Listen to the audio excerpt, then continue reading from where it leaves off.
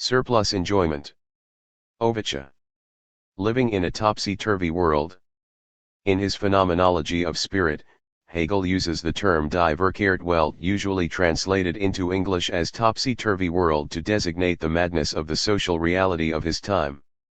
An example of topsy-turvy occurs when your carefully made plans got messed up at the last minute and everyone is running every which way with no idea where to go. Does this sentence from your dictionary.com entry for topsy-turvy not encapsulate perfectly the basic reversal in a Hegelian dialectical process in the course of which even the best-made projects turn into their opposite, a dream of freedom into terror, morality into hypocrisy, excessive wealth into poverty of the majority? Back in 1576, Thomas Rogers wrote in his A Philosophical Discourse entitled The Anatomy of the Mind, "Devilish it is to destroy a city, but more than devilish to evert cities, to betray countries, to cause servants to kill their masters, parents their children, children their parents, wives their husbands, and to turn all things topsy-turvy." Three basic relations of domination, masters over servants, parents over children, husbands over wives, are here turned around, or, rather, inside out. Is this not a succinct formula of Hegel's thought? So is the present book yet another one on Hegel? In order to explain the logic of denial, Vernianung, Freud evokes a remark made by one of his patients: "You ask who that woman in my dream can be. Whoever she is, it's not my mother." Freud's reaction, which has since become proverbial, is, "The question is settled then, we can be sure it is indeed his mother." Point 2. I can say exactly the same about this book of mine. Whatever this book is about, it's not about Hegel, and this is not a Freudian denial but literally true. Yes, Hegel is ever present in it. Even when he is not directly mentioned, he lurks in the background, but the topic of the book is exactly what its title says. It's about how the paradoxes of surplus enjoyment sustain the topsy-turviness of our time. From catastrophe to apocalypse, and back. In an ideological space, different stances get connected into what Ecobedo Lacan called a chain of equivalences. For example, extreme right-wing conspiracy theories about the COVID-19 pandemic get combined with New Age spirituality. Melissa Rain Lively's focus on wellness, natural health, organic food, yoga, Ayurvedic healing, meditation, etc., led her into a violent rejection of vaccines as a source of dangerous contamination. Point 3. Today, this process is palpable all around us. We live in a weird moment where multiple catastrophes, pandemic, global warming, social tensions, the prospect of full digital control over our thinking, compete for primacy, not just quantitatively but also in the sense of which of them will count as the quilting point, Lacan's point de capitan, which totalizes all others. Today, the main candidate in the public discourse is global warming, while lately the antagonism which, in our part of the world, at least, appears as the crucial one is that between partisans of vaccination and vaccine septics.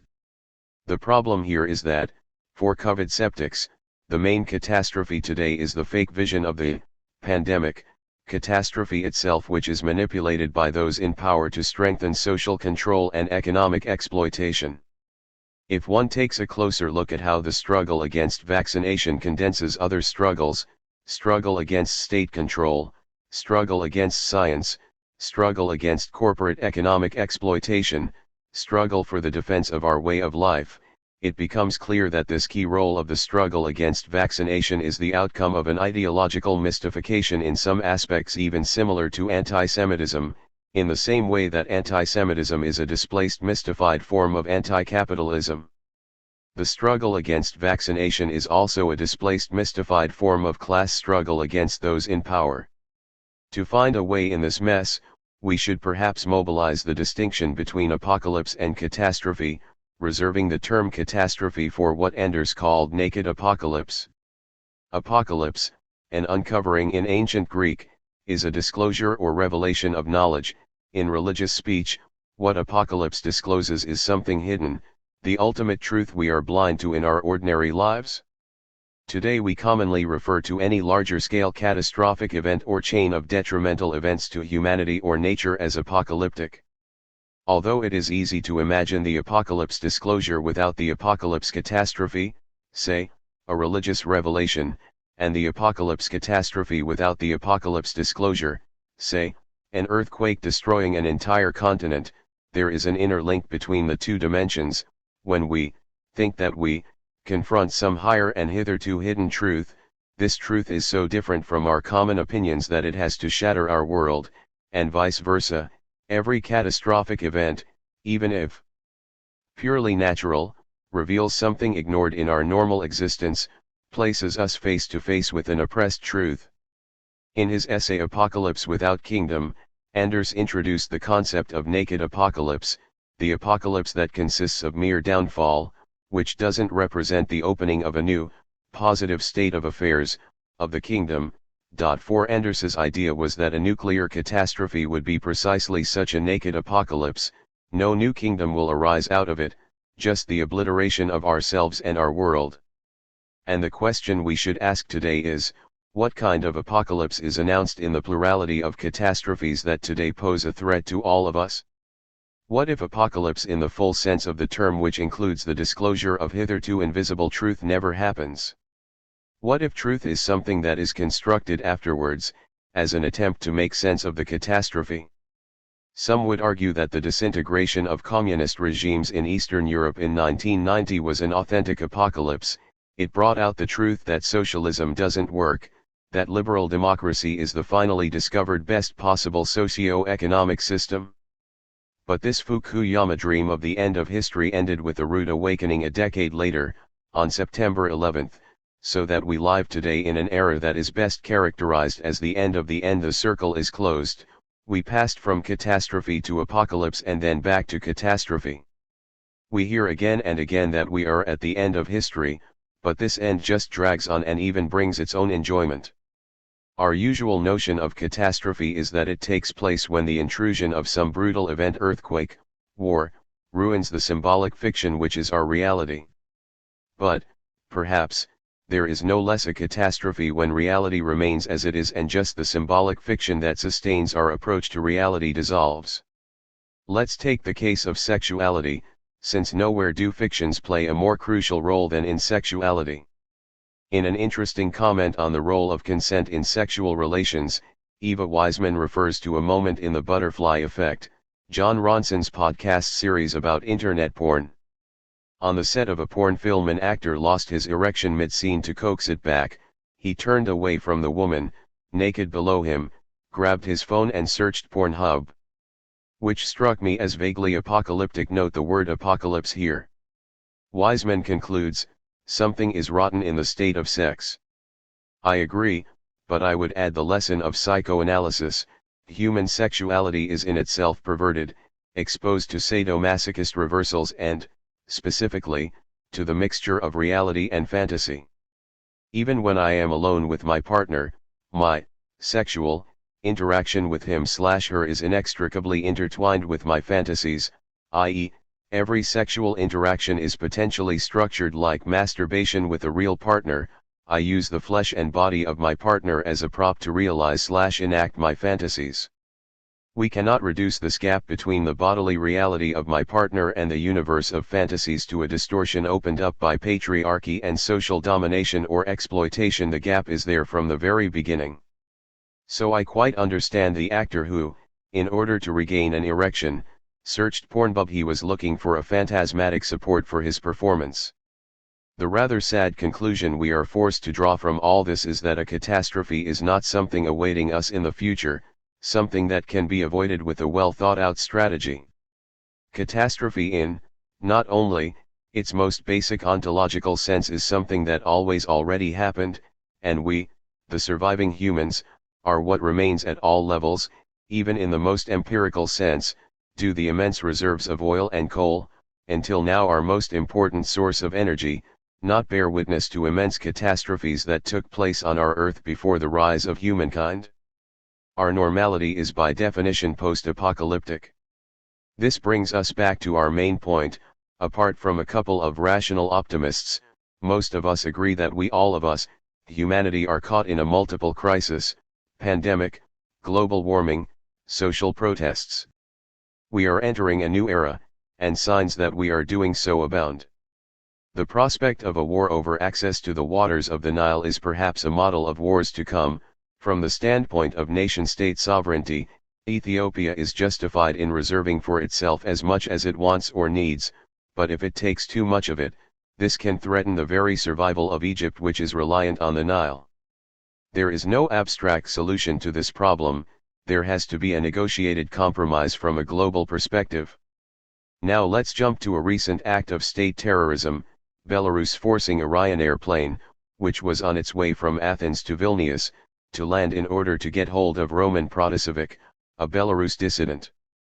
While unambiguously condemning this act of terror, one should remember that Austria did exactly the same thing, landing a flight crossing its airspace, the plane of the Bolivian President Evo Morales. This was done on the order of the US, which suspected Edward Snowden was on that plane trying to get from Russia to Latin America. What do the two events have in common? They both exemplify a new type of conflict which will increasingly characterize our global era, the collision of state sovereignty and the interests of larger communities. Although capitalism nourishes itself from crises, using them to reappear stronger than ever, there is a growing suspicion that this time the well-tested formula will not work. The focus of this book is not different crises as such, but how we fight them or reproduce them, sometimes doing both things in one and the same move. What I try to achieve is not just to analyze the mess we're in, but simultaneously to deploy how most of the critiques and protests against global capitalism effectively function as its ideological supplement and do not really question its basic premises. To see how this is possible, one needs to analyze ideology not as an abstract system of principles but as a material force which structures our actual life. What this further necessitates is that we mobilize the complex apparatus of psychoanalytic theory which brings out the libidinal investments that regulate our daily lives. An unexpected Lustgewinn. We are thereby raising the old Freudian question, why do we enjoy oppression itself? That is to say, power asserts its hold over us not simply by oppression and repression, which are sustained by a fear of punishment, but by bribing us for our obedience and enforced renunciations. What we get in exchange for our obedience and renunciations is a perverted pleasure in renunciation itself, a gain in loss itself. Lacan called this perverted pleasure surplus enjoyment. Surplus enjoyment implies the paradox of a thing which is always, and nothing but, an excess with regard to itself. In its normal state, it is nothing. This brings us to Lacan's notion of objet as the surplus enjoyment. There is no basic enjoyment to which one adds the surplus enjoyment. Enjoyment is always a surplus, in excess. Objet has a long history in Lacan's teaching. It precedes by decades Lacan's systematic references to the analysis of commodities in Marx's Capital.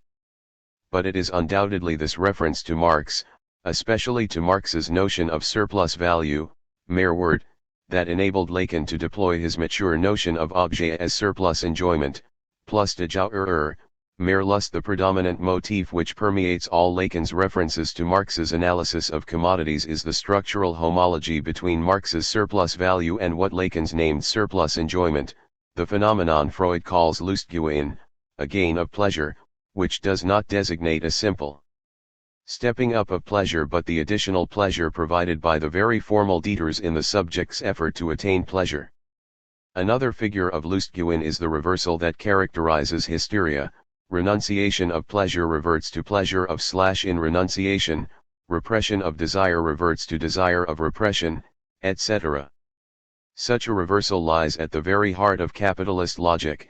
As Lacan pointed out, modern capitalism began with counting the pleasure of gaining profit, and this counting of pleasure immediately reverts to the pleasure of counting profit.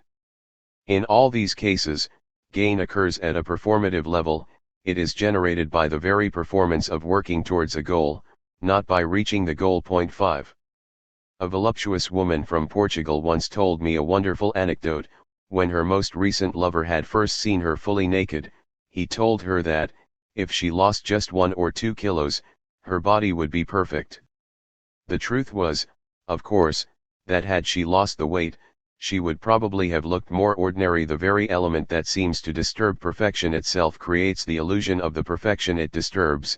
If we take away the excessive element, we lose the perfection itself. So here is the paradox of objet at its purest: there is an attractive but curvaceous woman lacking that something which generates a true charm. What should she do?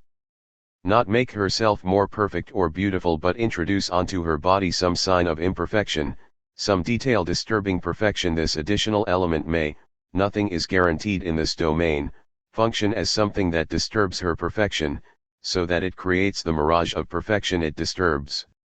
Let's take another, rather tasteless, example: hardcore pornographic movies. My spontaneous intuition tells me that it must be very uncomfortable to perform the ultimate intimate act before a camera very close to me, obeying the director's orders, utter sounds of pleasure, or change the positions of bodily parts on demand. Does this not present an obstacle which the performers can overcome only through long training, which enables them emotionally to ignore their situation, which seems to thwart surrender to ecstatic pleasures? Is sex not something that most of us are able to do only out of view of the public? However, what if we take into account the possibility that, with some people at least, the fact of finding oneself in such a stimulating situation can generate a pleasure of its own? Something along the lines of it's even more pleasurable to perform the most intimate act as if it is a regulated activity requiring the following of external orders. If, then, every renunciation of pleasure gives birth to a pleasure in this renunciation itself, and if there is no normal direct pleasure, so that every pleasure caught in the symbolic cobweb is branded by this perverted twist, is there a way to get out of this vicious cycle of pleasure and pain? The answer Lacan hints at a couple of times is subjective destitution, a mysterious move of acquiring a distance from all that forms the wealth of our inner person, all the shit that is hidden deep in myself, while remaining a subject, a pure empty subject, a subject who resembles a living dead, a zombie-like subject. What, if anything, does this mean politically? The finale of the book ventures some hypotheses in this direction. However, before arriving at this final point, the book proceeds step by step. It begins with global capitalism as the social form and ultimate source of the madness of our world, focusing on the complex relationship between the Marxist critique of political economy and ecology. From here, it ventures upon what one might call the critique of libidinal economy, the deeply embedded forms of psychic life which sustain social relations of domination and exploitation. Then it deals directly with the basic derangement of our libidinal economy, surplus enjoyment. Finally, the book proposes a way out of this predicament, the radical gesture of subjective destitution. Every chapter is also in some sense a reader's report, each was instigated by an outstanding text. Caicedo enabled me to see in a new light the key role of ecology in Marxism. Gabriel Tupinambas shattered my Lacanian complacency with a sharp analysis of the ideological limitations not only of Lacanians but of Lacan himself. Yanis Varoufakis made me aware of how the deadlocks of desire affect the very core of our political projects. Frank Ruta's provocative call to abolish freedom brought out the theological roots of emancipatory projects, and, last but not least, Sarojgiri instantly converted me to his notion of subjective destitution as a key political category. So where is Hegel in all this? While these authors made visible the failings in our contemporary response to global emergencies, I had some liminal, but maybe important, disagreement with each of them, and, in each case, I found that how reading Hegel can supply that lack. 2+A. So how does this book deal with the ambiguous signs of the new era? Its formula is 2+A. The first two chapters deal with Marx and Freud, the two founders of modern hermeneutics of suspicion, which denounces the visible, socio-political and psychic, order as a theater of shadows regulated by hidden mechanisms, of political economy, of the unconscious Marx-analyzed capitalist modernity in which the entire tradition is turned topsy-turvy. Freud deployed the antagonisms and reversals of our psychic lives. In both cases, the aim of my reading is to avoid the reductionist reading of Marx and Freud, which claims that they both see social life as determined by objective mechanisms, and to assert the irreducible subjective dimension of social and psychic processes. As with all philosophical works, this book is an ontology of its own, in this case, present, so the classics are read from our own historical experience. How do Marx and Freud enable us to grasp our present and its deadlocks? They are all rooted in a precise historical constellation. Marx witnessed the unheard of capitalist expansion and analyzed its destructive effects. At the turn of the new century, Freud probed the dark recesses of the human mind against the background of what was called decline of the West and the traumatic shock of the Great War. The book reads Marx and Freud from our contemporary standpoint, Marx and ecological crisis, Freud and the socio-politics of psychoanalysis. Marx and Freud are past classics indispensable for an understanding of our present. But what about our present itself? There is no classical author whose theory would allow us to directly grasp our epoch in its notional structure. We are fully caught in its mess, we are lacking a cognitive mapping, and the final chapter plunges directly into this mess. Lacan's notion of objet or surplus enjoyment, modeled upon Marx's surplus enjoyment, was chosen here as a central point of reference because it functions exactly as the operator of topsy-turviness. You take a field of phenomena, you add to it surplus enjoyment, and the balance of this field is irrevocably lost. Everything turns around, pain becomes pleasure, lack becomes surplus, hatred becomes love. This chapter is the pivot of the book, and in order not to miss its point the reader must carefully follow the way it gradually approaches its central thesis. Starting with two opposed figures of the big other, the virtual symbolic order, the ID machine, it links the structural inconsistency of the symbolic order to the duality between the symbolic law and the superego, and it then goes on to show how the superego injunction to enjoy regulates the libidinal economy of our permissive societies. The unavoidable result of such permissiveness is depression, which can be defined as the suffocation of desire when its object is freely available. What is missing is surplus enjoyment as the object cause of desire. The book's finale then tries to articulate the existential stance which would enable us to break out of the deadlock of permissiveness without regressing into old forms of fundamentalism. Relying on the work of Sarojgiri, I propose a political reading of the Lacanian notion of subjective destitution. Does the book's rootedness in our present imply historicist relativism? The first move to make here is to radicalize historicism itself. Bruno Latour wrote that it is meaningless to talk about tuberculosis in medieval times. Tuberculosis is a modern scientific category which has no place in the medieval horizon of thought. If we were to meet a man from that era and tell him your brother died of tuberculosis, this would have meant nothing to him. The further step is that modernity, which, for Latour, doesn't exist, not only introduces a new horizon of understanding, it changes the entire field and also redefines what appears to us as medieval era. Our notion of the medieval era is rooted in our epoch, it is always already mediated by our contemporary experience. We cannot ever occupy a neutral place exempted from history from which we could compare different epochs. So, again, does this mean that we cannot escape the trap of historicism? The way out of the historicist deadlock is indicated by the well-known passage from Grundrisse, where Marx deploys apropos the notion of labor how universal notions, although universal, eternal, transhistorical, valid for all epochs, appear as such, become actual, part of our experience, only in a particular epoch. We don't reach universality by abstracting from concrete features of particular epochs but by focusing on a particular epoch in which the universality in question appears as such. This point is for Hegel the point of concrete universality.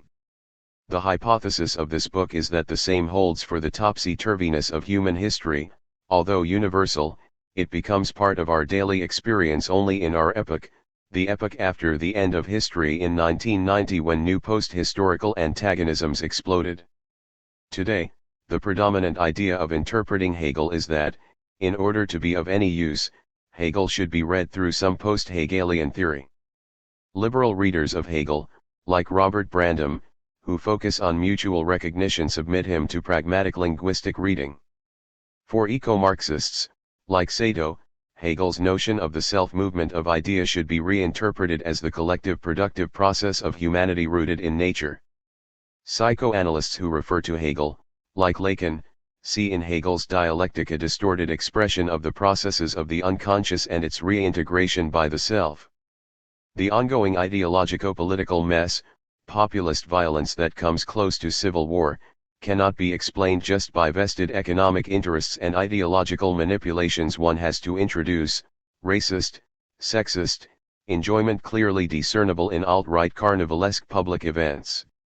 In each of these cases, the book will argue that there is more in Hegel than in his contemporary critical readings. Hegel's notion of nature is more open to contingencies than the Marxist focus on the productive process. Instead of reading Hegel through Freud, one should read Freud, as well as Lacan, in a Hegelian way to detect his fateful limitations. Finally, far from simply dismissing religion as a finite way to represent conceptual truth, Hegel clearly saw the role of surplus enjoyment in religious collective rituals, the satisfaction they bring. So, again, the target of my critique is the already mentioned predominant stance according to which we can retrieve what is alive in Hegel, as well as Marx and Freud, only if we read him through some later figure of orientation, Freud through Lacan, Marx through today's ecological problems, and Hegel himself through the liberal theory of mutual recognition. But what if the opposite move is also necessary? We have to read Hegel through later events and thoughts and then return back to Hegel to grasp what these new events and thoughts are really about. What if those who read Hegel's notion of freedom through the lenses of the gradual progress towards free mutual recognition miss radical negativity as the core of a dialectical process? 6. What if we can properly grasp the deadlocks of Marxism and ecology only if we read Marx through Hegel? What if we can grasp the radical break in Freud and Lacan only if we read them through Hegel? So let's conclude with a Hegelian welcome to our viral time. All big battles today, at the beginning of the 21st century, are battles of viruses. Spirit is a virus parasitizing on the human animal, and this parasitizing got more dangerous with the prospect of a wired brain where our mental processes will be directly controlled by the big other of a global digital network. Biochemical viruses threaten our survival. COVID-19 will for sure be followed by other and probably worse epidemics. And, last but not least, global capital itself is a gigantic virus which ruthlessly uses us as means of its expanded self-reproduction. Yes, this century will be Hegelian. Good luck, Mr. Hegel. According to a legend, probably no more than that, the first words pronounced by Neil Armstrong after making the first step on the moon on July 20, 1969 were not the officially reported "That's one small step for man, one giant leap for mankind," but the enigmatic remark, "Good luck, Mr. Gorsky." Many people at NASA thought it was a casual remark concerning some rival Soviet cosmonaut. We had to wait until July 5, 1995 when, while answering questions following a speech, Enigma was explained. In 1938, when he was a kid in a small Midwestern town, he was playing baseball with a friend in the backyard. His friend hit the ball, which landed in his neighbor's yard by their bedroom window. His neighbors were Mr. and Mrs. Gorsky. As he leaned down to pick up the ball, young Armstrong heard Mrs. Gorsky shouting at Mr. Gorsky, "Sex. You want sex? You'll get sex when the kid next door walks on the moon." 7. This is what literally happened 31 years later. Upon hearing this anecdote, I imagined my own version. What if around 1800, when Hegel was still little known, some old, and now forgotten, professor was heard to shout at him, "Fame. You want to be a famous philosophical classic? You'll get fame when a guy from some little-known small Slavic country like Slovenia writes a big fat book about you which will be translated into many other languages." This is what happened when my over 1,000 page less than nothing appeared, although there is no doubt that some enemy of mine would immediately add, "This book may be a giant leap for Žižek, but it is a small step for philosophy."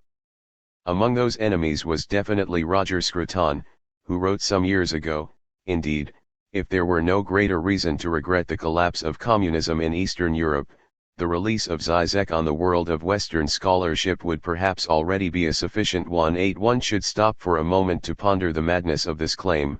even if one takes into account the moment of rhetorical exaggeration that I am more dangerous and destructive than all the horrors of communist totalitarianism. Incidentally, similar claims abounded in the 1990s, when Western conservatives were reminded that communism was undermined by pop culture and sexual revolution much more than by traditional values. Some of them snapped back that this fact alone made one regret the collapse of communist regimes. One can imagine how this accusation feeds my megalomaniac fantasies. Hegel wrote that the spiritual result of the Peloponnesian War is the book Thucydides wrote on it. Thousands had to die so that a book was written. In a similar way, the spiritual result of communism with its breathtaking terror is my release on Western scholarship. The whole of Eastern Europe had to go through dangerous turmoil so that I could become known in Western academia. If we step out of this megalomaniac madness, there is a hint of what the role of an intellectual is today. When a system that deserves to disappear, like Soviet communism, effectively disintegrates, and, almost, everybody is enthusiastic about its fall, the task of thought, our task today, is to envisage the dangerous potentials of the emerging new order. Again, one should practice a critique of critique and avoid at any cost the smug satisfaction of just kicking the head of a system which already lies dead in front of us. That's why today, in the mess of alt-right obscenities and pseudo-leftist PC moralist rigidity, moderate conservatives are often the only reasonable partners of, what remains of, the radical left. In a recent phone conversation with an editor of Die Welt, the moderately conservative German daily, I expressed my amazement that they were prepared to publish me, a self-declared moderately conservative communist. The wonderful answer I got was that I shouldn't be so surprised since they are a moderately communist conservative newspaper. There is, however, a feature of this book which will annoy many readers, even some of those otherwise sympathetic to my ideas. The style gets crazier and crazier, so that the book itself can appear as a gradual drift into madness. While the first chapter could still pass as an academic treatise, the text more and more reads as a confused jumping from one example to another, from one quotation or image to another. Incidentally, the same accusation befell Hegel in the first reactions to his phenomenology of spirit. My answer is that, while I plead guilty to this reproach, I consider it a positive feature, a strategy that is essential in unraveling the antagonisms of a text as well as of a historical epoch. Therein resides the fatal limitation of the effort to faithfully reconstruct the meaning intended by the author from whom we quote. What if the interpreted/quoted author is him/herself inconsistent, caught in historical antagonisms and tensions, so that the real violence is a reading which obfuscates these antagonisms? In this sense, I plead for, and practice, a violent reading, a reading which tears what appears as organic unities apart and the passages it quotes out of their context, establishing new unexpected links between fragments. These links do not operate at the level of continuous linear historical progress, they rather emerge at points of dialectic at a standstill, Benjamin, in which a present moment, in a kind of trans-historical short-circuit, directly echoes homologous moments in the past. In short, I try to practice what, in Politically Read, Eduardo Cadeva and Sarah Nadal Melcio 9 have developed as a materialist practice of engaged reading, a reading which is in its very linguistic form political. Such a reading breaks out of the space of the standard opposition between the immanent reading, which tries to remain faithful to the interpreted text, and the practice of quotation which just uses fragments of a text to justify present ideological and political measures. The exemplary case of such practice is found in Stalinism. The key to Leninism as Stalinist ideology is provided by Mikhail Sislov, the member of the Politburo responsible for ideology from Stalin's late years to Gorbachev. Neither Khrushchev nor Brezhnev would release any document until Sislov had looked over it. Why? Sislov had an enormous library of Lenin's quotes in his Kremlin office. They were written on library cards, organized by themes, and contained in wooden filing cabinets. Every time a new political campaign, economic measure, or international policy was introduced, Sislov found an appropriate quote from Lenin to support it. Lenin's quotes in Sislov's collection were isolated from their original contexts. Because Lenin was an extremely prolific writer who commented on all sorts of historical situations and political developments, Suslov could find appropriate quotes to legitimate as Leninist almost any argument or initiative, sometimes even if they opposed each other, the very same quotes from the founders of Marxism-Leninism that Suslov successfully used under Stalin and for which Stalin so highly valued him, Suslov later employed to critique Stalin. 10. This was the truth of Soviet Leninism. Lenin served as the ultimate reference. A quote of his legitimized any political, economic, or cultural measure, but in a totally pragmatic and arbitrary way, in exactly the same way, incidentally, that the Catholic Church referred to the Bible. The irony is thus that the two big orientations of Marxism, the Stalinist one and the authentic one, can be perfectly grasped through two different modes of quotation. What Benjamin conceptualized and practiced, together with Hegel, Marx, Lenin, Brecht, Jameson, and numerous others, was a radically different practice of quotation as a form of struggle with the quoted text as well as with the writer's own predicament. Materialist quotation is internal to the quoted original through its very externality to it. Its violent disfiguration of the original is in some sense more faithful to the original than the original itself, since it echoes social struggles that traverse both. 11 That's why I jump from Hegel to Hollywood comedies, from Kant to vampires and the living dead in pop culture, from LGBT+ to Slovene vulgar expressions, from revolutionary subjectivity to Joker, with the hope that, in these crazy combinations, I sometimes, at least succeed in doing what Benjamin intended. So this book is definitely a guide for the non-perplexed. It does not try to clarify things for the perplexed, it tries to perplex the non-perplexed who comfortably swim in the water of everyday ideology, not only trying to perplex them but demonstrating that their newly gained perplexity resides already in the thing itself. In the same vein, this book definitely does not provide a safe space for those exposed to racism and sexism.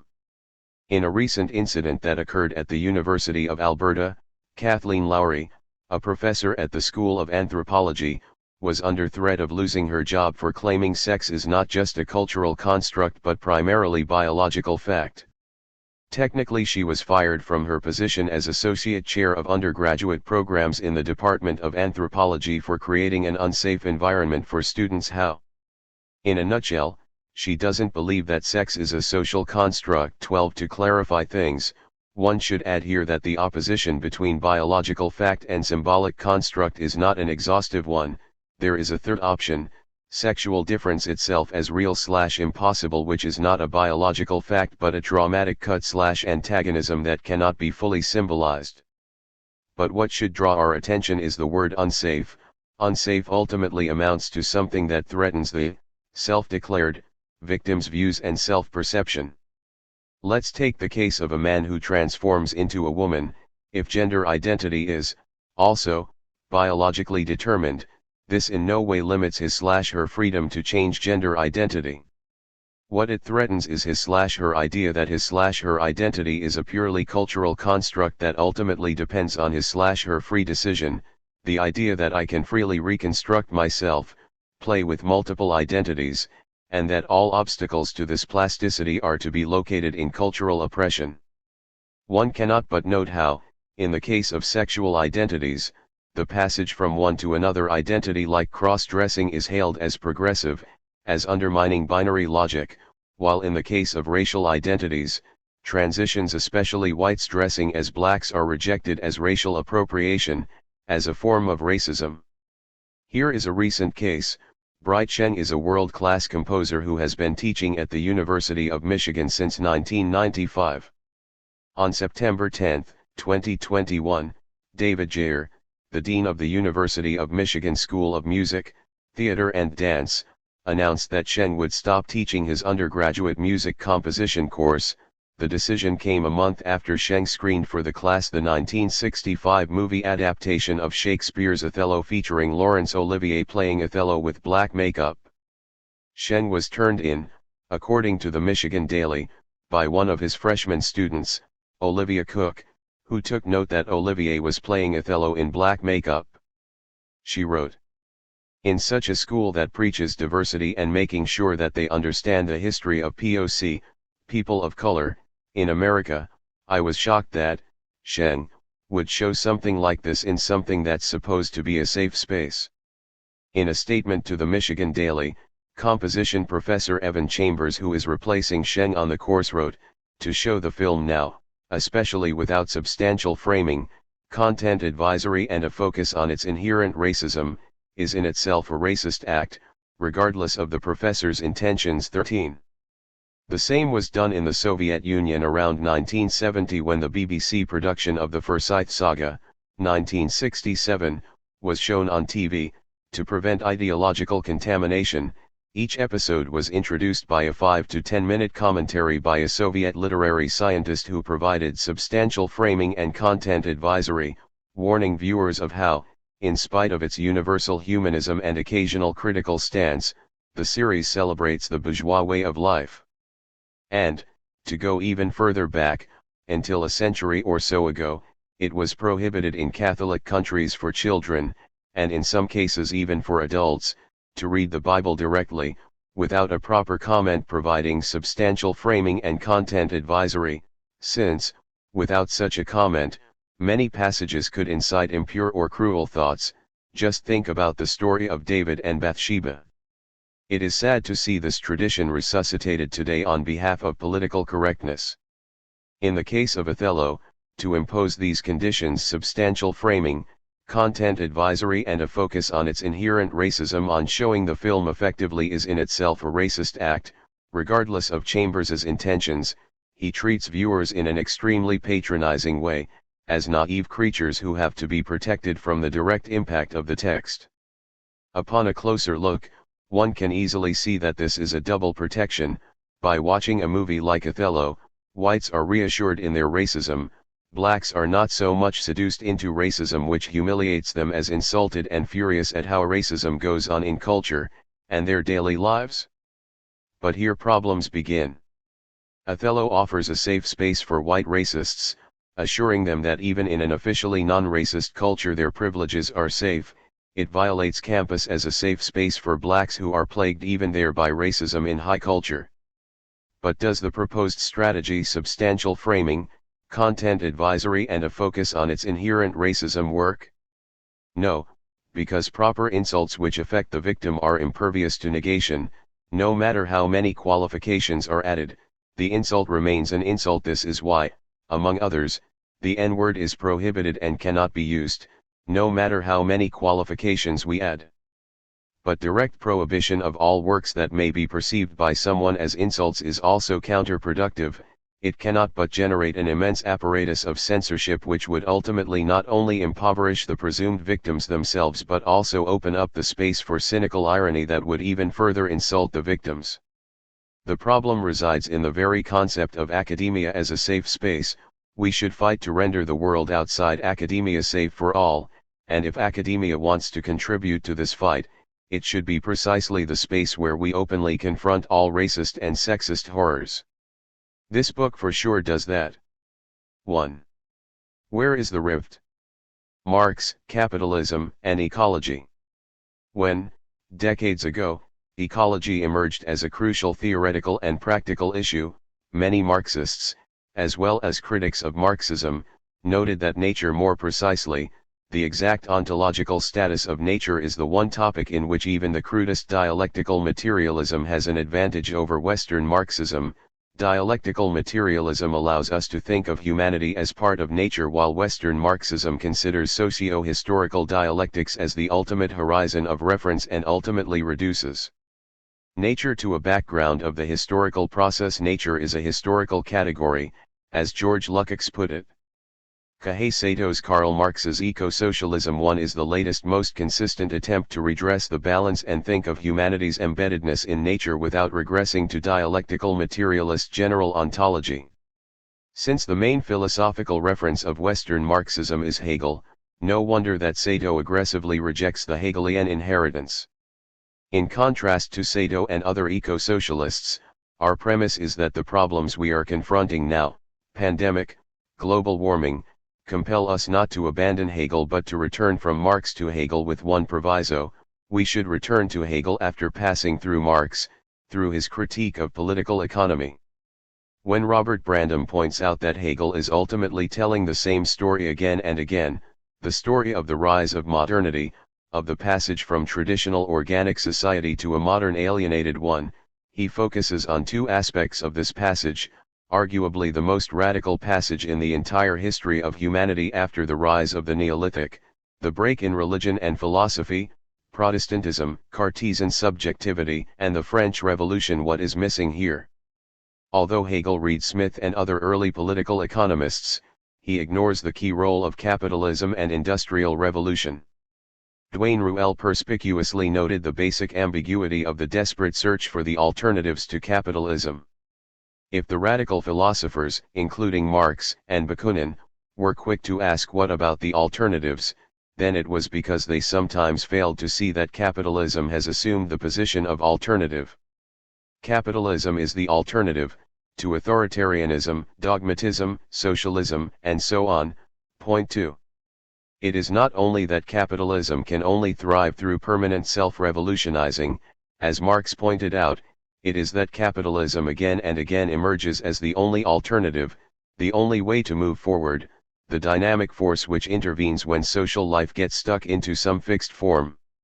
Today, capitalism is much more revolutionary than the traditional left, which is obsessed with protecting the old achievements of the welfare state. Just recall how much capitalism has changed the entire texture of our societies in recent decades. Many leftists in the West are so obsessed with the critique of neoliberal capitalism that they neglect the big change, the passage from neoliberal capitalism to a strange post-capitalism which some analysts call corporate neo-feudalism. How did it come to this? Neoconservative communism. When, due to the crucial role of the general intellect, social knowledge and cooperation, in the creation of wealth, forms of wealth are more and more out of all proportion to the direct labor time spent on their production, the result is not, as Marx expected, the self-dissolution of capitalism, but the gradual transformation of the profit generated by the exploitation of labor into rent appropriated by the privatization of the general intellect and other commons. Let us take the case of Bill Gates. How did he become one of the richest men in the world? Because Microsoft imposed itself as an almost universal standard, almost, monopolizing the field, a kind of direct embodiment of the general intellect. Things are similar with Jeff Bezos and Amazon, with Apple, Facebook, etc. etc. In all these cases, commons themselves, the platforms, spaces of our social exchange and interaction, are privatized, which puts us, their users, into the position of serfs paying a rent to the owner of a common as our feudal master. We recently learned that 2% of Elon Musk's wealth could solve world hunger, says director of UN Food Scarcity Organization 3, a clear indication of corporate neo-feudalism. With regard to Facebook, Mark Zuckerberg has unilateral control over 3 billion people due to his unassailable position at the top of Facebook, the whistleblower Frances Haugen told the British MPs as she called for urgent external regulation to rein in the tech company's management and reduce the harm being done to society. For the big achievement of modernity, the public space, is thus disappearing. This new phase of global economy also implies a different functioning of the financial sphere. Yanis Varoufakis 5 noted a weird fact that became evident in the spring of 2020, on the same day that state statistics in the US and the UK registered a breathtaking fall in GDP, comparable to the fall at the time of the Great Recession, stock markets registered a gigantic rise. In short, although the real economy is stagnating or even shrinking, stock markets go up, an indication that fictitious financial capital is caught in its own circle, decoupled from the real economy. This is where the financial measures justified by the pandemic entered the game.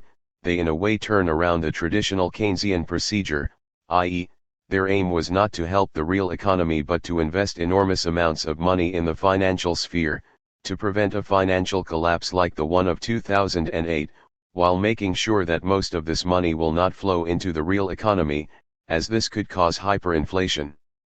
But what makes the situation really dangerous, pushing us into a new barbarism, is that privatized commons coexist with a new wave of strong nation-state competition which runs directly against the urgent need to establish a new mode of relating to our environs, a radical politico-economic change which Peter Slatteridge calls the domestication of the wild animal culture.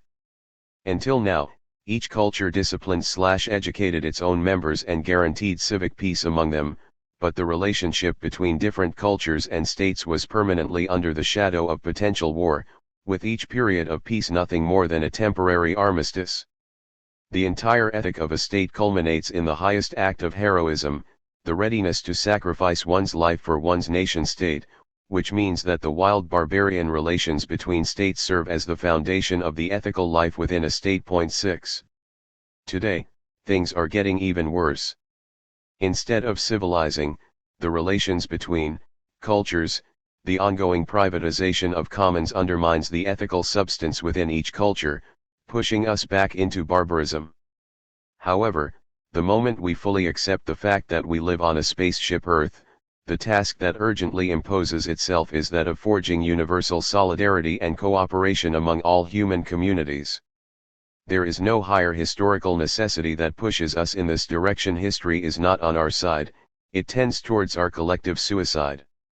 As Walter Benjamin wrote, our task today is not to push forward the train of historical progress but to pull the emergency brake before we all end in post-capitalist barbarism. In recent months, the often alarming ways in which the crisis of the COVID-19 pandemic has been intertwined with ongoing social, political, climatic, and economic crises are increasingly apparent.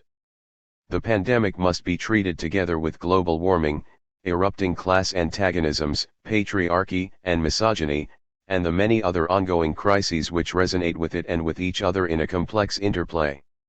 This interplay is uncontrollable and full of dangers, and we cannot count on any guarantee in heaven to make the solution clearly imaginable.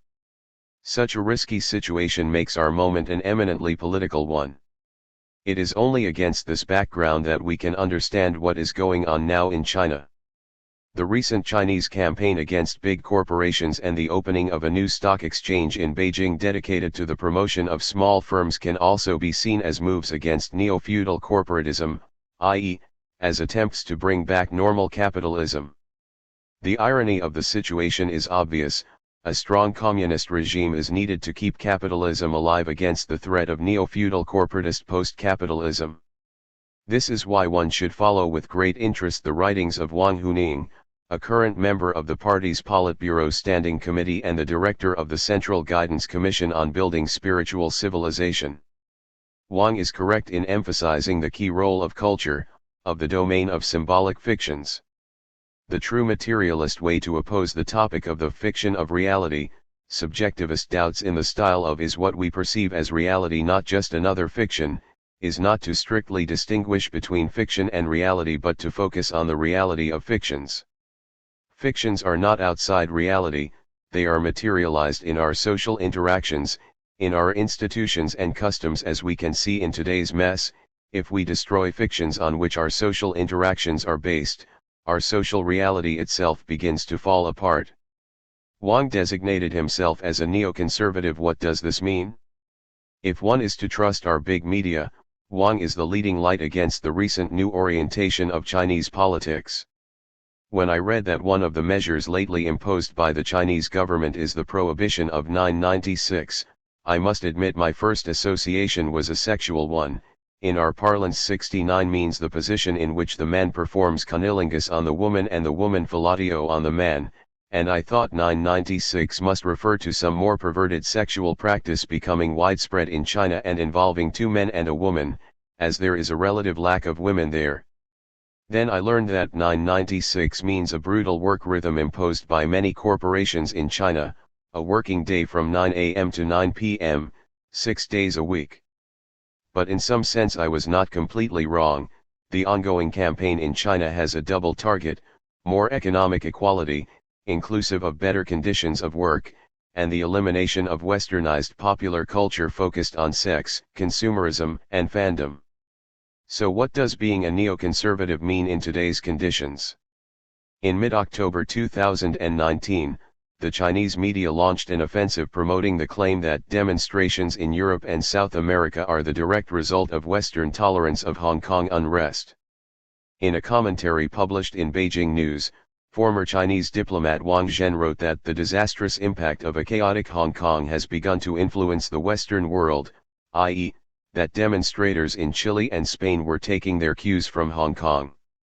Along the same lines, an editorial in the Global Times accused Hong Kong demonstrators of exporting revolution to the world. The West is paying the price for supporting riots in Hong Kong, which has quickly kindled violence in other parts of the world and foreboded the political risks that the West can't manage. There are many problems in the West and all kinds of undercurrents of dissatisfaction. Many of them will eventually manifest in the way the Hong Kong protests did. The ominous conclusion was that Catalonia is probably just the beginning. 7. Although the idea that demonstrations in Barcelona and Chile are taking their cues from Hong Kong is far-fetched.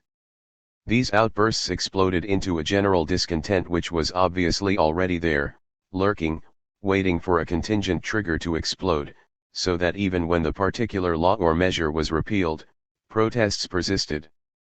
Communist China discreetly plays on the solidarity of those in power all around the world against the rebellious populace, warning the West not to underestimate dissatisfaction in their own countries as if, beneath ideological and geopolitical tensions, they all share the same basic interest in holding on to power.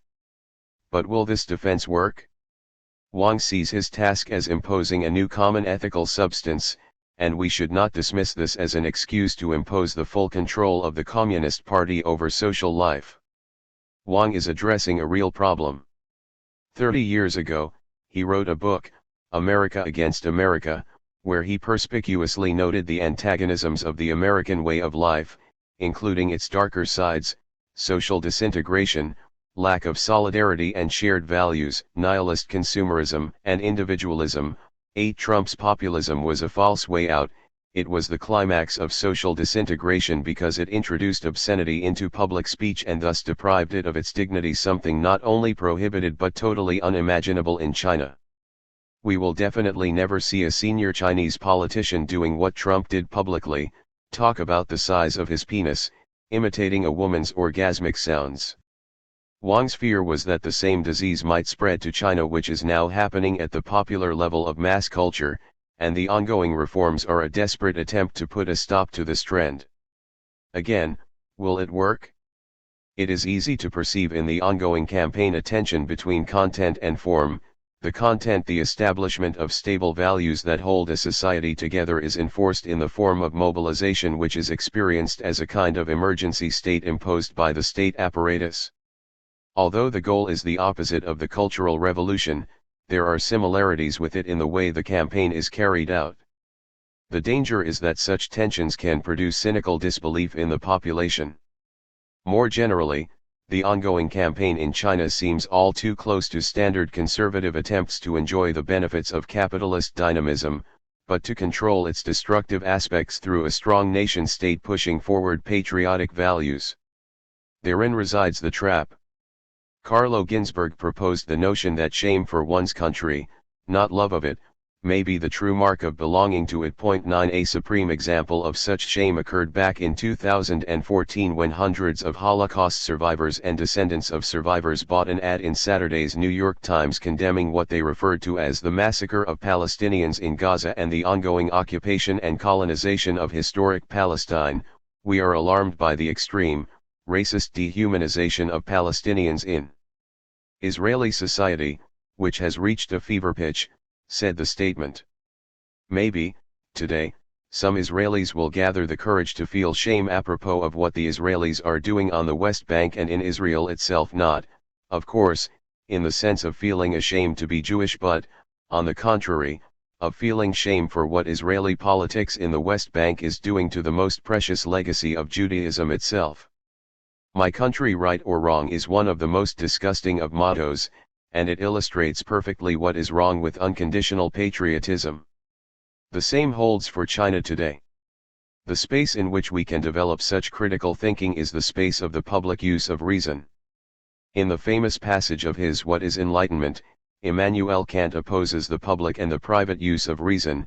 Private is not one's individual space as opposed to communal ties, but the very communal institutional order of one's particular identification, while public is the transnational universality of the exercise of one's reason.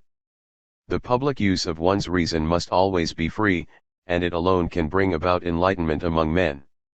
The private use of one's reason, on the other hand, may often be very narrowly restricted without particularly hindering the progress of enlightenment.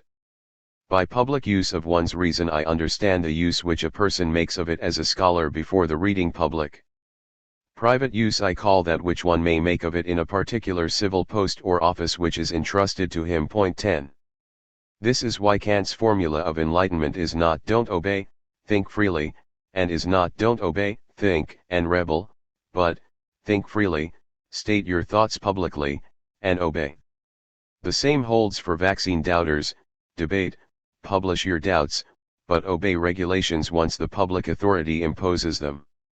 Without such practical consensus we will slowly drift into a society composed of tribal factions, as is happening in many Western countries. But without the space for the public use of reason, the state itself courts the danger of becoming just another instance of the private use of reason.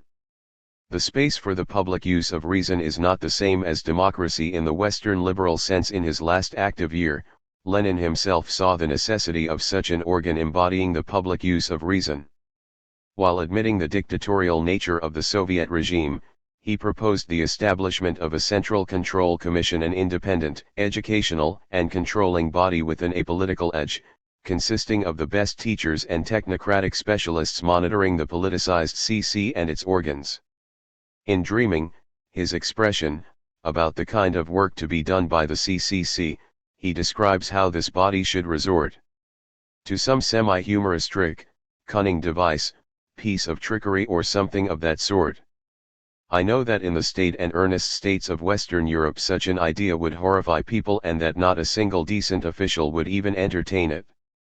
I hope, however, that we have not yet become as bureaucratic as all that, and that in our midst the discussion of this idea will give rise to nothing more than amusement. Indeed, why not combine pleasure with utility? Why not resort to some humorous or semi-humorous trick to expose something ridiculous, something harmful, something semi-ridiculous, semi-harmful, etc. 11. Maybe, China needs a similar Central Control Commission. With the neoconservative turn in China, a whole cycle of emancipatory politics has closed. In his notes towards a definition of culture, the great conservative T.S. Eliot remarked that there are moments when the only choice is the one between heresy and non-belief, when the only way to keep a religion alive is to perform a sectarian split from its main corpse. Lenin did this with regard to traditional Marxism, Mao did this in his own way, and this is what has to be done today. When, in 1922, after achieving victory in the civil war against all the odds, the Bolsheviks had to retreat into the NEP, the new economic policy of allowing a much wider scope for the market economy and private property, Lenin wrote a short text on ascending a high mountain.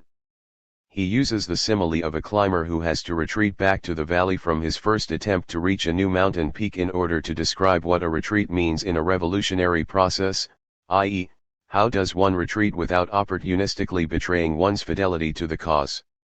After enumerating the achievements and the failures of the Soviet state, Lenin concludes, communists who have no illusions, who do not give way to despondency, and who preserve their strength and flexibility to begin from the beginning over and over again in approaching an extremely difficult task, are not doomed, and in all probability will not perish. 12 This is Lenin at his Beckettian best, echoing the line from Worst Ward Ho, try again. Fail again. Fail better. His conclusion to begin from the beginning over and over again makes it clear that he is not talking merely of slowing down progress and consolidating what has already been achieved, but precisely of descending back to the starting point. One should begin from the beginning, not from where one succeeded in ascending in the previous effort. In Kierkegaard's terms, a revolutionary process is not a gradual progress, but a repetitive movement, a movement of repeating the beginning again and again, and this, exactly, is where we are today, after the obscure disaster of 1989, the definitive end of the epoch which began with the October Revolution.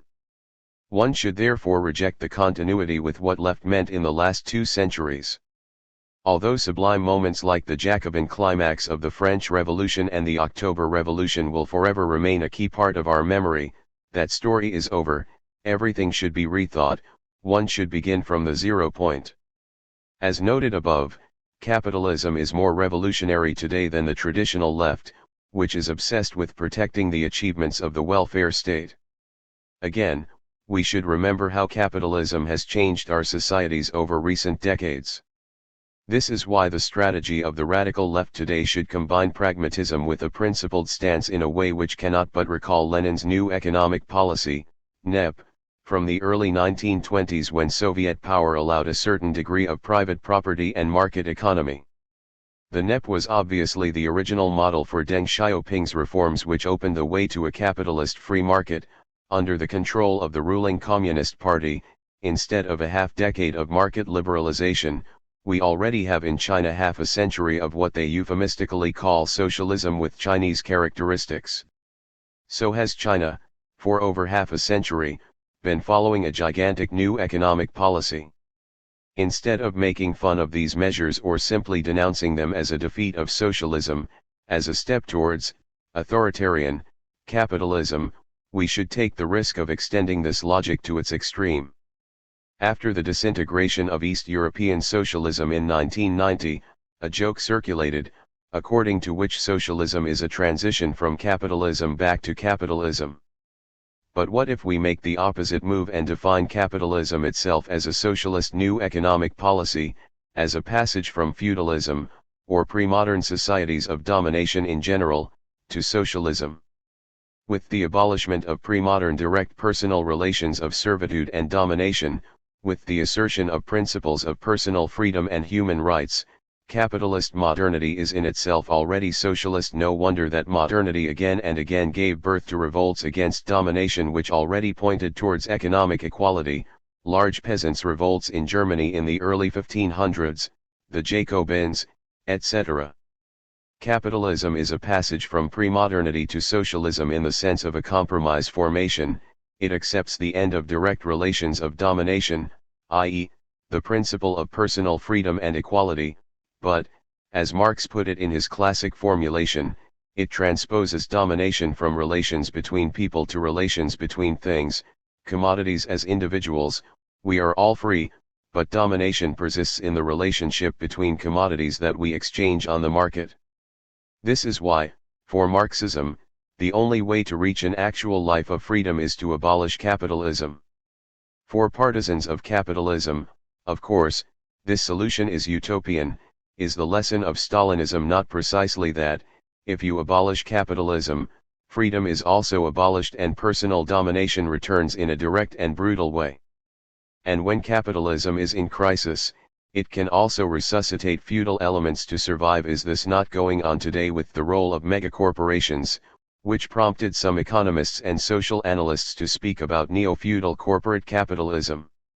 This, then, is the true alternative today, neither capitalism or socialism nor liberal democracy or rightist populism, but what kind of post-capitalism, corporate neo-feudalism or socialism? Will capitalism ultimately be just a passage from a lower to a higher stage of feudalism, or will it be a passage from feudalism to socialism?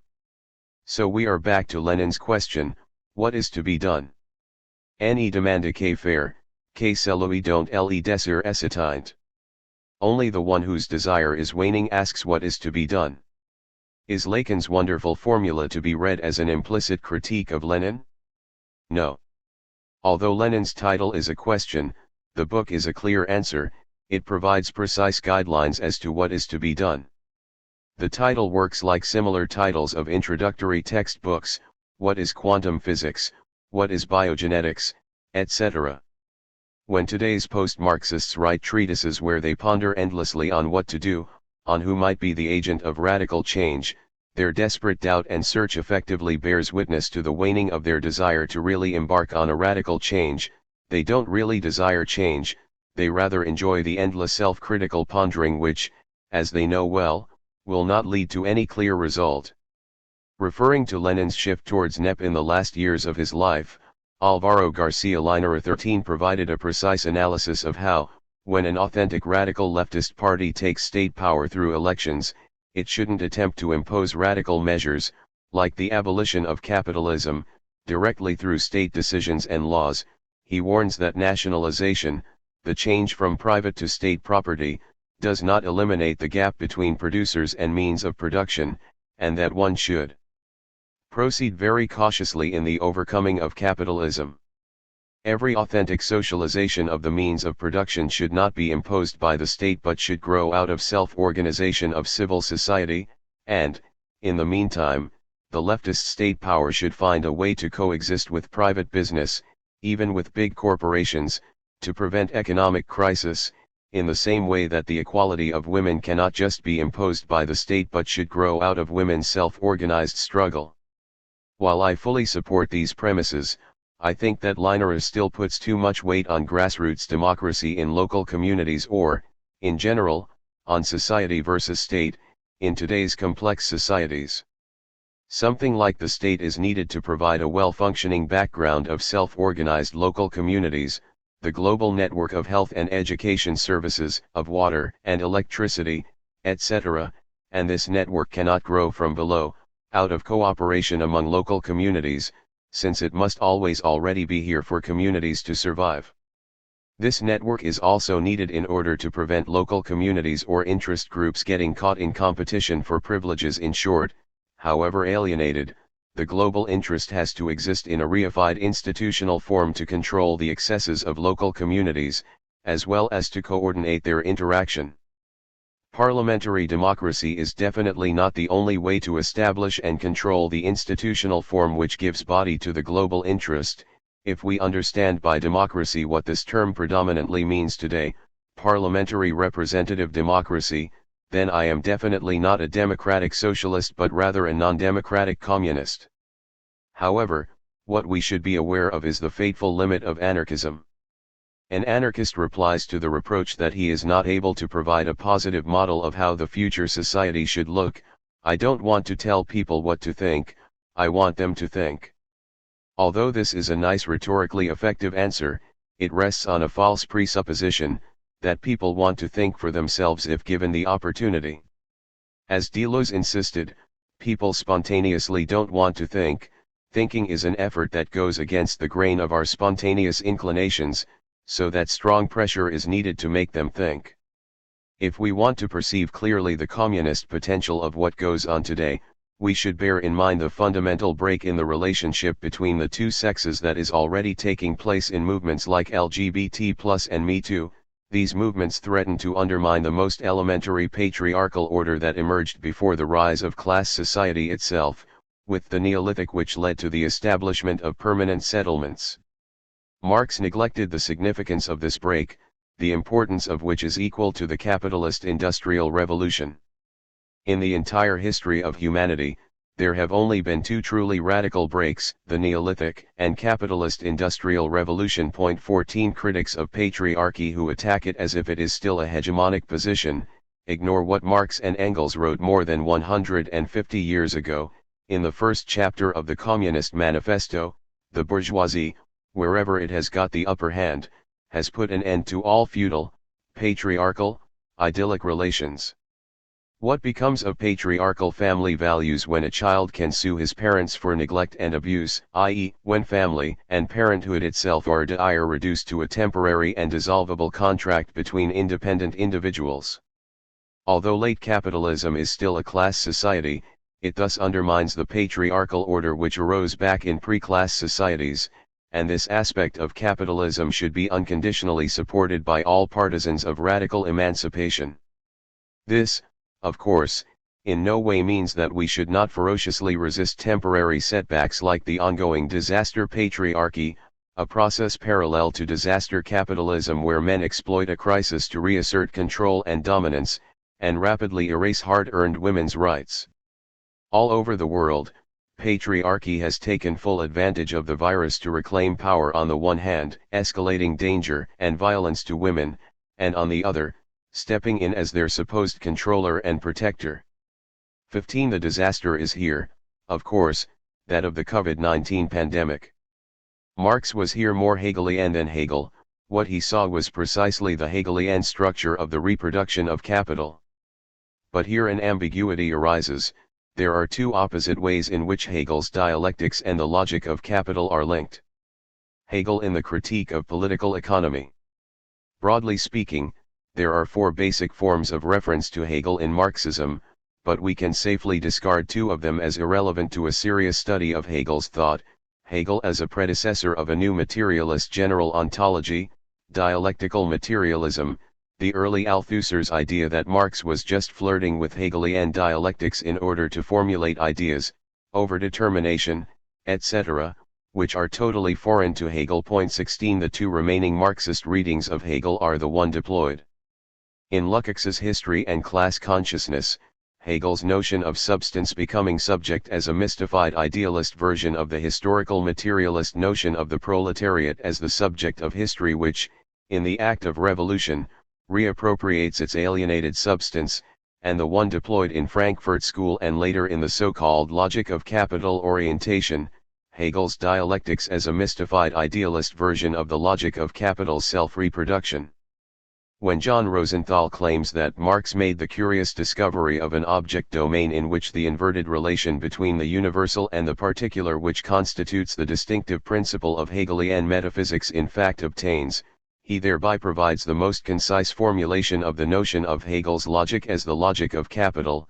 The very fact that Hegel's logic can be applied to capitalism means that capitalism is a perverted order of alienation. The whole riddle of the Marx-Hegel relation consists in nothing other than this: it is precisely and paradoxically the mystical formulae of Hegelian logic for which Marx finds a rational scientific application. 17. In short, while, in his early critique of Hegel, Marx rejected Hegel's thought as a crazy speculative reversal of actual state of things, he was then struck by the realization that there is a domain which behaves in a Hegelian way, namely the domain of the circulation of capital. Recall the classic Marxian motive of the speculative inversion of the relationship between the universal and the particular.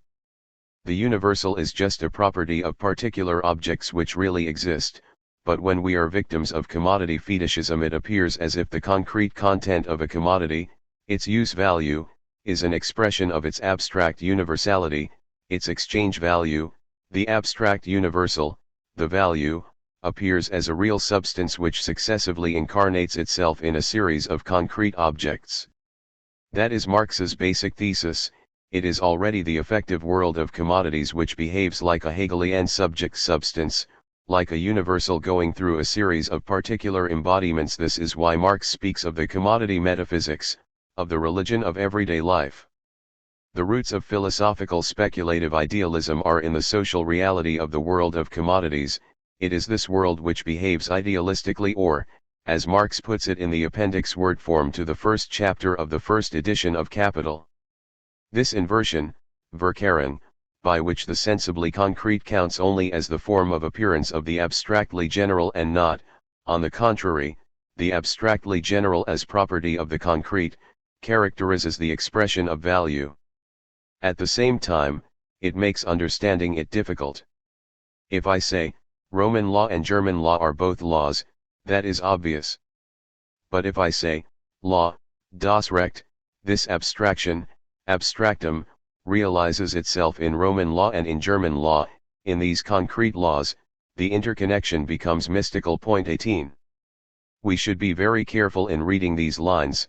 Marx is not simply criticizing the inversion that characterizes Hegelian idealism, in the style of his youthful writings, especially German ideology.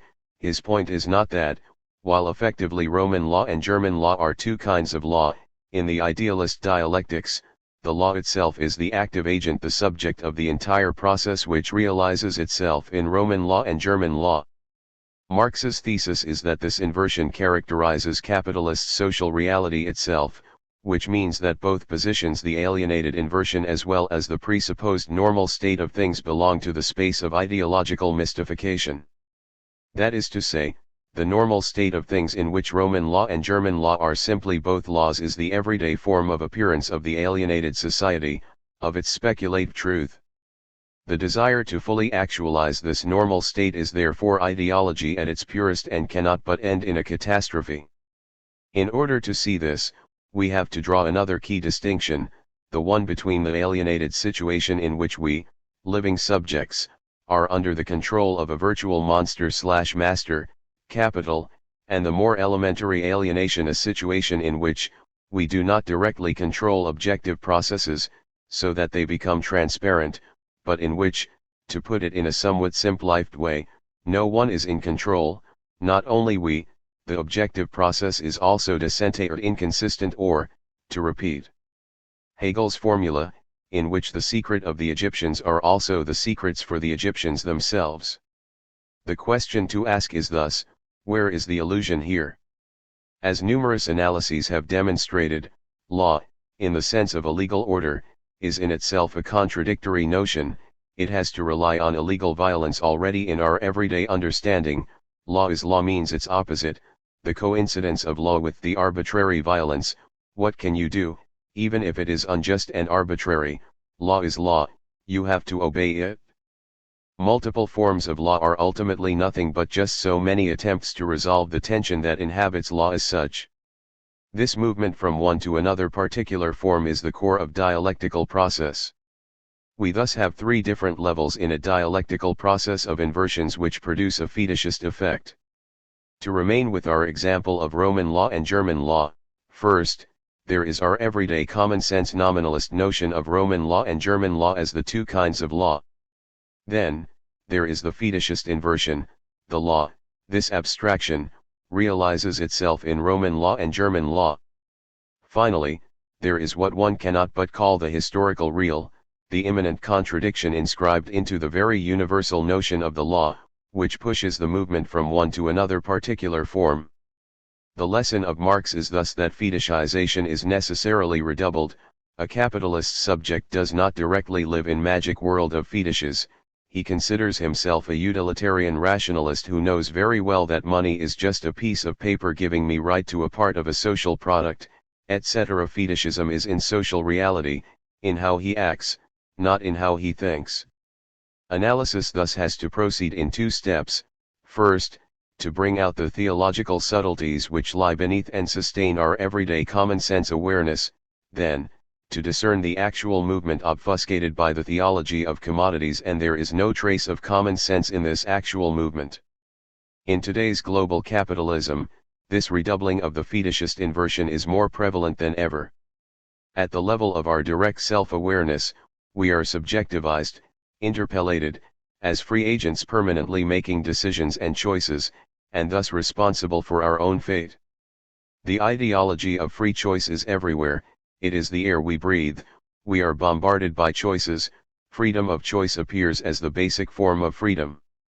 Since, in our society, free choice is elevated into a supreme value, social control and domination can no longer appear as infringing on the subject's freedom. It has to appear as, and be sustained by, the very self-experience of individuals as free. There is a multitude of forms of this unfreedom appearing in the guise of its opposite. When we are deprived of universal health care, we are told that we are given a new freedom of choice, to choose our health care provider. When we can no longer rely on long-term employment and are compelled to search for a new precarious position every couple of years, we are told that we are given the opportunity to reinvent ourselves and discover new unexpected creative potentials that lurked in our personality. When we have to pay for the education of our children, we are told that we become entrepreneurs of the self, acting like capitalists who have to choose freely how we will invest the resources we possess, or have borrowed, in education, health, travel. Constantly bombarded by imposed free choices, forced to make decisions for which we are mostly not even properly qualified, or possess enough information about, we increasingly experience our freedom as what it effectively is, a burden that deprives us of the true choice of change. Bourgeois society generally obliterates castes and other hierarchies, equalizing all individuals as market subjects divided only by class difference, but today's late capitalism, with its spontaneous ideology, endeavors to obliterate the class division itself by way of proclaiming us all self-entrepreneurs, the differences among us being merely quantitative. A big capitalist borrows hundreds of millions for his investment, a poor worker borrows a couple of thousands for his supplementary education. However, this feature tends to be accompanied by its opposite. The basic characteristic of today's subjectivity is the weird combination of the free subject who experiences himself as ultimately responsible for his fate and the subject who grounds the authority of his speech on his status of a victim of circumstances beyond his control. Every contact with another human being is experienced as a potential threat. If the other smokes, if he casts a covetous glance at me, he already hurts me. This logic of victimization is today universalized, reaching well beyond the standard cases of sexual or racist harassment. Recall the growing financial industry of paying damage claims, from the tobacco industry deal in the US and the financial claims of Holocaust victims and forced laborers in the Nazi Germany, up to the idea that the US should pay the African Americans hundreds of billions of dollars for all they have been deprived of due to their past slavery. The notion of subject as a victim involves the extreme narcissistic perspective. Every encounter with the other appears as a potential threat to the subject's precarious imaginary balance. This notion is not the opposite but, rather, the inherent supplement of the liberal free subject. In today's predominant form of individuality, the self-centered assertion of the psychological subject paradoxically overlaps with the perception of oneself as a victim of circumstances. What rules the universe of our phenomenal self-experience is thus a mixture of freedom, of choice, and utter contingency. Our success depends on us, on our initiative, but we simultaneously need luck. The two richest people in Slovenia today are a couple of programmers who devised an application and sold it to a Chinese company for almost $1 billion. They showed initiative, but at the same time they were lucky. They found themselves in the right place at the right moment. However, what lurks beneath this tension between initiative and luck is the obscure domain of fate, whose well-known example was the financial meltdown of 2008. It took nearly all economists by surprise. Fate appears today as the mysterious global circulation of capital, full of theological subtleties and which can always strike in an unpredictable way. Back to our main line, the self-engendering speculative movement of capital can also be said to indicate a limit to the Hegelian dialectical process, something that eludes Hegel's grasp. It is in this sense that Gerard Lerbre mentions the fascinating image of capital presented by Marx, especially in his Grundriss, a monstrous mixture of the good infinity and the bad infinity, the good infinity which creates its presuppositions and the conditions of its growth, the bad infinity which never ceases to surmount its crises, and which finds its limit in its own nature. 19 Actually, it is in capital itself where in the description of the circulation of capital Hegelian references abound. With capitalism, value is not a mere abstract mute universality, a substantial link between the multiplicity of commodities. From the passive medium of exchange, it turns into the active factor of the entire process. Instead of only passively assuming the two different forms of its actual existence, money commodity, it appears as the subject endowed with a motion of its own, passing through a life process of its own. It differentiates itself from itself, positing its otherness, and then again overcomes this difference. The entire movement is its own movement. In this precise sense, instead of simply representing the relations of commodities, it enters into private relations with itself. The truth of its relating to its otherness is itself relating, i.e., in its self-movement, capital retroactively sublates its own material conditions, changing them into subordinate moments of its own spontaneous expansion. In pure Hegelese, it posits its own presuppositions. Along these lines, Rebecca Carson deployed the intrinsic externality of money with regard to the circulation of capital. Money as money only appears formally as an interruption to capital's life process, as a process moving towards the accumulation of capital, its valorization, that always relies on circulating through production and extracting abstract labor. In contrast, when money is money as capital, it is constantly in motion.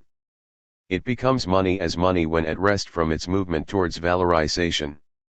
20 Although, once the circulation of capital is here, Money is one of its moments, it also remains external with regard to it in its direct material existence. I can keep it at home or deposit it in a safe, where it is at rest. The question is here, what will happen with full virtualization of money when it will be just a note in digital space? Will there still be a place for it to be at rest?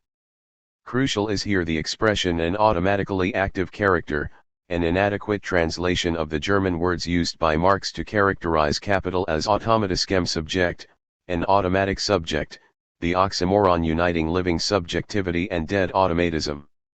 This is what capital is, a subject, but an automatic one, not a living one, and, again, can Hegel think this monstrous mixture, a process of subjective self-mediation and retroactive positing of presuppositions which as it were gets caught in a substantial spurious infinity, a subject which itself becomes an alienated substance?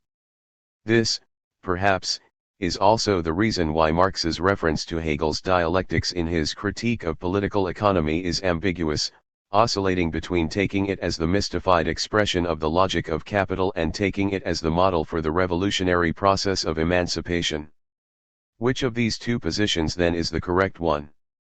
Did Marx rely on Hegelian dialectics as a mystified formulation of the revolutionary process of emancipation, or did he use it as the idealistic formulation of the very logic of capitalist domination? The first thing to note is that the reading of Hegel's dialectic as an idealistic formulation of the logic of capitalist domination doesn't go all the way. What, in this view, Hegel deploys is the mystified expression of the mystification immanent to the circulation of capital, or, in Lacanian terms, of its objectively social fantasy. To put it in somewhat naive terms, for Marx, capital is not really a subject substance which reproduces itself by way of positing its own presuppositions, etc. What this Hegelian fantasy of capital's self-generating reproduction obliterates is workers' exploitation, i.e., how the circle of capital's self-reproduction draws its energy from the external, or, rather, extimate, source of value, how it has to parasitize on workers. So why not pass directly to the description of workers' exploitation? Why bother with fantasies which sustain the functioning of capital? It is crucial for Marx to include in the description of capital this intermediary level of objective fantasy which is neither the way capitalism is experienced by its subjects, they are good empirical nominalists unaware of the theological niceties of capital, nor the real state of things, workers exploited by capital. Actual life versus substanceless subjectivity. But the problem is how to think of the Hegelian circulation of capital and its decentered cause, the labor force, together, i.e., how to think of the causality of a productive subject external to the circulation of capital without resorting to the Aristotelian positivity of workers' productive potentials. For Marx, the starting point is precisely such a positivity, the productive force of human labor, and he accepts the starting point as unsurpassable, rejecting the logic of the dialectical process which, as Hegel put it, progresses from nothing through nothing to nothing. In accordance with post-Hegelian realism, Marx conceives actual life as a positive process external to the movement of capital, as its substantial presupposition. The life of capital is a spectral pseudo-life that parasitizes on actual life, a kind of vampire sucking life from actual life. The reign of capital is thus the reign of a monstrous subject which arises out of actual life and subordinates it to its own movement. Capital's self-positing parasitizes on life, external to capital, like a vampire, a living dead. This passage from substance, of actual life, to capital as subject is the truth of Hegel's premise that we should conceive the absolute not only as substance but also as subject. However, a closer look compels us to reject such a reference to positive life as the ground which is perverted in alienation. There is no actual life external to alienation which serves as its positive foundation. The true fetish is not the fetishist reversal of the natural hierarchy, instead of actual productive life serving as the foundation of the spectral life of capital, actual life itself is reduced to a subordinate moment of the mad dance of speculative capital. The true fetish is the very notion of direct positive life preceding alienation, an organic life whose balance was destroyed by capitalist alienation. Such a notion is a fetish, since it disavows the antagonisms that traverse the very heart of actual life. From a strict Hegelian standpoint, subject itself is a pathological inversion of substance out of which it arises. In a violent move of abstraction, what is at the beginning a subordinated element of substance self-posits itself and retroactively posits its substantial presuppositions, thereby establishing itself as universal. In other words, the movement that defines subjectivity is not subject's alienation and then reappropriation of the alienated content. Subject returns to itself from externality, but this return produces what it returns to. Subject emerges through alienation. In the Hegelian passage from substance to subject, subject is the truth of substance, subjective freedom is the truth of substantial necessity. But here Marx complicates things. Insofar as capital is a subject that arises out of the substance of social life, the retroactive integration of substance/life into subject/capital fails. The substance of productive life remains external to the life of capital. This implies not only that the substance of life cannot be reduced to a moment of self-mediation of subject capital, but that there also must be a subjectivity in life substance itself as opposed to the subjectivity of capital. The life of capital is blindly repetitive. Capital as subject is a mechanically self-reproducing life, which means that the passage of necessity into freedom doesn't work here. Capital is not free. The true potential of freedom must reside in life substance external to capital. We thus have two modes of subjectivity, the spectral subjectivity of capital and the pure proletarian subjectivity, which is what remains when all substantial content is appropriated by capital. The paradox is that, in the opposition between substantial life and the spectral subjectivity of capital, true subject is on the side of substantial life. The opposition between life and capital implies that life is in itself already antagonistic, split between substantial life and the void of pure subjectivity. Is then the subject substance of our world capital or proletariat? We should follow Hegel's lesson closely here. Substance becomes subject through the movement of alienation, i.e., the proletariat emerges as pure subject when substance is sucked out of its life. That's why there are two main references to Hegel in Hegelian Marxism: Hegel's logic as the mystified form of the logic of emancipation, and Hegel's logic as the mystified form of the logic of capital. The truth of this duality is, of course, the hidden identity of the two poles. The logic of capital is in itself, potentially, the logic of emancipation. However, this hidden identity can only be conceived if we introduce another reading of Hegel's dialectical process, not the one reducing Hegel to the model of subject alienates itself in substance and then reappropriates its substantial content. 21 Already decades ago, in the early years of modern ecology, some intelligent readers of Hegel perceived that Hegelian idealist speculation does not imply an absolute appropriation of nature in contrast to productive appropriation. Speculation lets its other be, and doesn't intervene in it. This brings us to the topic of fictions. Does this gesture of releasing reality, of letting it be and stand on its own, mean that we accept reality as it is in itself, outside the network of symbolic fictions? Here things get more complex. For Hegel, the form of this letting it be is knowledge, scientific knowledge, in his sense of the word, which doesn't mess with its object but merely observes its self-movement. What scientific knowledge observes is not its object in itself but the interaction between in itself and our fictions, where fictions are an immanent part of in itself. And it is the same with Marx, for whom, if we subtract fictions, social reality itself disintegrates. Today's experimental science, however, displays a stance towards its object which is the opposite of Hegel's, not a stance of impassive observing of the object's self-movement in its interplay with fictions, but the stance of active intervention in its object and its technological manipulation, even the creation of new objects, through biogenetic mutations, which simultaneously aims at how this object is in itself, independently of our interaction with it. Let's take the exemplary case of today's science, brain science.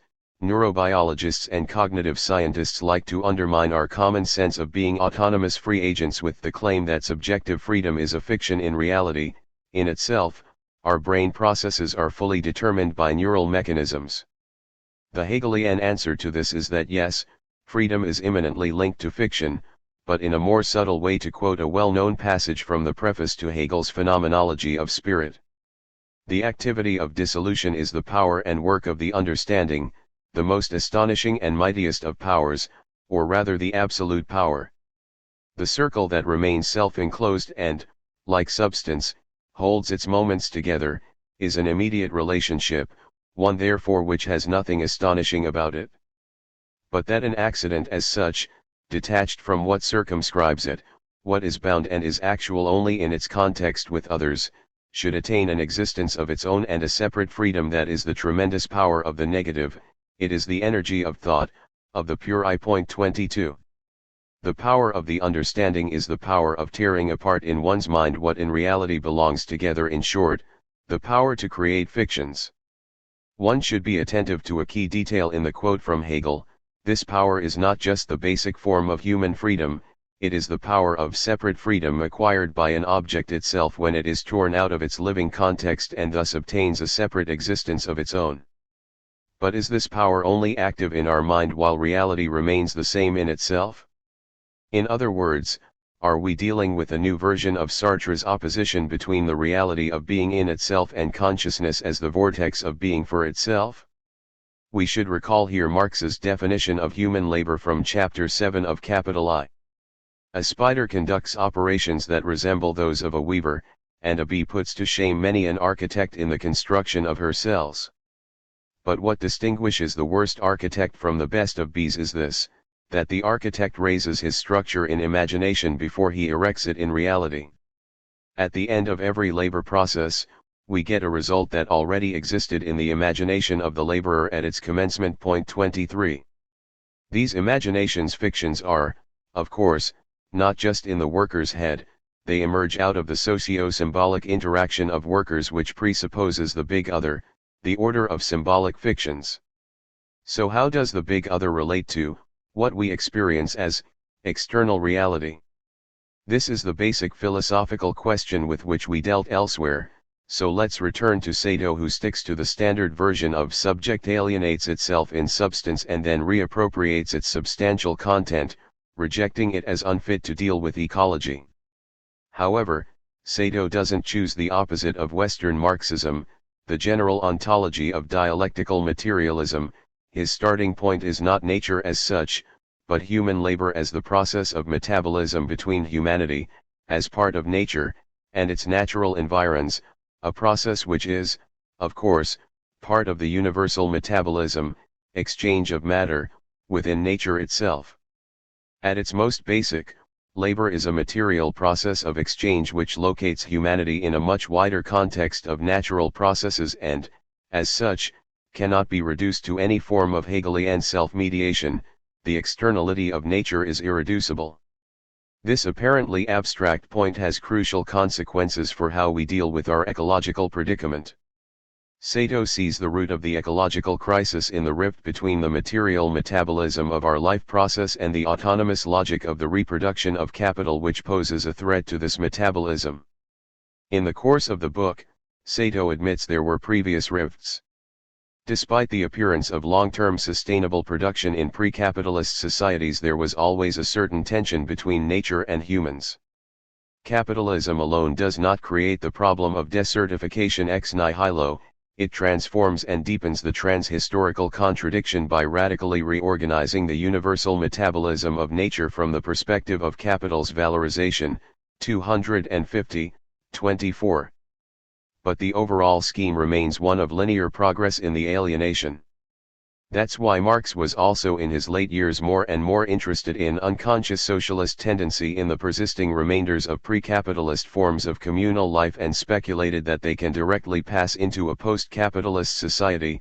For example, in his famous letter to Varazhe Sulich, Marx plays with the idea that, maybe, Russian village communes could function as places of resistance against capital and establish socialism without going through capitalism. These pre-capitalist forms maintain more of the intimate ties of man with the earth. Along these lines, the title of the first chapter of Sado's book Alienation of Nature as the Emergence of the Modern, 25, clearly locates the rift in capitalist modernity. After the historical dissolution of the original unity between humans and the earth, production can only relate to the conditions of production as an alien property. 26. And Marx's communist project is expected to heal this rift. Only if one comprehends the estrangement in capitalist society as a dissolution of humans' original unity with the earth does it become evident that Marx's communist project consistently aims at a conscious rehabilitation of the unity between humans and nature. 42. The ultimate ground of this rift is that, in capitalism, the labor process does not serve our needs. Its goal is to expanded reproduction of capital itself irrespective of the damage this does to our environment. Products count only insofar as they are valorized, and the consequences for the environment literally do not count. The actual metabolism of our life process is thus subordinated to the artificial life of the reproduction of capital. There is a rift between the two, and the ultimate goal of the communist revolution is not so much to abolish exploitation as to abolish this rift by way of abolishing the valorization of labor. Eco-proletarians and the limits of valorization. In capitalism, exploitation as unequal exchange, the appropriation of the surplus produced by workers, takes place in the form of valorization, the reduction of the labor force to a commodity. As David Harvey pointed out, the fundamental divide that characterizes capitalism is the divide between valorized and non-valorized work. Women's housework doesn't count because it is not valorized, not bought and paid as a commodity. This, of course, doesn't mean that women are not exploited. Their uncounted labor is what renders the exploitation proper, say, of her husband, possible, and what provides for future workers to be exploited. This non-valorized part of work is not just a reminder of the pre-capitalist past. Every epoch of capitalism necessitates a proper measure of balance between labor formally reduced to a commodity and uncounted labor, labor which is necessary although it appears as non-productive, since it is not valorized. The solution is not to valorize all labor in global commodification, but to socially acknowledge work that contributes to social reproduction although it is not included in the process of valorization. The barely concealed irrationality of the predominance of exchange value was best formulated 2 centuries ago by James Maitland, 8th Earl of Lauderdale, known in France as Citizen Maitland. He was in Paris during the French Revolution, was a personal friend of Jean-Paul Marat, and had helped to found the British Society of the Friends of the People in 1792. He is known as the author of the so-called Lauderdale paradox, which asserts an inverse correlation between public wealth and private riches such that an increase in the latter often served to diminish the former. Public wealth, he wrote, may be accurately defined to consist of all that man desires, as useful or delightful to him. Such goods have use value and thus constitute wealth. But private riches, as opposed to wealth, require something additional, i.e., have an added limitation, consisting of all that man desires as useful or delightful to him, which exists in a degree of scarcity. Scarcity, in other words, is a necessary requirement for something to have value in exchange, and to augment private riches. But this is not the case for public wealth, which encompasses all value in use, and thus includes not only what is scarce but also what is abundant. This paradox led Lauderdale to argue that increases in scarcity in such formerly abundant but necessary elements of life as air, water, and food would, if exchange values were then attached to them, enhance individual private riches, and indeed the riches of the country conceived of as the sum total of individual riches but only at the expense of the commonwealth. For example, if one could monopolize water that had previously been freely available by placing a fee on wells, the measured riches of the nation would be increased at the expense of the growing thirst of the population. The last example gains an additional actuality today when the privatization of water is on the neoliberal agenda. The owners of water supply companies get richer while the mass of those who need water gets poorer. The underlying logic of this paradox is clear: for something to count on the market, it has to have value, and value is an attribute only of those objects that are scarce. If they are freely and abundantly available, they cannot be sold and have no value. The most precious wealth of a society consists precisely of objects which are freely available, like water or air, but they do not count as values which can make you rich. If water is easily available, nobody gets rich by it. If its supply is controlled by private companies, those who own these companies get rich. So in a technical sense of wealth as embodied in values, there is more wealth in society since freely available water doesn't count as wealth. One should nonetheless be careful not to ignore here the libidinal logic that sustains this irrationality, the role of envy and comparative advantage. If a resource like water or air is commonly available as a free gift of nature, it doesn't count as wealth, it only counts as such when it differentiates me, who owns or controls it, from others, when it gives me superiority over them. In other words, wealth counts as wealth only if there are those who are not wealthy. We encounter here a properly Hegelian paradox formulated already by Epicurus. Poverty, if measured by the natural end, is great wealth, but wealth, if not limited, is great poverty. If water is freely available, we are all equally poor on account of our great wealth. If only some people possess and control water, their excessive, illimite, wealth results in poverty for others. More generally, the great insight of the new Marxist eco-socialism is to dispel the myth of exploitation of wage workers, based on free exchange, as the true and pure form of capitalism, and to analyze how this pure exploitation of wage workers always and for necessary structural reasons operates in dialectical tension with forms of direct brutal expropriation. There are three main forms of such expropriation: the theft of natural resources and destruction of the environment, expropriation of and domination over other races, direct slavery or more refined racism, women's work, reproduction and household. These forms are not part of a value relationship. A slave or a woman doing household chores doesn't get a wage and is not exploited in the same way as a salaried worker. To this, we should add digital expropriation, the way we are robbed of our data by digital machines which control us. The conclusion is that capitalism is structurally never pure. The wage exploitation always has to be sustained by these other modes of expropriation.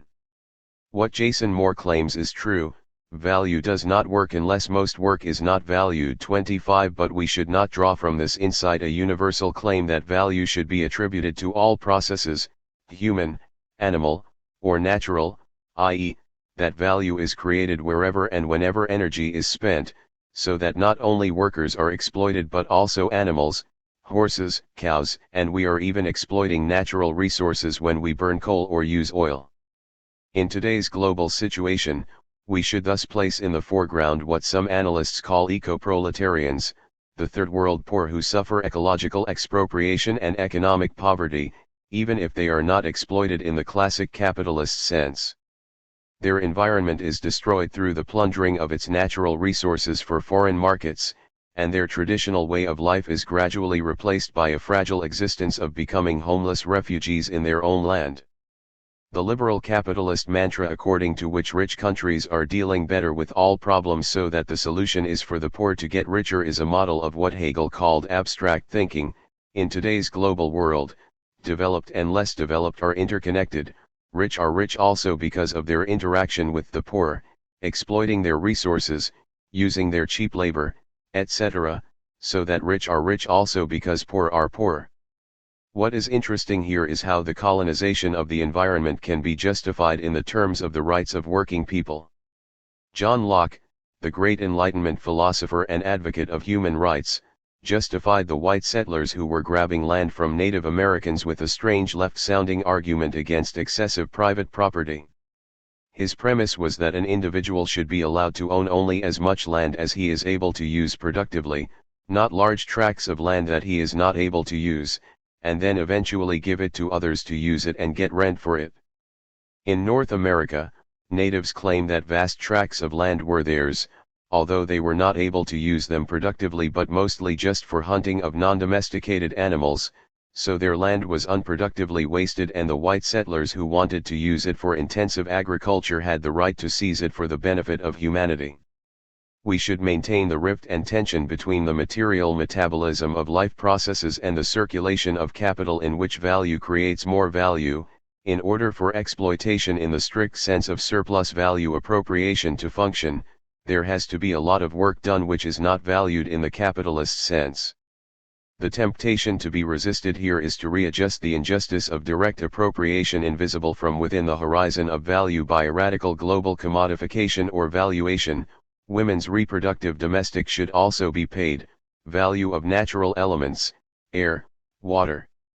Instead of trying to include everything that contributes to wealth in the domain of value, we should strive to liberate more and more spheres from the domain of value. However, this in no way implies that we should simply exclude more and more domains from the sphere of valorization.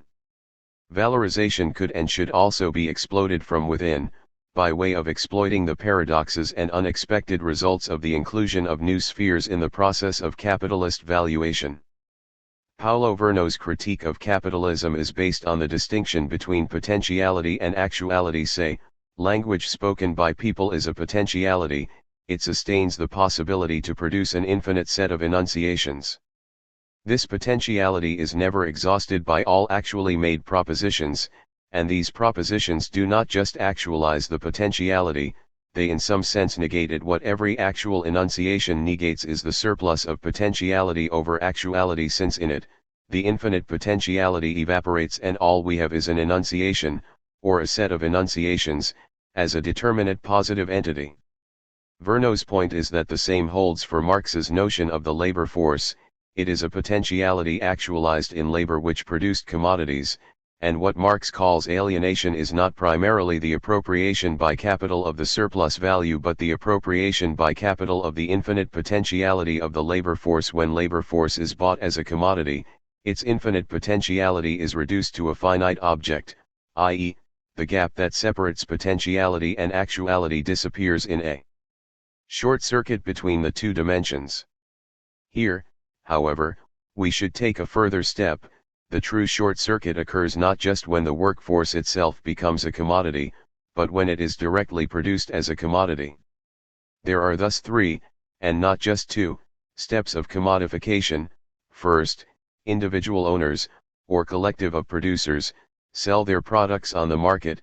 Then, the workforce itself, used in producing commodities, becomes a commodity sold on the market. Finally, the production of the commodity, the workforce, becomes a field of capitalist investment. Only at this point do we reach what Balibar calls the total subsumption of the productive process under Capital 26. Whereas Marx explained that capital ultimately could be reduced to productive labor, or was nothing other than labor in a different form, appropriated by a different class, the theory of human capital explains that labor, more precisely laboring capacity, Arbeitsvermögen, can be reduced to capital or become analyzed in terms of capitalist operations of credit, investment, and profitability. This is, of course, what underlies the ideology of the individual as a self-entrepreneur, or an entrepreneur of oneself. 27. The issue is here not so much to describe a growth of markets for existing products, it is much more to push the range of the market beyond the limits of the production sphere in the traditional sense, therefore to add new sources of permanent extra surplus value that can become integrated into valorization, overcoming its limitations, because capital is valorized both on the objective side of labor and production, and on the subjective side of consumption and use. Point 28. So it's not just about making the workforce more productive, it is to conceive of the workforce itself directly as another field of capitalist investment. All aspects of its subjective life itself, health, education, sexual life, psychic state, are considered not only as important for the productivity of the workers themselves but as fields of investment which can generate additional surplus value. Health services do not just serve the interests of capital by way of making workers more productive, they are themselves an incredibly powerful field of investment. Not only for capital, health services are the single strongest branch of the U.S. economy, much stronger than defense, but for the workers themselves, who treat paying health insurance as an investment in their future. The same goes for education. It does not just get you ready for productive work, it is in itself a profitable field of investment for institutions as well for individuals who invest in their future. It is as if, in this way, the commodification not only becomes total but also gets caught in a kind of self-referential loop, working power as the ultimate source of capitalist wealth, the origin of surplus value, becomes itself a moment of capitalist investment. Nowhere is this loop more clearly expressed than in the idea of the worker as self-entrepreneur, a capitalist who decides freely where to invest his meager surplus resources, or, mostly, resources acquired through loans in education, health, housing, property. Does this process have a limit? When, in the very last paragraph of his essay, Balibar approaches this question, he strangely resorts to a Lacanian reference, to Lacan's logic of non-all, from his formulas of sexuation. This is what I call a total subsumption, after formal and real subsumption, because it leaves nothing outside, no reservation for natural life. Or, anything that is left outside must appear as a residue, and a field for further incorporation. Or must it? That is of course the whole question, ethical as much as political. Are there limits to commodification? Are there internal and external obstacles? A Lacanian might want to say, every such totalization includes an element of impossibility which belongs to the real, it must be put out, or not whole. If that were the case, the heterogeneous elements, the intrinsic remainders of the total subsumption, could appear in many different forms, some apparently individualistic, such as pathologies or anarchist resistances, others common or even public. Or they may become manifest in certain difficulties in implementing the neoliberal agenda, such as the difficulty of dismantling a Medicare system once it has been legalized. 29. What Balibar says here is, for a Lacanian, very strange. He condenses, or, rather, simply confuses, the two sides of Lacan's formulas of sexuation, and simply reads exception as non-all. The totality of subsumption is non-all since there are exceptions which resist being subsumed to capital. But Lacan precisely opposes non-all and exception. Every universality is based on an exception, and when there are no exceptions, the set is non-all, it cannot be totalized. An interesting exception to the politically correct control of public speech are rap lyrics. There you can say it all, celebrate rape and murder, etc., etc. Why this exception? The reason is easy to guess. Blacks are considered the privileged image of victimhood, and rap the expression of the misery of the black youth, so the brutality of rap lyrics is absolved in advance as the authentic expression of black suffering and frustration. This opposition should also be applied to the topic of subsumption.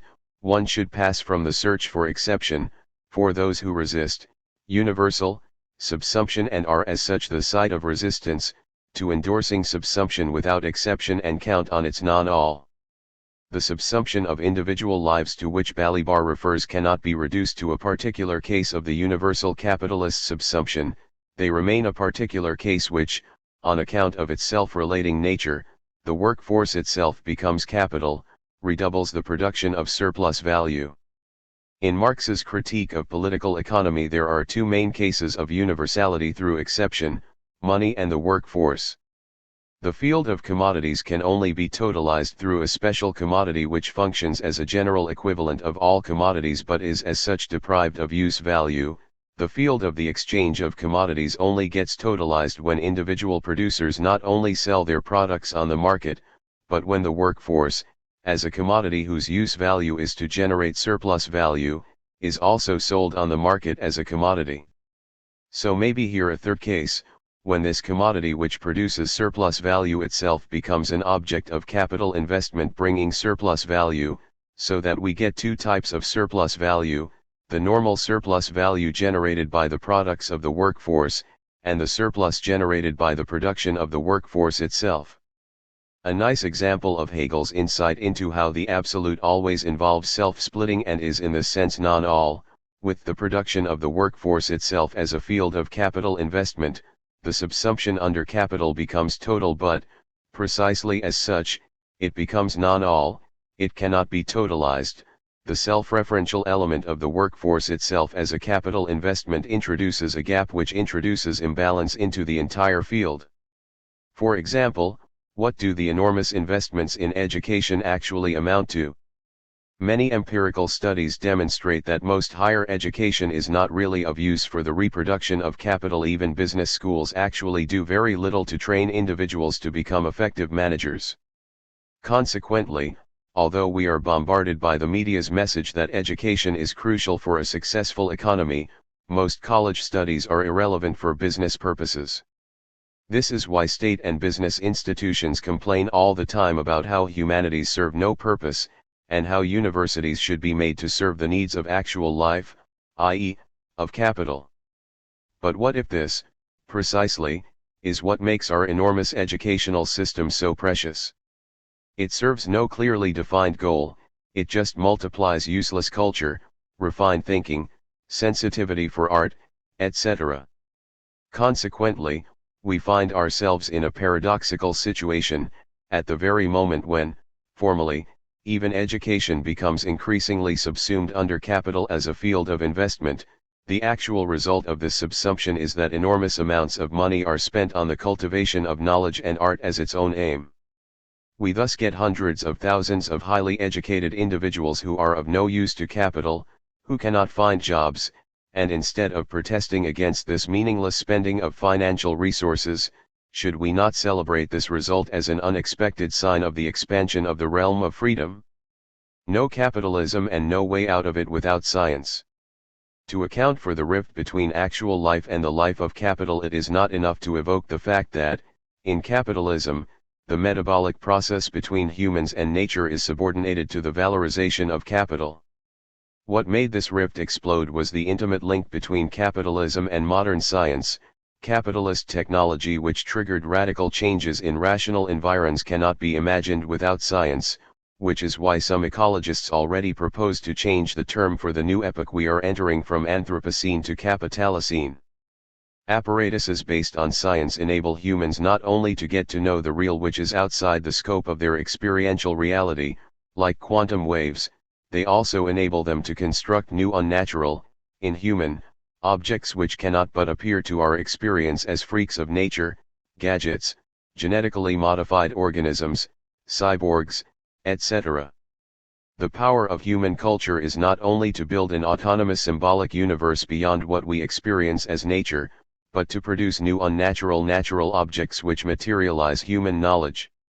We not only symbolize nature, we as it were denaturalize it from within. Today, this denaturalization of nature is openly palpable, part of our daily lives, which is why radical emancipatory politics should aim neither at complete mastery over nature, nor at the humanity's humble acceptance of the predominance of Mother Earth. Rather, nature should be exposed in all its catastrophic contingency and indeterminacy, and human agency should assume the whole unpredictability of the consequences of its activity. In spite of the infinite adaptability of capitalism, which, in the case of an acute ecological catastrophe or crisis, can easily turn ecology into a new field of capitalist investment and competition, the very nature of the risk involved fundamentally precludes a market solution. Why? Capitalism only works in precise social conditions. It implies trust in the objectivized/reified mechanism of the market's invisible hand, which, as a kind of cunning of reason, guarantees that the competition of individual egotisms works for the common good. However, we are in the midst of a radical change. Until now, historical substance played its role as the medium and foundation of all subjective interventions. Whatever social and political subjects did, it was mediated and ultimately dominated, overdetermined, by the historical substance. What looms on the horizon today is the unheard of possibility that a subjective intervention will intervene directly into the historical substance, catastrophically disturbing its run by way of triggering an ecological catastrophe, a fateful biogenetic mutation, a nuclear or similar military social catastrophe, etc. No longer can we rely on the safeguarding role of the limited scope of our acts. It no longer holds that, whatever we do, history will go on. For the first time in human history, the act of a single socio-political agent effectively can alter and even interrupt the global historical process, so that, ironically, it is only today that we can say that the historical process should effectively be conceived not only as substance, but also as subject. Marx's famous claim that, with capitalism, all that is solid melts into air, all that is holy is profaned, today takes on a new meaning. With the latest biogenetic developments, we are entering a new phase in which it is simply nature itself which melts into air. The main consequence of the scientific breakthroughs in biogenetics is the end of nature. Once we know the rules of its construction, natural organisms are transformed into objects susceptible to manipulation. Nature, human and inhuman, is thus desubstantialized, deprived of its impenetrable density, of what Heidegger called earth. This compels us to give a new twist to Freud's title Unbehagen in der Kultur discontent, uneasiness, in culture. With the latest developments, the discontent shifts from culture to nature itself. Nature is no longer natural, the reliable dense background of our lives. It now appears as a fragile mechanism which, at any point, can explode in a catastrophic direction. Crucial here is the interdependence of man and nature. By reducing man to just another natural object whose properties can be manipulated, what we lose is not only humanity but nature itself. There is no firm foundation, a place of retreat, on which one can safely count. It means fully accepting that nature doesn't exist, i.e., fully consummating the gap that separates the life-world notion of nature and the scientific notion of natural reality, nature qua the domain of balanced reproduction, of organic deployment into which humanity intervenes with its hubris, brutally throwing off the rails its circular motion, is man's fantasy. Nature is already in itself second nature, its balance is always secondary, an attempt to negotiate a habit that would restore some order after catastrophic interruptions. This is what it means that humanity has nowhere to retreat.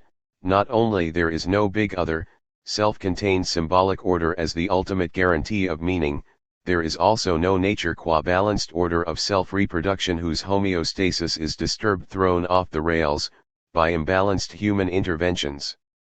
Not only is the big other barred, but nature is also barred. Indeed, what we need is ecology without nature.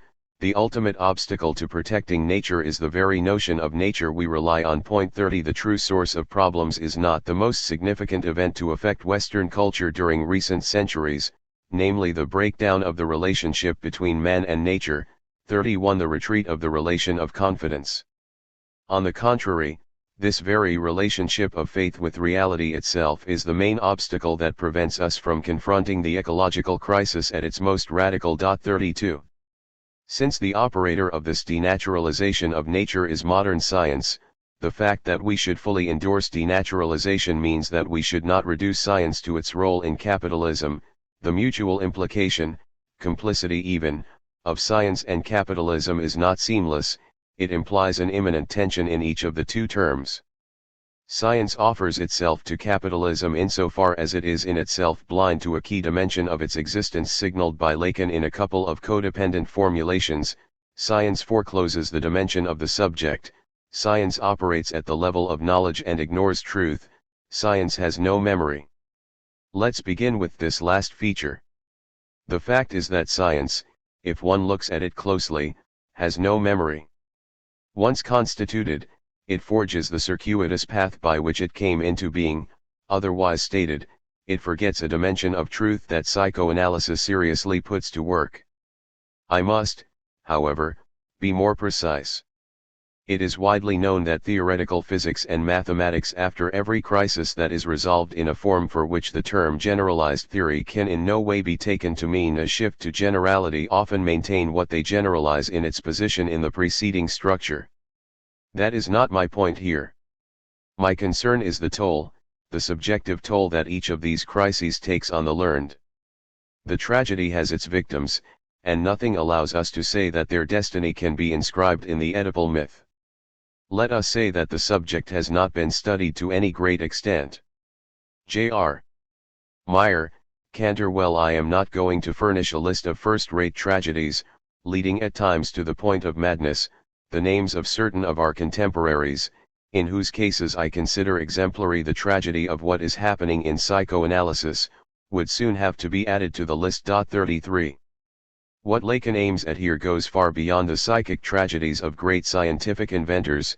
he mentions Cantor, whose revolutionizing of the notion of infinity triggered an inner turmoil which pushed him to the limit of madness and even led him to practice coprophagia.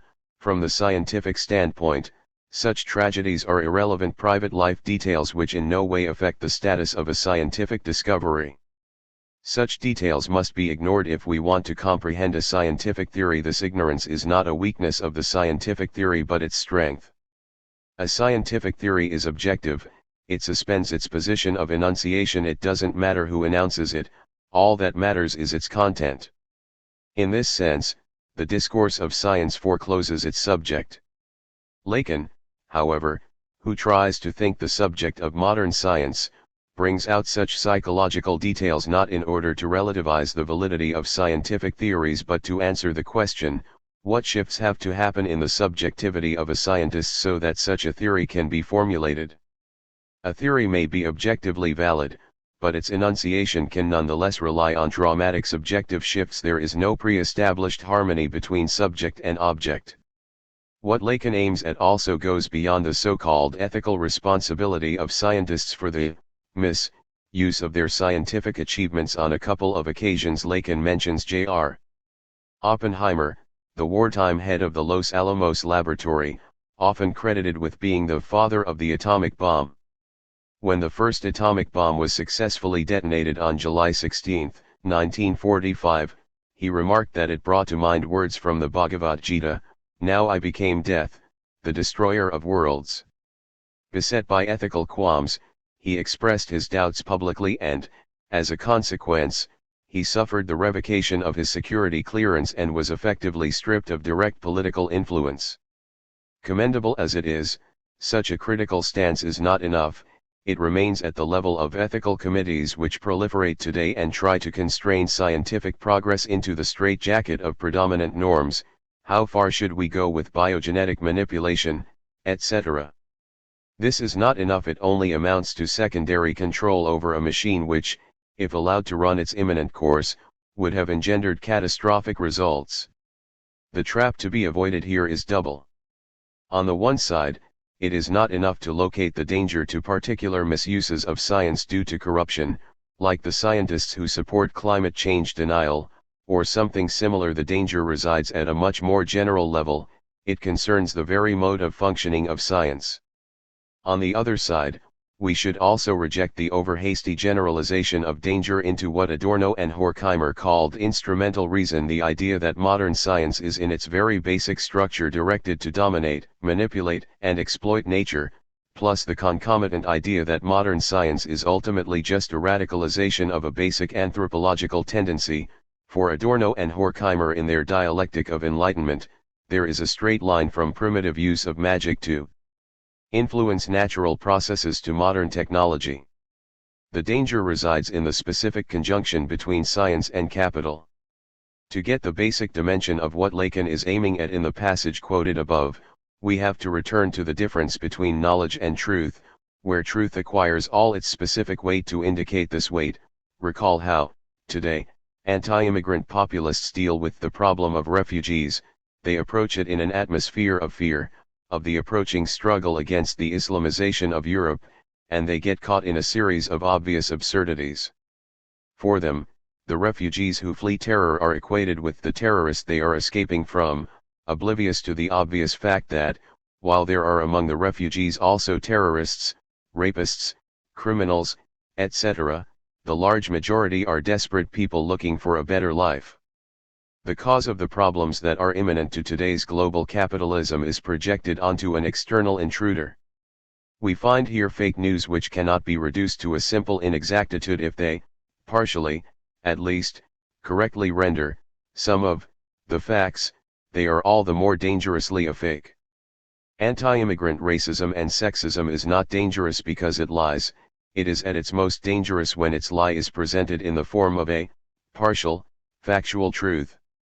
It is this dimension of truth that eludes science, in the same way that my jealousy is untrue even if its suspicions are confirmed by objective knowledge, in the same way that our fear of refugees is false with regard to the subjective position of enunciation it implies even if some facts can confirm it.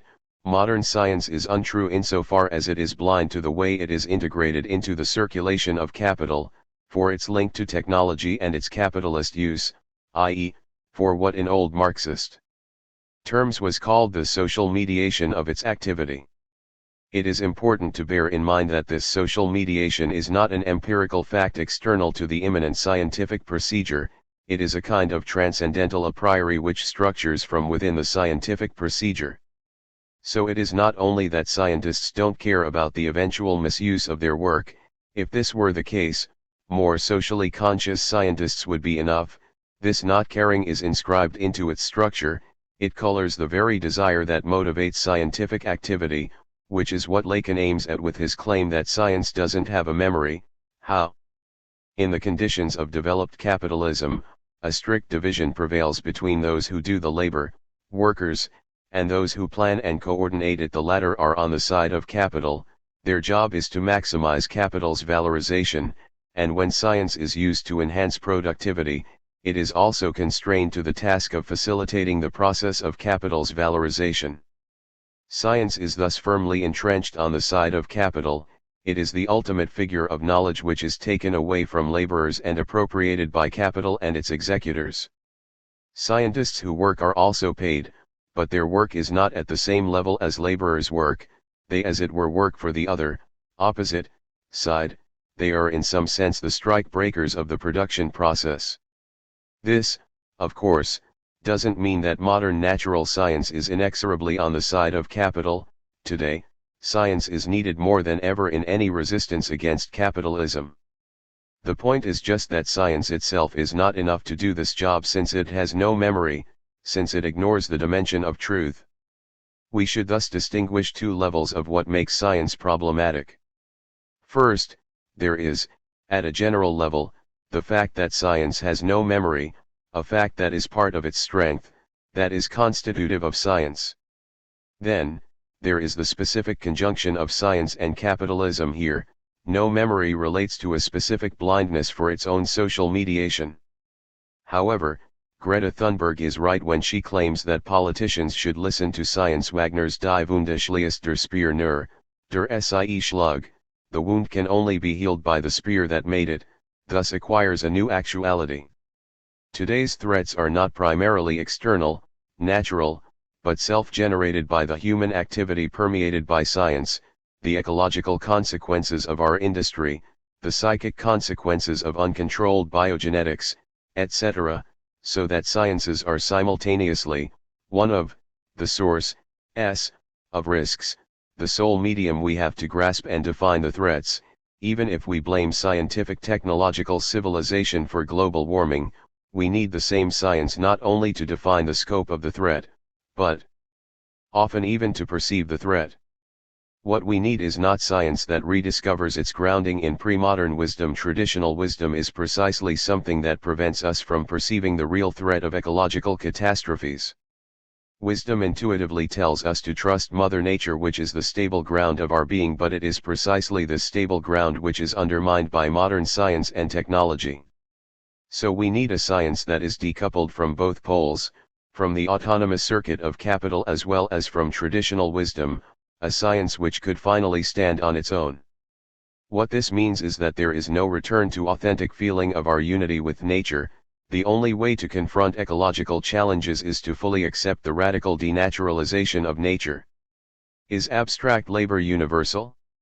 In passing in silence over this key role of modern science, Sado thinks abstractly, in the Hegelian sense of abstracting from or ignoring concrete circumstances, and the implications and consequences of this abstraction are far-reaching. Like Marx, Sado sees human labor as a trans-historical feature of all societies, as a natural historical base for different social organizations of labor. But in a way which, at first sight, at least, cannot but appear enigmatic, he goes a step further and also asserts the trans-historical character of abstract labor. He insists that abstract labor is already there in pre-modern societies, that it is not like value a purely social form that emerges only through exchange of commodities. He quotes Marx to prove that abstract labor is also a material element of the labor process. 109 All labor is an expenditure of human labor power, in the physiological sense, and it is in this quality of being equal, or abstract, human labor that it forms the value of commodities. But does it really follow from this that abstract labor is a certain material aspect of human activity, in this case labor's pure physiological expenditure? 109. Is it not that, as Marx has shown in his introduction to Grundriss, abstraction itself is a social fact, the result of a social process of abstracting? Although the simpler category may have existed historically before the more concrete, it can achieve its full, intensive and extensive, development precisely in a combined form of society, while the more concrete category was more fully developed in a less developed form of society. Labor seems a quite simple category. The conception of labor in this general form as labor as such is also immeasurably old. Nevertheless, when it is economically conceived in this simplicity, labor is as modern a category as are the relations which create this simple abstraction. 34. Does the same not hold for abstract labor? When Marx writes that by equating their different products to each other in exchange as values, men equate their different kinds of labor as human labor, does he not indicate that different kinds of labor are equated only through market exchange? Only in a society whose metabolism is regulated by commodity exchange abstract labor posited as such, for itself. In a capitalist society, its abstraction is a social fact, a worker receives a wage for his labor measured in its abstraction. Sato argues that abstract labor refers to what all human labor has in common, a purely physiological expenditure of human energy in time. However, does this not remain a mute universality, not an actual abstraction that marks labor in an immanent way, making the gap between abstract and concrete part of the very identity of labor? Furthermore, following Marx's definition of labor which Sato endorses, labor is not just physiological expenditure but also a mental activity of planning and continuous attention, and this aspect is here ignored by Sato. Sato's main argument for his reading is that abstract labor is physiological because it plays a social role in a trans-historical fashion in any society. 108. The total quantity of labor is inevitably limited to a certain amount of time, and this is why its allocation is crucial for the reproduction of society. Abstract labor is operative in any social division of labor. But does this argument hold? It immediately strikes the eye that Sato's definition of labor as physiological expenditure is itself historically specific, rooted in 19th-century anti-Hegelian space. Only within this space can one conceive simple average labor as a zero-level standard to which all its more complex forms can be reduced.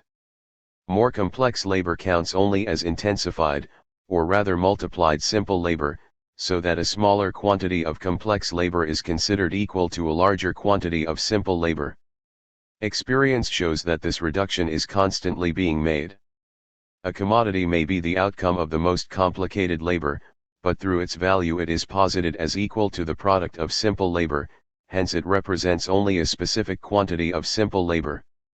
The various proportions in which different kinds of labor are reduced to simple labor as their unit of measurement are established by a social process that goes on behind the backs of the producers. These proportions therefore appear to the producers to have been handed down by tradition. 35.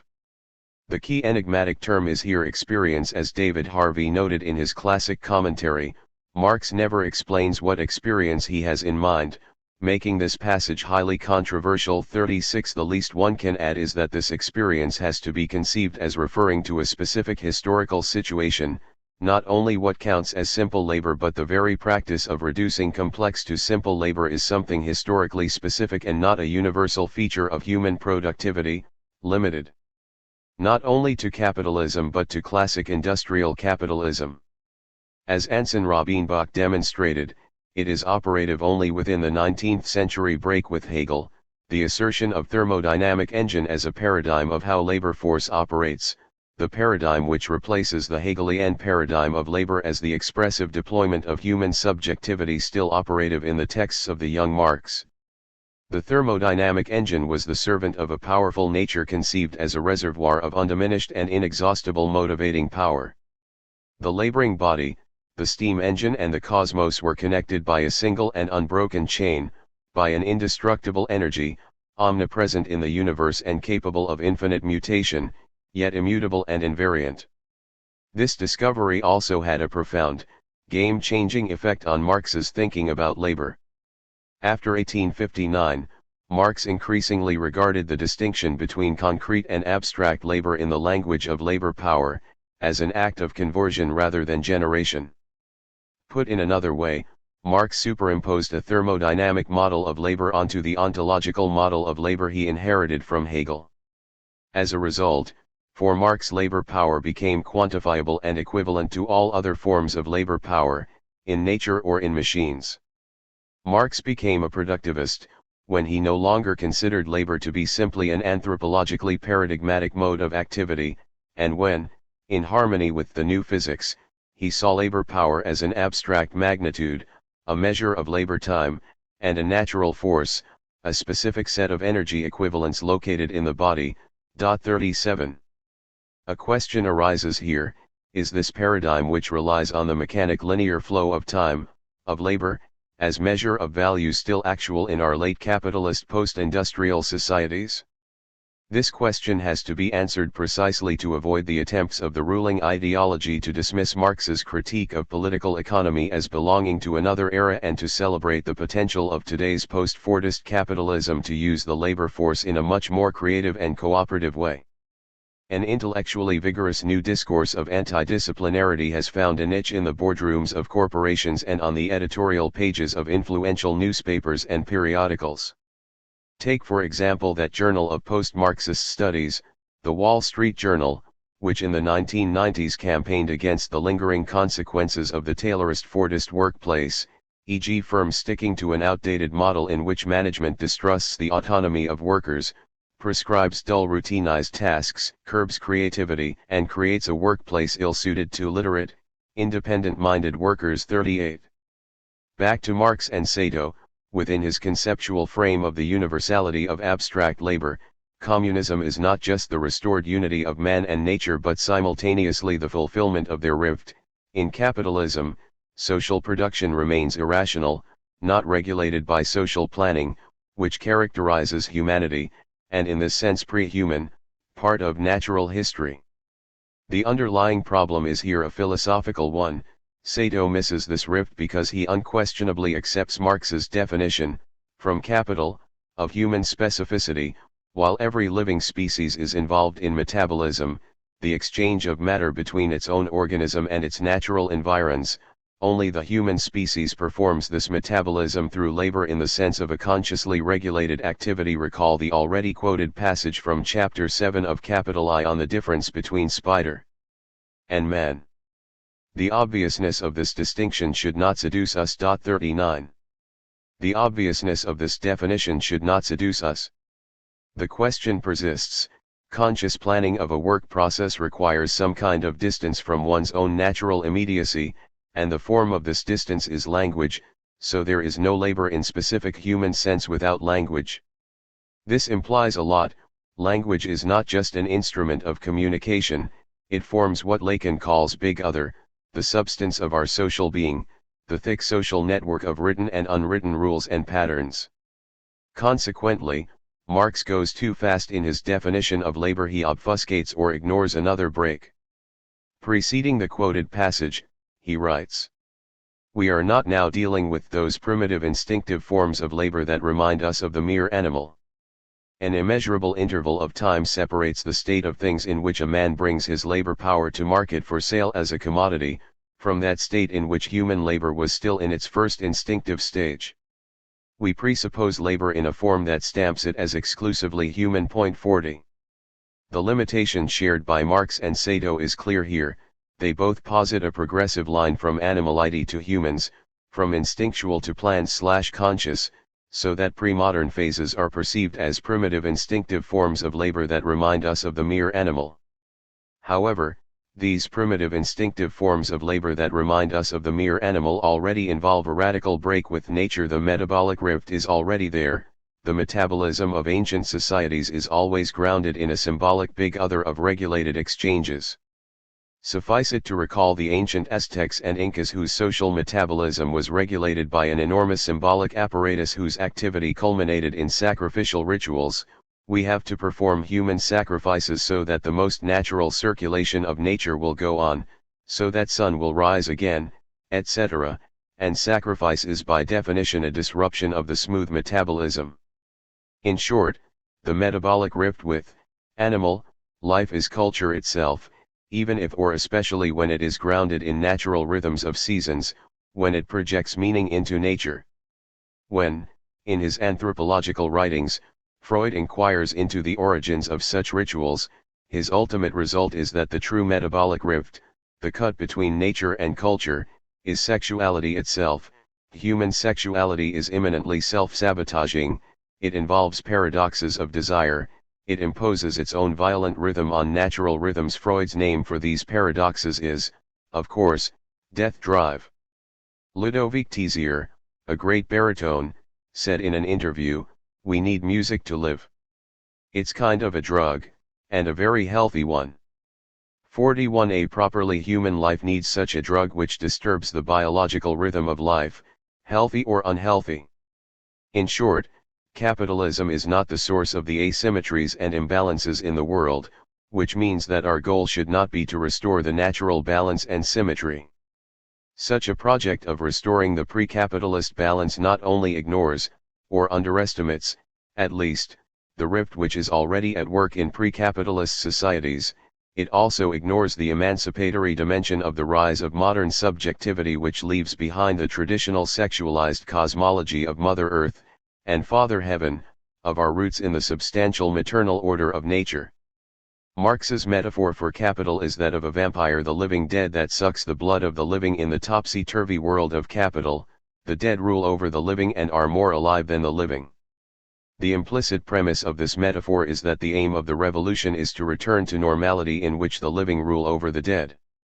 Lacan, however, teaches us that a certain reversal of the relationship between the living and the dead defines the very being human. The barred subject is the living dead, at a distance from its biological substance, since it is caught in the symbolic big other which is a kind of parasite living off humans who serve it. Enjoyment itself is something that parasitizes upon human pleasures, perverting them so that a subject can draw a surplus enjoyment from displeasure itself. We should even go a step further, or, rather, backward, here. It is not only that a metabolic rift happens with humanity, a rift operates already in pre-human nature itself. Just think about our main sources of energy, oil and coal, what kind of rifts had to happen to create these reserves? So we have to accept the paradox: if humanity is ever to reach a kind of harmonious metabolism, exchange with nature, it will be imposed by humanity as a kind of second nature. Different ideas for regulating the entire metabolism on Earth to prevent ecological catastrophes already circulate, and some of them involve radical interventions in natural cycles, like spraying our atmosphere with chemicals which would diminish the quantity of the sun's rays hitting Earth. Marx writes, "It is not the unity of living and active humanity with the natural, inorganic conditions of their metabolic interaction with nature, which requires explanation, but rather the separation between the inorganic conditions of human existence and this active existence." 66. However, what if a certain disunity or rift is constitutive of humanity as such, and, in this sense, trans-historical?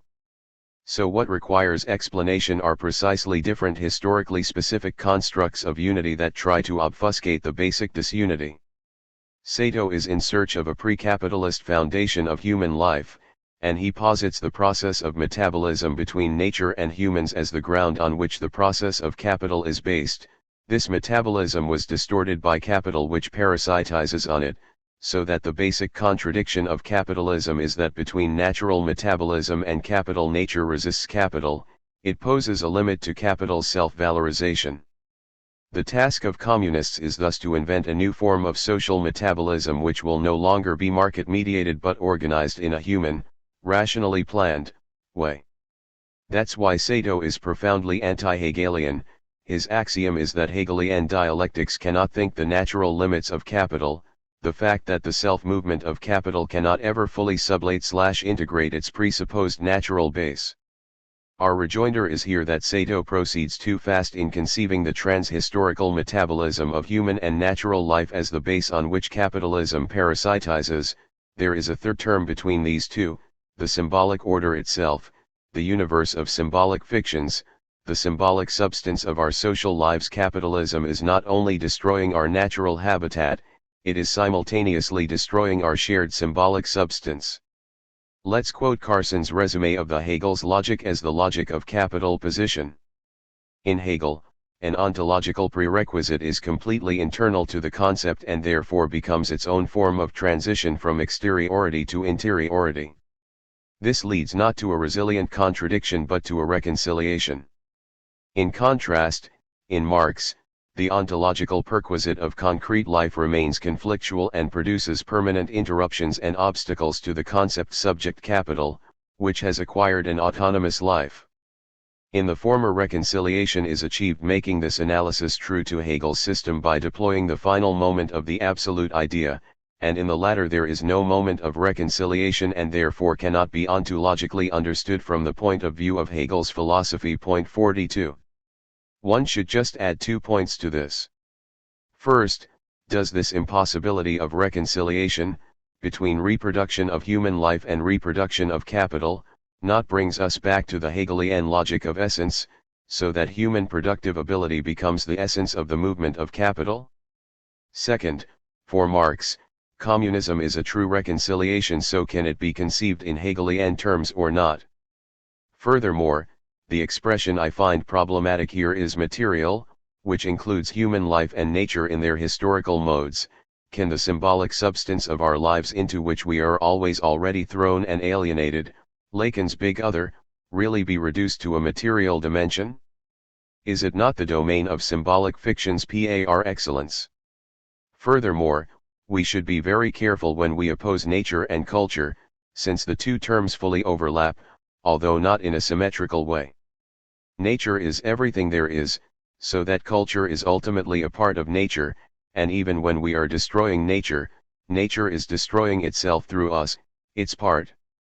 Conversely, what we understand by nature is always a social cultural category. What appears to us as natural is always overdetermined by the predominant ideological frame. Workers or worker. Sato thus proceeds too fast in conceiving the trans-historical metabolism of human and natural life as the base on which capitalism parasitizes.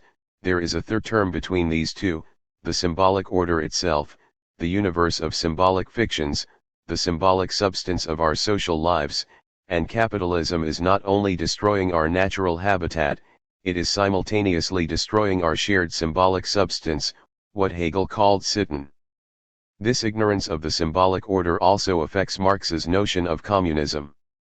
When, towards the end of Chapter I of Capital, Marx deploys the matrix of four modes of production/exchange, he begins and ends with the imagined example of Robinson, and what I find important is that, at the end, he returns to it as the model for transparent communist society with no fetishist inversion. This long passage is worth quoting in full.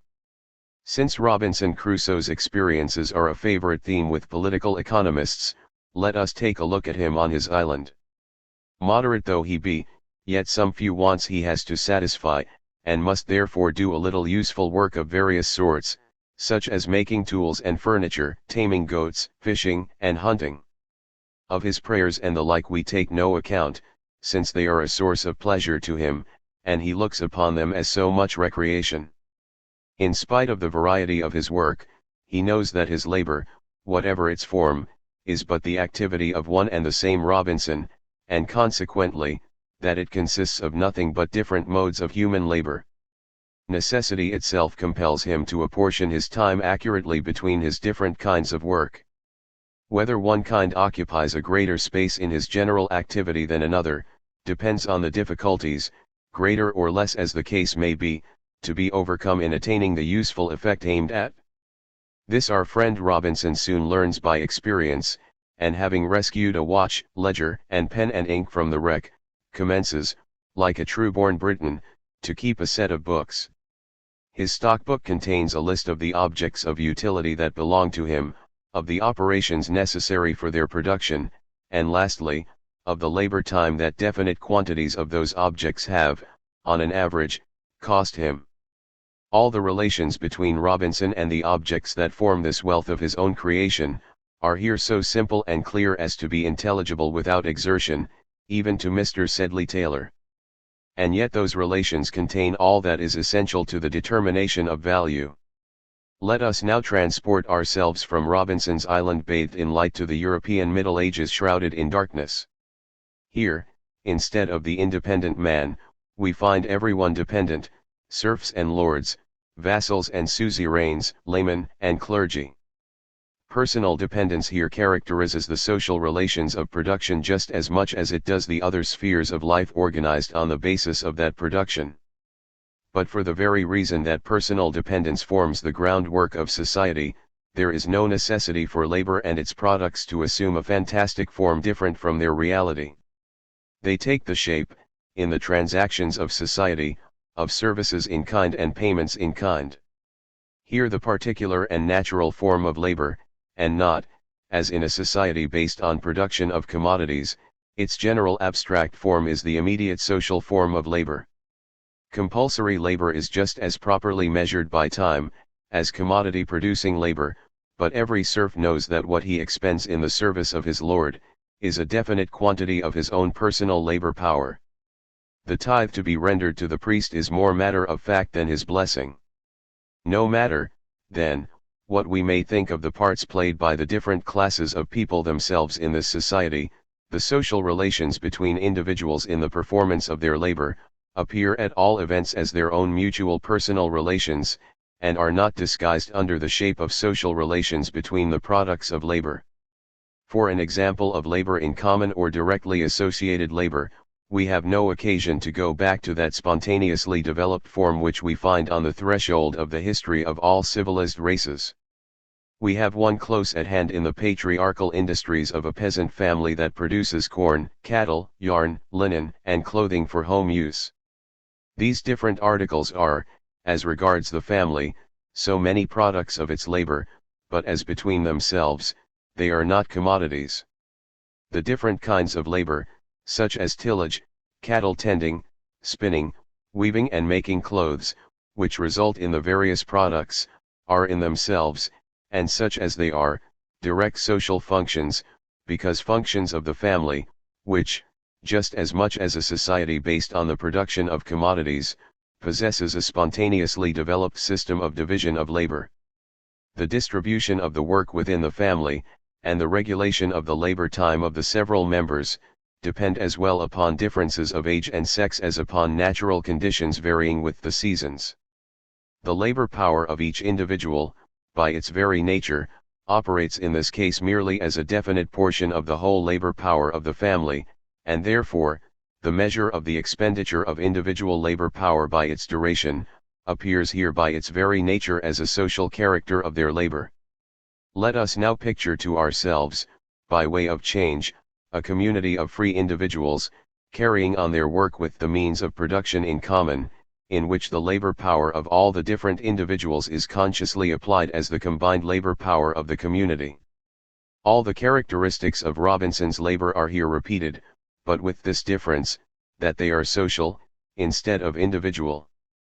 Everything produced by him was exclusively the result of his own personal labor, and therefore simply an object of use for himself.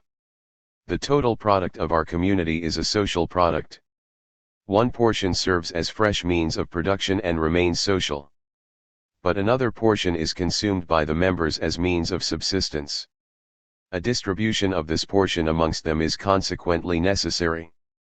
The mode of this distribution will vary with the productive organization of the community, and the degree of historical development attained by the producers. We will assume, but merely for the sake of a parallel with the production of commodities, that the share of each individual producer in the means of subsistence is determined by his labor time. Labor time would, in that case, play a double part. Its apportionment in accordance with a definite social plan maintains the proper proportion between the different kinds of work to be done and the various wants of the community. On the other hand, it also serves as a measure of the portion of the common labor borne by each individual, and of his share in the part of the total product destined for individual consumption. The social relations of the individual producers, with regard both to their labor and to its products, are in this case perfectly simple and intelligible, and that with regard not only to production but also to distribution. 43. This series of four modes of production: Robinson alone, medieval domination, family collective, communism, is surprising and counterintuitive. The first mystery that strikes the eye is, why do we get family where we would expect capitalism as the mode which follows medieval direct domination? Should family not be at the beginning, as a mode that characterizes pre-class primitive societies? Instead of family, Marx begins with the example of Robinson, a sole producer.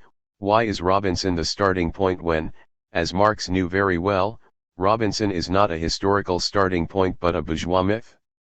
Is it not that Marx has to begin with Robinson so that, in a pseudo-Hegelian dialectical circle, at the end he can get back to a collective Robinson as an imagined model of communist society? The parallel with Robinson enables Marx to imagine communism as a self-transparent society in which relations between individuals are not mediated by an opaque substantial big other, and our task today is to think communism outside this horizon. In his vision of a communist society in which production is regulated in a collective Robinson way, Marx echoes the famous passage from his Grundrisse manuscripts in which he imagines communism as a society in which the production process is dominated by the general intellect.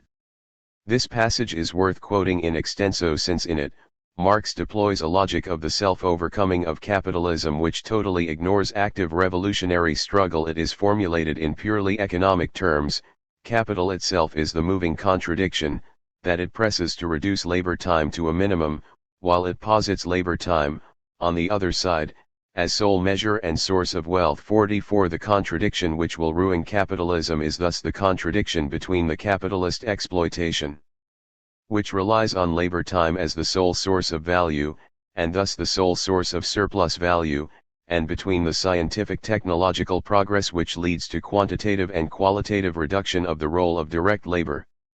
To the degree that large industry develops, the creation of real wealth comes to depend less on labor time and on the amount of labor employed than on the power of the agencies set in motion during labor time, whose powerful effectiveness is itself in turn out of all proportion to the direct labor time spent on their production, but depends rather on the general state of science and on the progress of technology, or the application of the science to production. 45. Marx's vision is here that of a fully automated production process in which the human being, worker, comes to relate more as watchman and regulator to the production process itself. No longer does the worker insert a modified natural thing as middle link between the object and himself, rather, he inserts the process of nature, transformed into an industrial process, as a means between himself and inorganic nature, mastering it. He steps to the side of the production process instead of being its chief actor. In this transformation, it is neither the direct human labor he himself performs, nor the time during which he works, but rather the appropriation of his own general productive power, his understanding of nature and his mastery over it by virtue of his presence as a social body. It is, in a word, the development of the social individual which appears as the great foundation stone of production and of wealth. The theft of alien labor time, on which the present wealth is based, appears a miserable foundation in face of this new one, created by large-scale industry itself. As soon as labor in the direct form has ceased to be the great wellspring of wealth, labor time ceases and must cease to be its measure. 46. Marx's systematic use of singular, man, worker, is a key indicator of how general intellect is not intersubjective, it is monological. Recall the conclusion of Marx's description of the abstract labor process, its symptomatic illogical exclusion of the social dimension. It was, therefore, not necessary to represent our laborer in connection with other laborers, man and his labor on one side, nature and its materials on the other, sufficed. It is as if in communism, with its rule of general intellect, this asocial character of labor is directly realized. What this means is that, pace negri, in Marx's vision of general intellect, the objects of the production process are precisely not social relations themselves. The administration of things, control of and domination over nature, is here separated from relations between people, It constitutes a domain of the administration of things which no longer has to rely on domination over people. One should here bear in mind that the entire development of general intellect from Grundriss belongs to an unpublished fragmentary manuscript. It is an experimental line of development which Marx immediately afterwards discarded. However, the link of this passage with Marx's A Social Definition of Labor in general as well as with the Robinson passage in Capital clearly signals that such a vision is imminent to Marx's edifice.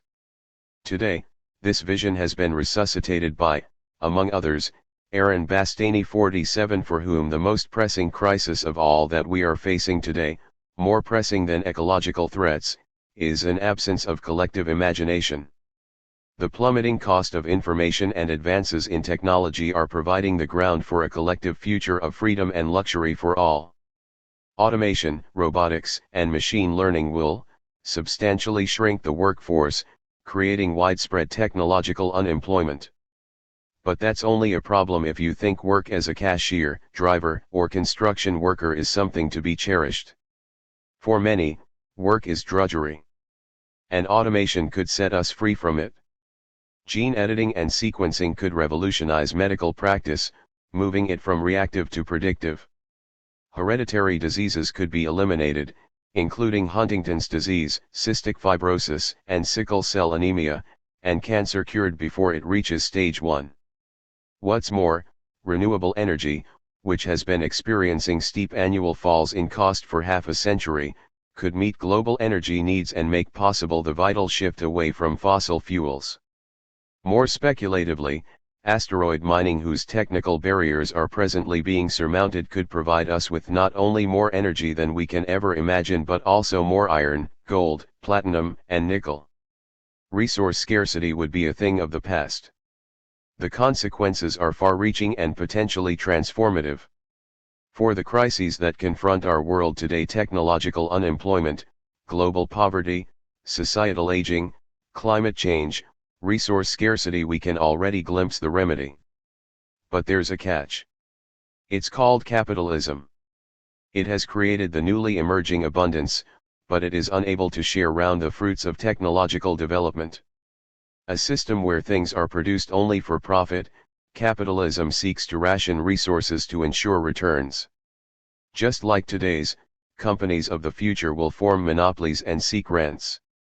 The result will be imposed scarcity where there's not enough food, healthcare, or energy to go around. So we have to go beyond capitalism. We can see the contours of something new, a society as distinct from our own as that of the 20th century from feudalism, or urban civilization from the life of the hunter-gatherer.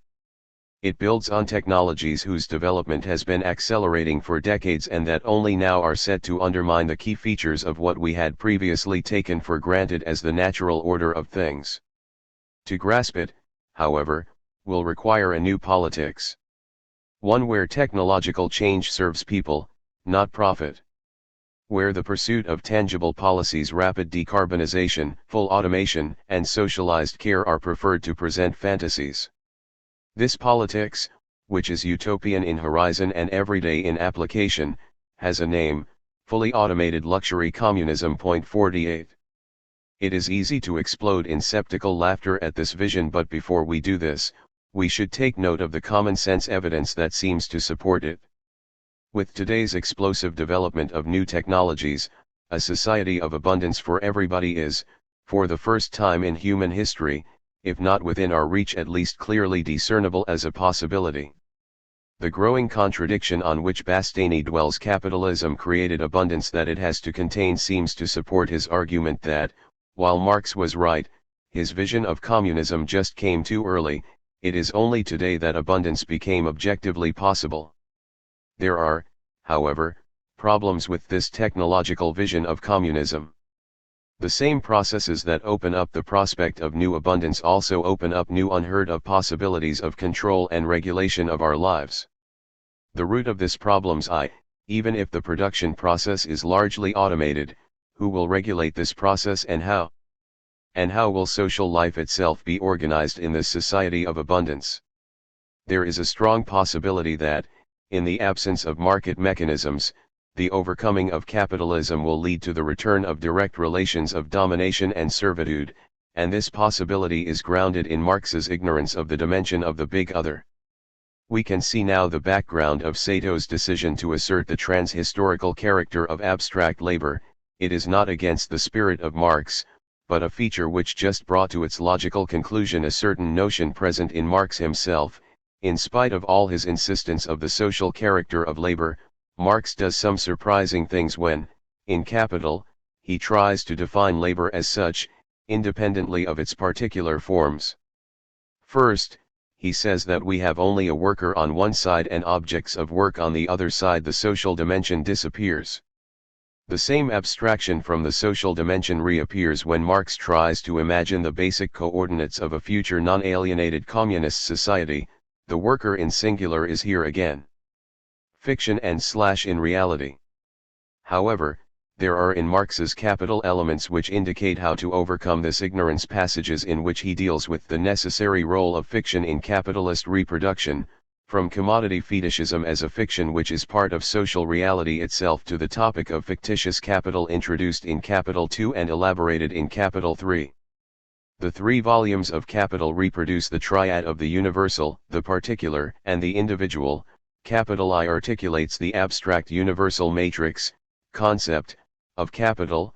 Capital 2 shifts to particularity, to the actual life of capital in all its contingent complexity.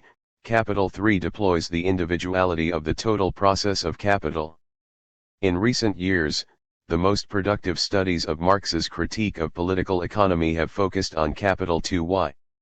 In a letter sent to Engels on April 30, 1868, Marx wrote, "In Book 1 we content ourselves with the assumption that if in the self-expansion process £100 becomes £110, the latter will find already in existence in the market the elements into which it will change once more. But now we investigate the conditions under which these elements are found at hand, namely the social intertwining of the different capitals, of the component parts of capital and of revenue, equals s. Point 49. Two features are crucial here, which are two sides of the same coin. On the one hand, Marx passes from the pure notional structure of capital's reproduction, described in Volume I, to reality in which capital's reproduction involves temporal gaps, dead time, etc. There are dead times that interrupt smooth reproduction, and the ultimate cause of these dead times is that we are not dealing with a single reproductive cycle but with an intertwinement of multiple circles of reproduction which are never fully coordinates. These dead periods are not just an empirical complication but an imminent necessity. They are necessary for reproduction, they complicate the actual life of capital. Point 50. On the other hand, fiction intervenes here, in the guise of fictitious capital whose notion is further elaborated in Volume 3 of Capital. Fiction is needed to overcome the destructive potential of complications, delays, dead periods, so that when we pass from pure logical matrix to actual life, to reality, fiction has to intervene. To understand this difference between Capital I and Capital II, we have to introduce another concept, that of exemplum as opposed to simple example. Examples are empirical events or things which illustrate a universal notion, and because of the complex texture of reality they never fully fit the simplicity of a notion. Point 51. Among Bayard's examples of exemplum, there is the nicely provocative case of Hannah Arendt's thesis of the banality of evil illustrated by Adolf Eichmann. Bayard demonstrates that, although Arendt proposed a relevant concept, the reality of Eichmann doesn't fit it. The real Eichmann was far from a non-thinking bureaucrat just following orders. He was a fanatical anti-Semite fully aware of what he was doing. He just played a figure of the banality of evil for the court in Israel. Another of Bayard's very pertinent examples is the case of Kitty Genovese, who was murdered in front of her apartment block in Queens at 3 a.m. in 1964. The murderer followed her and stabbed her with a knife for over half an hour. Her desperate cries for help were heard all around, but although at least 38 neighbors turned on their lights and observed the event, not even one called the police, a simple anonymous act which would have saved her life. This event found a wide echo, books were written about it and researches confirmed the thesis that people didn't call the police because they were aware that others were also looking, so they reasoned that someone else would call. Repeated experiments proved that the more people witness a traumatic event, fire, crime, the less likely it is that one of them will call the police. Looking into the original data, Bayard shows that the reality of Kitty Genovese's murder didn't fit the popular description. There were 3 observers at most, and even these 3 didn't see anything clearly, and one of them did call the police. We get here another case of how an exemplum is imagined in order to illustrate a thesis which is in itself correct and important. Bayard argues that this fiction predominated over facts because it served perfectly as an apology with a moral lesson which makes us, the public, feel better. We are disgusted by the story, presupposing that if we were among the observers we would definitely call the police. Point 52. It is easy to see how this distinction between example and exemplum perfectly exemplifies the Hegelian triad of the universal, the particular, and the individual. The universal is the abstract notion, particularities are its, always imperfect, examples, and the individual is exemplum, a singularity in which the domain of contingent reality unites with the universal. It is thus not enough to insist that universality is always mediated by its particular examples. One should add to this multiplicity of examples the exemplum in which a universality returns to itself. Is the ultimate exemplum not Christ himself? We, ordinary humans, are imperfect examples of God, made in his image, while Christ is, for us, materialists, at least, a fiction and as such the exemplum in which the divine universality returns to itself. In capital I, Marx often uses an imagined exemplum to illustrate the exchange between a worker and a capitalist or the process of the circulation of capital. Here is his famous description of how, when a capitalist and a worker depart after signing a work contract, the signature causes a change in the physiognomy of our dramatis personae. He, who before was the money owner, now strides in front as capitalist, the possessor of labor power follows as his laborer.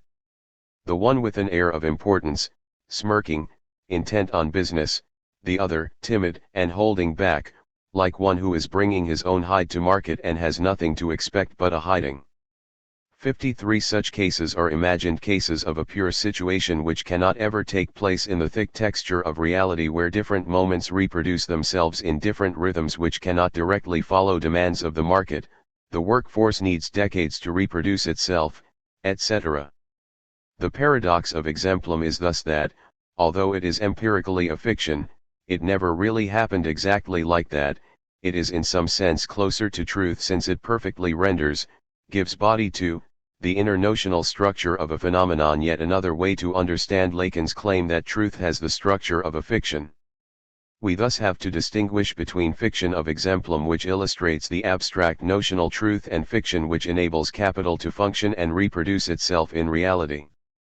So Volume 2 of Capital focuses on the problem of realizing surplus value, disrupted first and foremost by time and distance. As Marx put it, during its circulation time, capital does not function as productive capital, and therefore produces neither commodities nor surplus value. Capital's circulation generally restricts its production time, and hence its valorization process. This is why industry is increasingly clustered outside urban centers, close to motorways and airports in order to streamline circulation. Another implication is the growing role for a credit system that enables production to continue throughout the circulation process. Credit can be used to bridge the gap in situations where surplus value has not yet been realized and under conditions where capitalists expect future consumption of their goods and services. This may seem like rather a banal point, but it has real consequences for how the economy functions, illuminating a systemic reliance on fictitious capital, although Marx introduced this term later, in Capital, Volume 3. Money values backed by yet unproduced or sold goods and services are thus the essential lifeblood of capitalism, rather than an eccentric or irregular consequence of an otherwise self-reliant system. In order to function as capital, money must circulate, it must again employ labor power and again realize itself in expanded value. Let's take an industrialist who has enough money in his bank account to retire and live off interest. The bank must loan his capital to another industrialist. The industrialist who has borrowed the money must service the loan, i.e., pay interest, out of the profits he makes. The sum of money on the market is thus redoubled. The retired capitalist still owns his money, and the other capitalist also disposes of the money he has borrowed. But as the class of speculators, bankers, brokers, financiers, and so on, grows, as is inevitably the case wherever the mass of capital in a country reaches a sufficient scale, the bank finds that it is able to loan out far more than it has deposited in its vaults. Speculators can sell products that they do not possess. The right kind of person is good for credit even when they have nothing.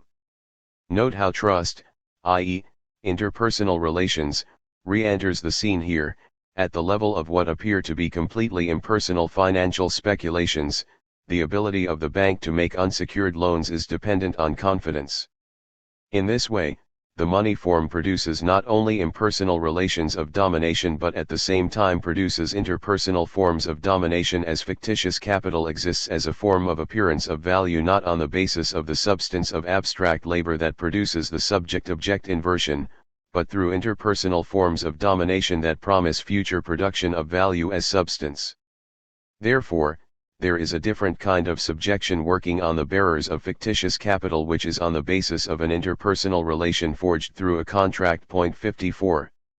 Thus one and the same unit of productive capital may have to support not just the one retired industrialist who deposited his savings with the bank, but multiple claims on one and the same capital. If the bank accepts 1 million from our retiree, but loans out 10 million, each of those 10 million has equal claim to that same value. This is how fictitious capital comes about. At times of expansion and boom, the mass of fictitious capital grows rapidly. When the period of contraction arrives, the bank finds itself under pressure and calls in its loans, defaults occur, bankruptcies, closures, share prices fall, and things go back to reality. Fictitious value is wiped out. This brings us to a formal definition of fictitious capital. It is that proportion of capital which cannot be simultaneously converted into existing use values. It is an invention which is absolutely necessary for the growth of real capital. It is a fiction which constitutes the symbol of confidence in the future. Or, as Rebecca Carson resumes this entire movement, non-capitalist variables become formally subsumed through circulation, making them necessary for the reproduction of capital, yet they are variables nonetheless necessarily exterior, described by Marx as interruptions within the movement of capital. 55.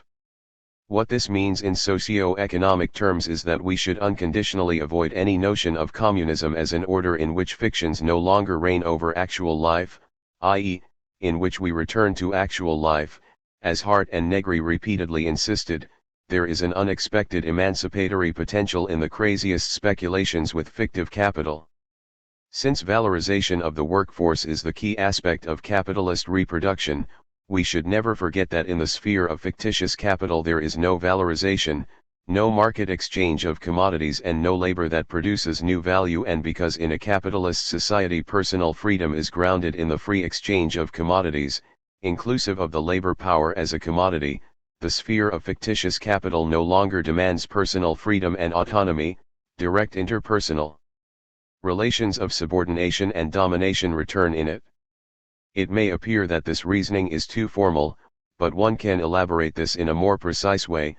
Fictitious capital involves debt, and being indebted limits personal freedom.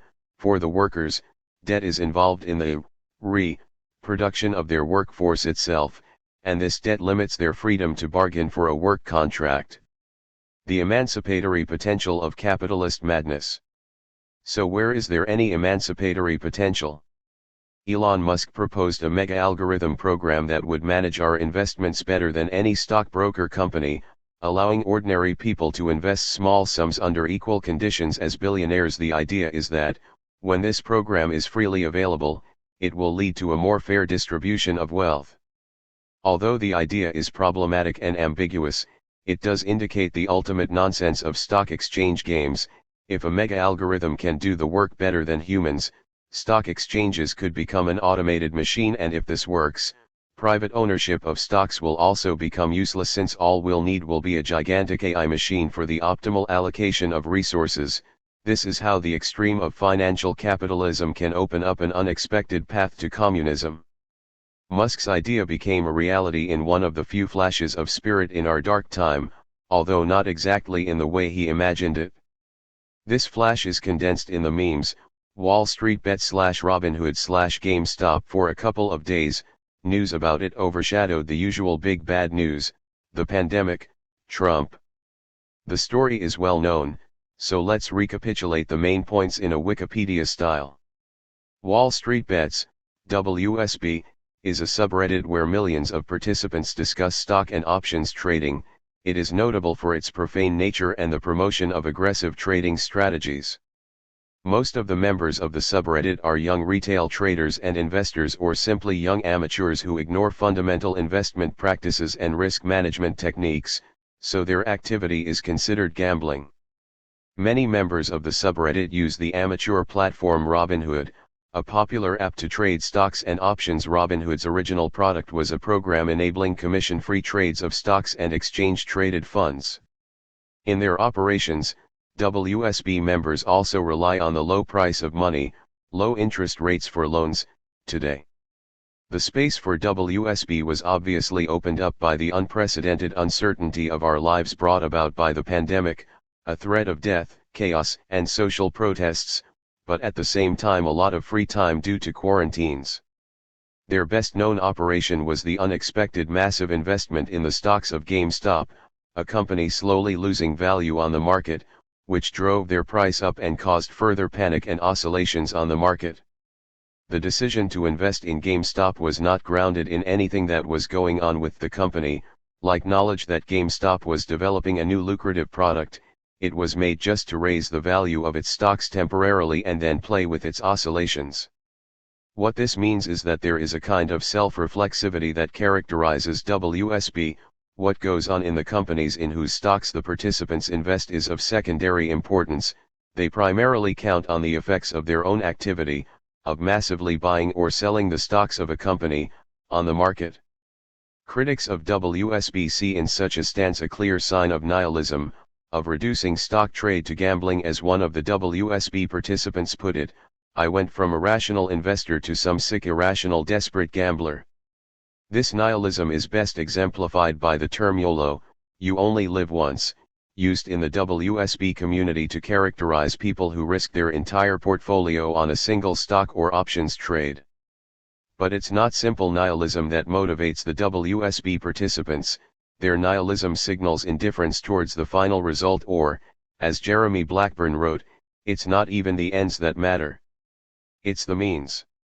It's the fact that you're placing this bet, that's where the value in all this is.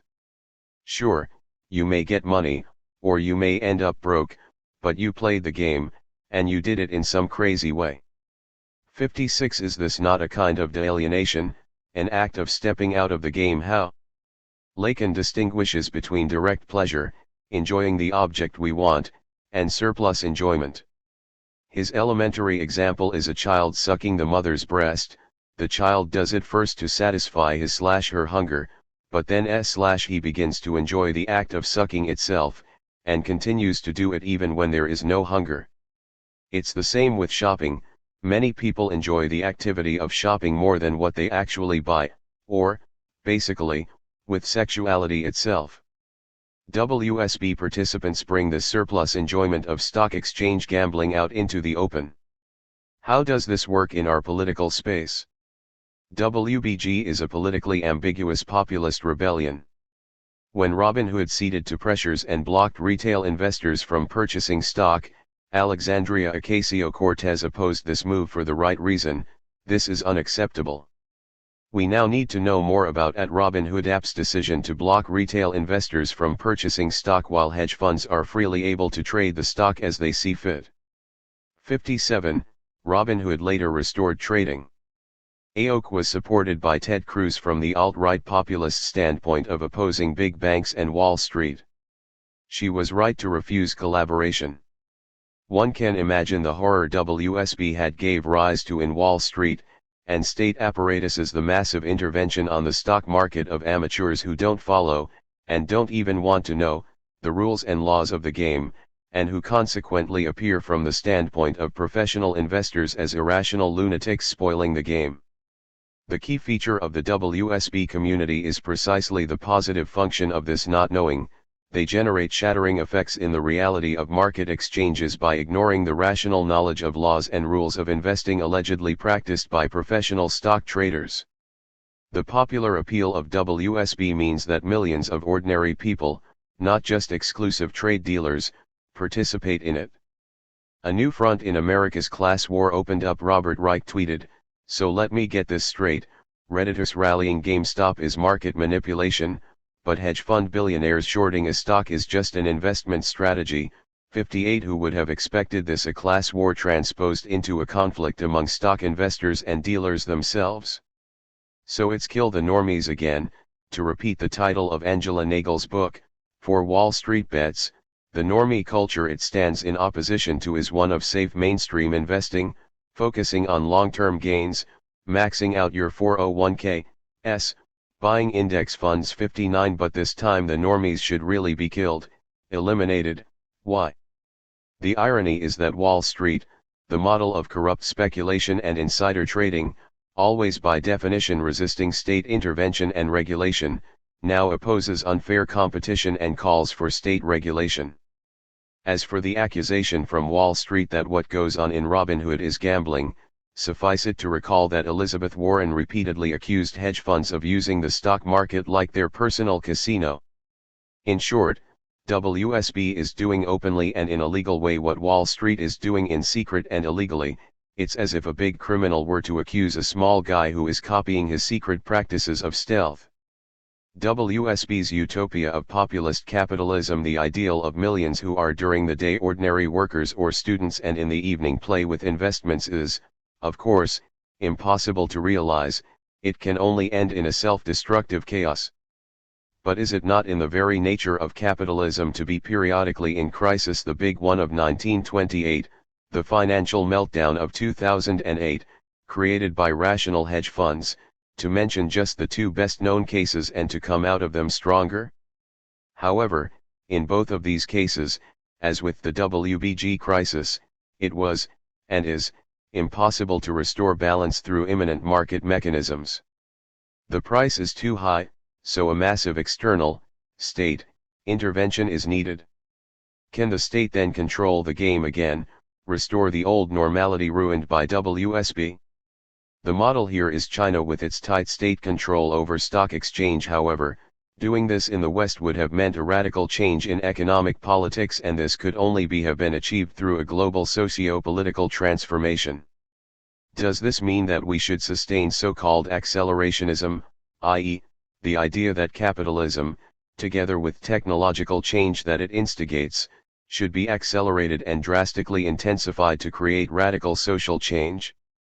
Yes, in principle the end of capitalism can be brought about only by its acceleration. The popular view, especially in some third world countries, that the key role in opposing capitalism should be played by so-called sites of resistance, local pockets of pre-modern traditional forms of life with greater social solidarity, is a blind alley.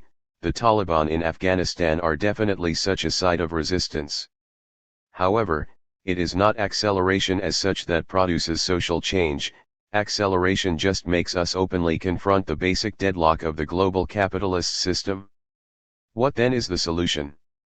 There is only one simple answer: the excess of the WSB brought into the open the latent irrationality of the stock exchange itself. It's the moment of its truth.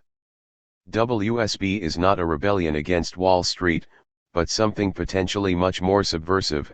It subverts the system by over-identifying with it, or, rather, by universalizing it and thereby bringing out its latent absurdity. It's like what a Croatian outsider, a theater actor, did when he proposed himself as a candidate in the last presidential elections. There the main point of his program was, corruption for everybody. I promise that not only the elite will be able to profit from corruption, you will all be able to profit from it. When placards with this slogan appeared all around Zagreb, it was the talk of the town. People reacted enthusiastically, even though they knew it was a joke. Yes, what the WSB participants are doing is nihilist, but it is nihilism imminent to stock exchange itself, nihilism already at work in Wall Street. To overcome this nihilism, we will somehow have to move out of the game of stock exchange. The moment of socialism is lurking in the background, waiting to be seized. The very center of global capitalism is beginning to fall apart. The opposite of WSB is, as we have already seen, Musk's idea of an investment algorithm. This idea, we should add, has already been developed and made freely available by two young programmers in the US. On average, it does the job of stock exchange trading, of telling you what and when to buy or sell there, better than the big Wall Street traders. The unity of stock trading, carried out by experts who bring knowledge and experience with a personal touch, is thus divided into its two extremes, an objective algorithm which runs by itself and subjective gambling which breaks the rules and operates at a totally different level of manipulations. Will this falling apart really happen? Almost certainly not, but what should worry us is that the WSB crisis is another unexpected threat to the system already under attack from multiple sides: pandemic, global warming, social protests, and this threat comes from the very heart of the system, not from outside. An explosive mixture is in the making, and the longer the explosion is postponed, the more devastating it could be. Ecology with alienation.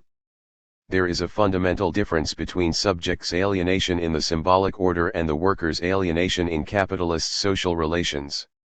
We have to avoid the two symmetrical traps which open up if we insist on the homology between the two alienations, the idea that capitalist social alienation is irreducible since the signifying alienation is constitutive of subjectivity, as well as the opposite idea that the signifying alienation could be abolished in the same way Marx imagined the overcoming of capitalist alienation. The point is not just that the signifying alienation is more fundamental and will persist even if we abolish capitalist alienation, it is a more refined one. The very figure of a subject that would overcome the signifying alienation and become a free agent who is master of the symbolic universe, i.e., who is no longer embedded in a symbolic substance, can only arise within the space of capitalist alienation, the space in which free individuals interact. Let's indicate the domain of this symbolic alienation with regard to Brandam's attempt to elaborate the way to a postmodern form of recognition that overcomes ironic alienation. This is the recollective recognitive structure of trust. 60 For Brandam, this may be the part of Hegel's thought that is of the most contemporary philosophical interest and value. That is partly because he attributes deep political significance to the replacement of a semantic model of atomistic representation by one of holistic expression. It is to lead to a new form of mutual recognition and usher in the third stage in the development of Geist, the age of trust. 61. Trust is here trust in the ethical substance, the big other, the set of established norms, which doesn't limit but sustains the space of our freedom, the assurance that if we approach the world rationally, the world will react to our inquiry and appear rational. 62 Referring to Chomsky, Brandam gives his own reading to the classic distinction between negative freedom and positive freedom. Negative freedom is the freedom from predominant norms and obligations which can lead only to universalized ironic distance towards all positive regulations. We shouldn't trust them, they are illusions masking particular interests, while positive freedom is the freedom whose space is opened up and sustained by our adherence to a set of norms. As Chomsky has proven, language enables an individual who inhabits it to generate an infinite number of sentences. This is the positive freedom of expression provided by our acceptance of the rules of language, while negative freedom can only lead to ironic alienation. When institutions entail the proper recognitive relations both upward, from individuals to institution, and downward, from institution to individuals, they enable freedom, in the negative sense of releasing individuals from the debilitating burden of constant reflection and negotiation of every norm, hiki akahimo, of interaction, as well as in the positive sense of offering and promoting meaningful social goals, activities, and roles. 63. The positive sense is what Brandam is aiming at in his notion of ethical substance as the foundation of our freedoms, but one should add to it the negative sense noted by Akahimo, the debilitating burden of constant reflection and negotiation of every norm. Here, one encounters what one cannot but call a minimum of alienation as a condition of freedom. The only way to think and interact freely implies not only that we rely on shared rules of language and manners but also that we accept these rules as something given of which we are not reflectively aware. If we were to reflect on and negotiate these rules all the time, our freedom would be self-destroyed by its very excess. But is the freedom of irony, of ironic distance, also not a form of positive freedom grounded in a deep acquaintance with the rules? Is something like ironic alienation not inherent to those who really inhabit a language? Let's take patriotism. A true patriot is not a fanatical zealot but somebody who can quite often make ironic remarks about his nation, and this irony paradoxically vouches for his true love of his country. When things get serious, he is ready to fight for it. To be able to practice this kind of irony, I have to master the rules of my language much more deeply than those who speak it in a flawless non-ironic way. One can even say that to really inhabit a language implies not just to know the rules but to know the meta-rules which tell me how to violate the explicit rules. It doesn't imply to making no mistakes but making the right kind of mistakes. And the same goes for manners that held together a given closed community. This is why, in former times when there were still schools to teach ordinary people how to behave in a high-class society, these were generally a terrible failure. No matter how much they did teach you the rules of behavior, they were not able to teach you the meta-rules that regulate the subtle transgressions of the rulers. And, speaking of expressive subjectivity, one can also say that subjectivity appears in a speech only through such regulated violations. Without them, we get flat impersonal speech. And what if we imagine communism in a similar way, as a new ethical substance, a framework of rules, that enables positive freedom? Maybe this is how we should reread Marx's opposition of the kingdom of necessity and kingdom of freedom. Communism is not freedom itself but the structure of a kingdom of necessity that sustains freedom. This is also how I should have replied to Tyler Cowen who, in a debate in Bergen, asked me why I continue to stick to the ridiculously outdated notion of communism, why I do not drop it and just enjoy writing my provocative anti-PC comments. My reply should have been that I need communism precisely as the background, the firm ethical standard, the principal commitment to a cause which makes all my transgressive pleasures possible. In other words, we shouldn't imagine communism as a self-transparent order with no alienation, but as an order of good alienation, of our reliance on thick invisible cobweb of regulations which sustains the space of our freedom. In communism, I should be led to trust this cobweb and ignore it, focusing on what makes my life meaningful. This constitutive alienation in the symbolic substance is missing in Sado due to his focus on metabolism of the labor process. That's why Sado is profoundly anti-Hegelian. His axiom is that Hegelian dialectics cannot think the natural limits of capital, the fact that the self-movement of capital cannot ever fully sublate/integrate its presupposed natural base. Marx's ecology deals with the synthesis of the historical and trans-historical aspects of social metabolism in explaining how the physical and material dimensions of the universal metabolism of nature and the metabolism between humans and nature are modified and eventually disrupted by the valorization of capital. Marx's analysis aims at revealing the limits of the appropriation of nature through its subsumption by capital. 68. Marx does not talk about subsumption under capital in abstract formal terms. He is interested in how this subsumption is not just a formal one but gradually transforms the material base itself. Air becomes polluted, deforestation occurs, land is exhausted and rendered less fertile, etc. There are three reproaches to be made to this otherwise correct reading of Marx. While Sado writes a lot on the material consequences of the form of capital, how it changes not only material productive forces but nature itself, he strangely doesn't mention two most obvious cases. First, the vast numbers of animals which are not only in their present form as a result of human production, but can also only survive as part of the human productive cycle, cows, pigs. They cannot survive alone in nature. Second, the absolutely central role of the workforce resides in its unique mixture of value and use value. The use value of the workforce labor itself is that of producing value. The second reproach runs in an almost opposite direction. Sado locates the limit of the classic bourgeois political economy in the fact that they focus exclusively on the value, form, ignoring content, the way form interacts with its material base, 115. However, in a crucial passage of Capital, Marx says almost the exact opposite. The bourgeois classics focused on the content, the source, of value, and what they neglected was the value form itself, i.e., why does the content, value, assume this form? Whence, then, arises the enigmatical character of the product of labor, so soon as it assumes the form of commodities. Clearly from this form itself.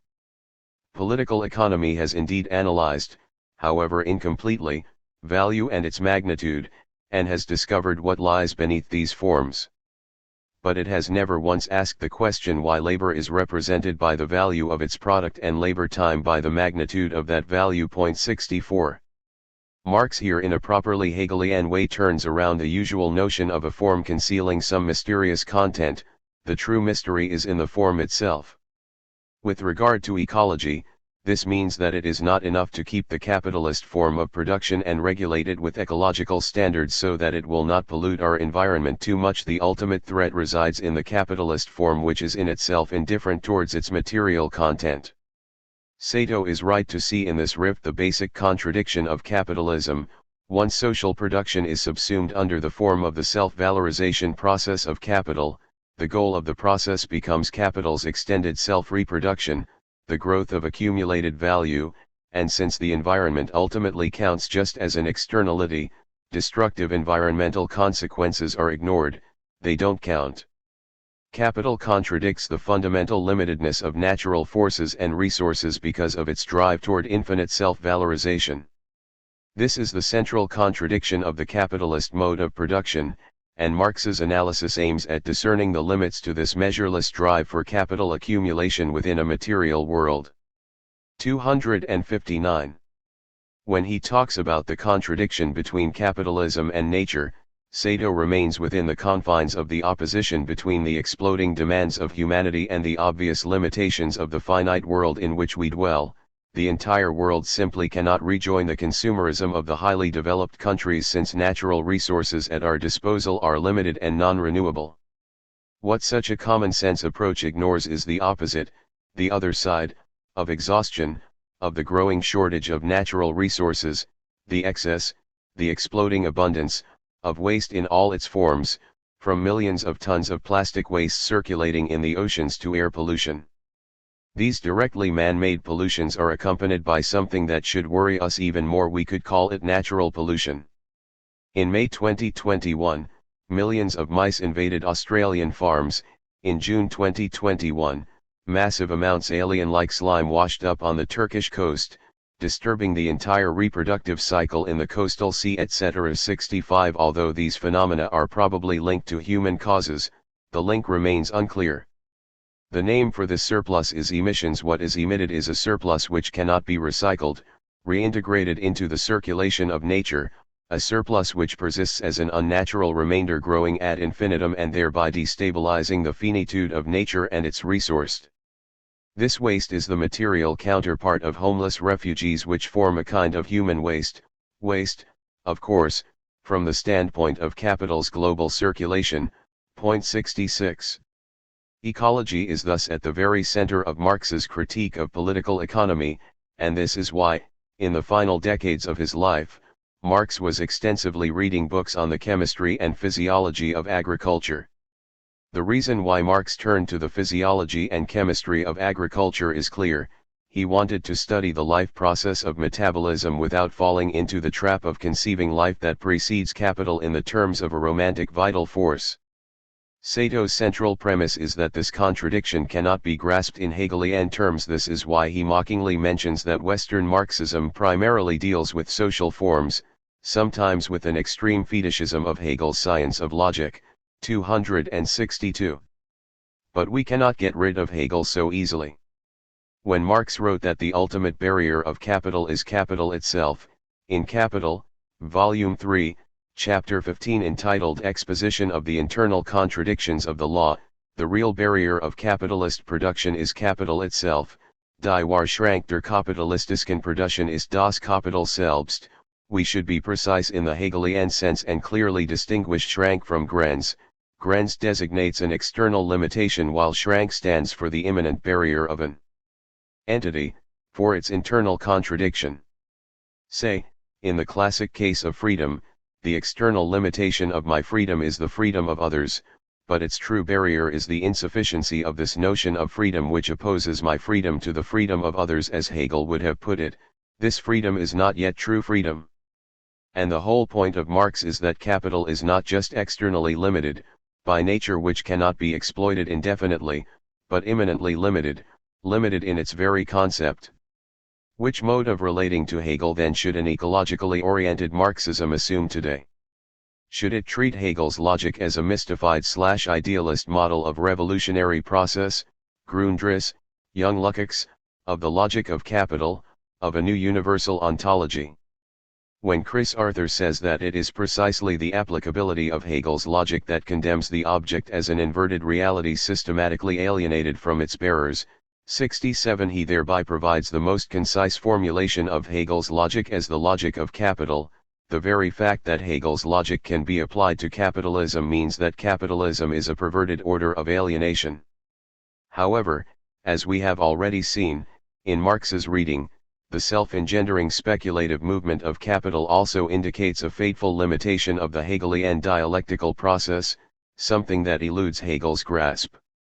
A monstrous mixture of the good infinity and the bad infinity. 68. This, perhaps, is also the reason why Marx's reference to Hegel's dialectics in his Critique of Political Economy is ambiguous, oscillating between taking it as the mystified expression of the logic of capital and taking it as the model for the revolutionary process of emancipation. First, there is dialectic as the logic of the capital. The development of the commodity form and the passage from money to capital are clearly formulated in Hegelian terms. Capital is a money substance turning into a self-mediating process of its own reproduction, etc. Then, there is the Hegelian notion of the proletariat as substance-less subjectivity, i.e., the grandiose Hegelian scheme of the historical process from pre-class society to capitalism as the gradual separation of the subject from its objective conditions, so that the overcoming of capitalism means that the collective subject reappropriates its alienated substance. The Hegelian dialectical matrix thus serves as the model of the logic of capital as well as the model of its revolutionary overcoming. So, again, what mode of relating to Hegel should an ecologically oriented Marxism assume today? Hegelian dialectics as the mystified expression of the revolutionary process, as the philosophical expression of the perverted logic of capital, as the idealist version of a new dialectical materialist ontology, or should we simply claim, as Althusser did, that Marx only flirted with Hegelian dialectics, that his thinking was totally foreign to Hegel? There is another possibility, a different reading of Hegel's dialectical process itself, not the model of subject appropriates substance. As Frank Ruda pointed out 69, Hegel's absolute knowing is not a total Aufhebung, a seamless integration of all reality into the notion's self-mediation, it is much more an act of radical Aufgeben, of giving up, of renouncing the violent effort to grab reality. Absolute knowing is a gesture of Entlassen, of releasing reality, of letting it be and stand on its own, and, in this sense, it breaks with the endless effort of labor to appropriate its otherness, the stuff that forever resists its grasp. Labor, and technological domination in general, is an exemplary case of what Hegel calls spurious infinity. It is a pursuit which is never accomplished because it presupposes an other to be mastered, while philosophical speculation is at ease, no longer troubled by its other. What such a reading of Hegel implies is that Hegel's dialectics cannot be reduced to a total sublation of all contingency in the self-mediation of the concept. This brings us back to ecology. Sato opposes Hegel, since Hegel is for him the very model of the negation of the autonomy of nature. Does Hegel's idea not stand for a productive process which no longer needs to rely on a metabolic exchange with an otherness but reduces every otherness to a subordinate moment of the idea's self-mediation? But if we accept our reading of Hegel, then Hegel not only tolerates but demands that we should allow the irreducible otherness of nature. This respect for the contingency of nature means that we should avoid the trap of reading ecological catastrophes as signs that point in an unambiguous linear way towards a final catastrophe. Precisely insofar as we should take ecological threats extremely seriously, we should also be fully aware of how uncertain analyses and projections are in this domain. We will know for sure what is going on only when it is too late. Fast extrapolations only give arguments to global warming deniers, so we should at all costs avoid the trap of ecology of fear, a hasty morbid fascination of a dooming catastrophe. Only a thin line separates the correct perception of real dangers from the fantasy scenarios about a global catastrophe that awaits us. There is a specific enjoyment of living in the end time, living in the shadow of a catastrophe, and the paradox is that such a fixation on the forthcoming catastrophe is precisely one of the ways to avoid really confronting it. To maintain a minimum of credibility, such a vision has to cling on to any bad news that comes along, a melting glacier here, a tornado there, a heat wave somewhere else. They are all read as signs of a forthcoming catastrophe. Even extensive fires that were devastating southeastern Australia in late 2019 and early 2020 should not be read in such a simplified way. In a recent comment in Spectator, Tim Blair opened up a new perspective on this catastrophe. Controlled burns of overgrown flora were once standard practice in rural Australia, but now a kind of ecological religious fundamentalism has taken the place of common sense. There are many examples of recent legal rulings that punished those who cleared land around their properties. We've been burning less than 1% of our bushfire-prone land for the past 20 years, says Fire Brigade Captain Brian Williams. That means every year the fuel load continues to build. Well-meaning but ignorant attempts to protect animals' natural ecosystems are, in part, the reason those ecosystems are now nothing but cinders and ash. 70. The bias of this comment is clear. It is directed against the presumption of global warming. As such, it should be rejected, but what we should learn from it is the ambiguity of signs. Here a turn to theology may be helpful, since ecologists are often accused of harboring a quasi-religious zeal. Instead of rejecting this accusation, we should proudly accept it and qualify it. The beginning of St. John's Gospel contains a whole theory of signs, or miracles. God produces miracles, or signs, as we would say today, when shocking things happen which disturb our common sense of reality, like the fires in Australia. But if we see miracles without believing, we will only be hardened in our sin. 71 Signs are here to convince believers, but when they occur, they simultaneously strengthen the opposition to Jesus in those who do not believe in him. This opposition grows harsher and more belligerent, more open in its attempt to silence him, and each time he feels a deeper threat from the powers that were arrayed against him. 72 Blair's comment should be read along these theological lines. Although it was definitely meant to make us be hardened in our sin of global warming denial, it should not be dismissed as a corrupt lie, but as a welcome opportunity to analyze the complexity of the situation in order to make it clear how this complexity makes our ecological predicament all the more dangerous. In nature, this domain of contingency where the idea exists in the externality with regard to itself, we are by definition in the domain of ambiguous signs and the spurious infinity of complex interactions where each occurrence can be a sign of its opposite, so that every human intervention aimed at restoring some kind of natural balance can trigger an unexpected catastrophe, and every catastrophe can be a harbinger of good news. Last exit for communism. The latest data make it clear that, even after the very uneven spread of vaccination, we cannot afford to relax and return to the old normal. Not only is the pandemic not over, infection numbers are rising again, new lockdowns are awaiting us, other catastrophes are on the horizon. At the end of June 2021, a heat dome, a weather phenomenon where a ridge of high pressure traps and compresses warm air, driving up temperatures and baking the region over the northwest of the US and the southwest of Canada, caused temperatures to approach 50 degrees Celsius, so that Vancouver was hotter than the Middle East. This weather pathology is just the climax of a much wider process. In recent years, northern Scandinavia and Siberia have regularly seen temperatures of over 30 degrees Celsius. The World Meteorological Organization is seeking to verify the highest ever temperature north of the Arctic Circle since records there began, after a weather station in Siberia's Verkhoyansk recorded a 38-degree day on June 20. The town of Oymyakon in Russia, considered to be the coldest inhabited place on Earth, was hotter, 31.6 degrees Celsius, than it has ever been in June. And, as the cream on the top of the cake, smoke from Siberia wildfires reaches North Pole in historic first. 73. In short, climate change is frying the Northern Hemisphere. 74.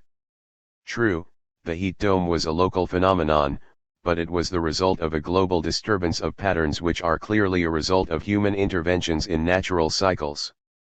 The catastrophic consequences of this heat wave for life in the ocean are already palpable. Heat dome probably killed 1 billion marine animals on Canada coast, experts say. British Columbia scientist says heat essentially cooked mussels. The shore doesn't usually crunch when you walk. 75. While weather is generally getting hotter, this process reaches a climax in local extremes, and these local extremes will sooner or later coalesce in a series of global tipping points. The catastrophic floods in Germany and Belgium in July 2021 are another of these tipping points, and who knows what will follow. Here is a similar observation from Chile. In the southwest Pacific Ocean, there's a huge region of unusually warm water covering an area about the size of Australia, known as the Southern Blob. Several thousand miles away, the South American nation of Chile has been experiencing a mega drought for more than a decade, with dwindling rain and water supplies. On the surface, these two events have nothing to do with each other, but, a new study found, they are linked by invisible forces of global atmospheric pressure and circulation. 76.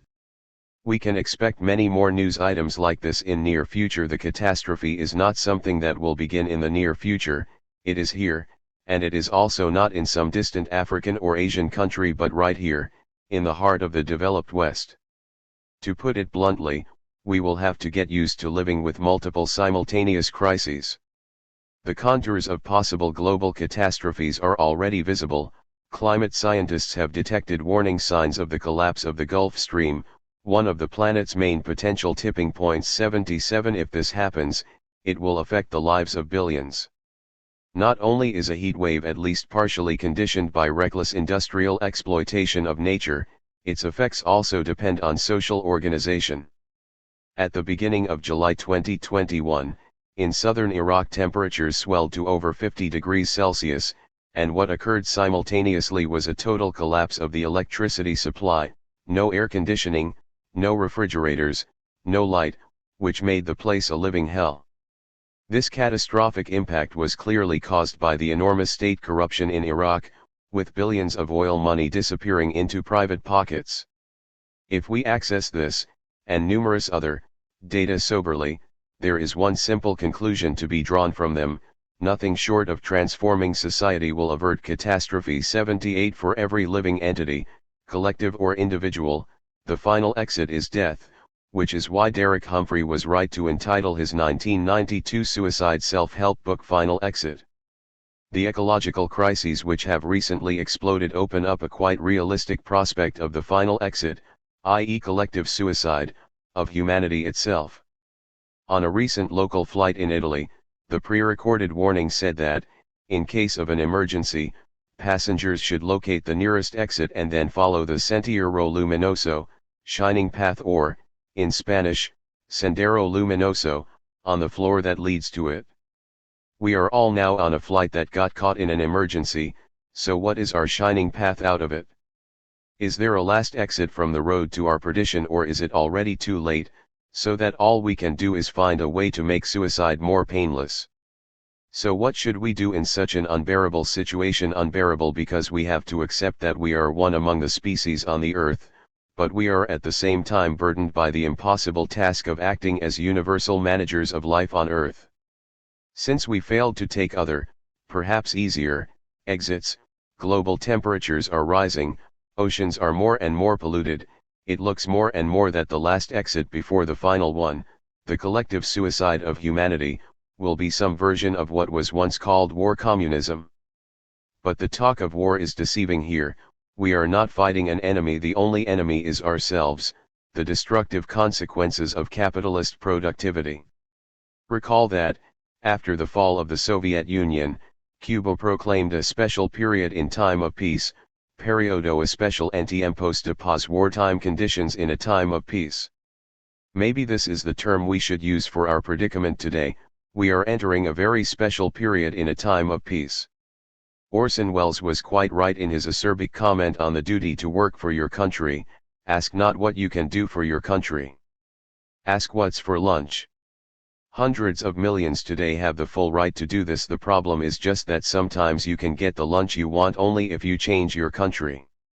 What I have in mind here is not any kind of rehabilitation of or continuity with 20th century really existing socialism, even less the global adoption of the Chinese model, but a series of measures which are imposed by the situation itself. When, not just a country but, all of us are facing a threat to our survival, we enter a warlike emergency state which will last for decades at least. To simply guarantee the minimal conditions of our survival, mobilizing all our resources is inevitable to deal with unheard of challenges, inclusive displacements of dozens, maybe hundreds, of millions of people due to global warming.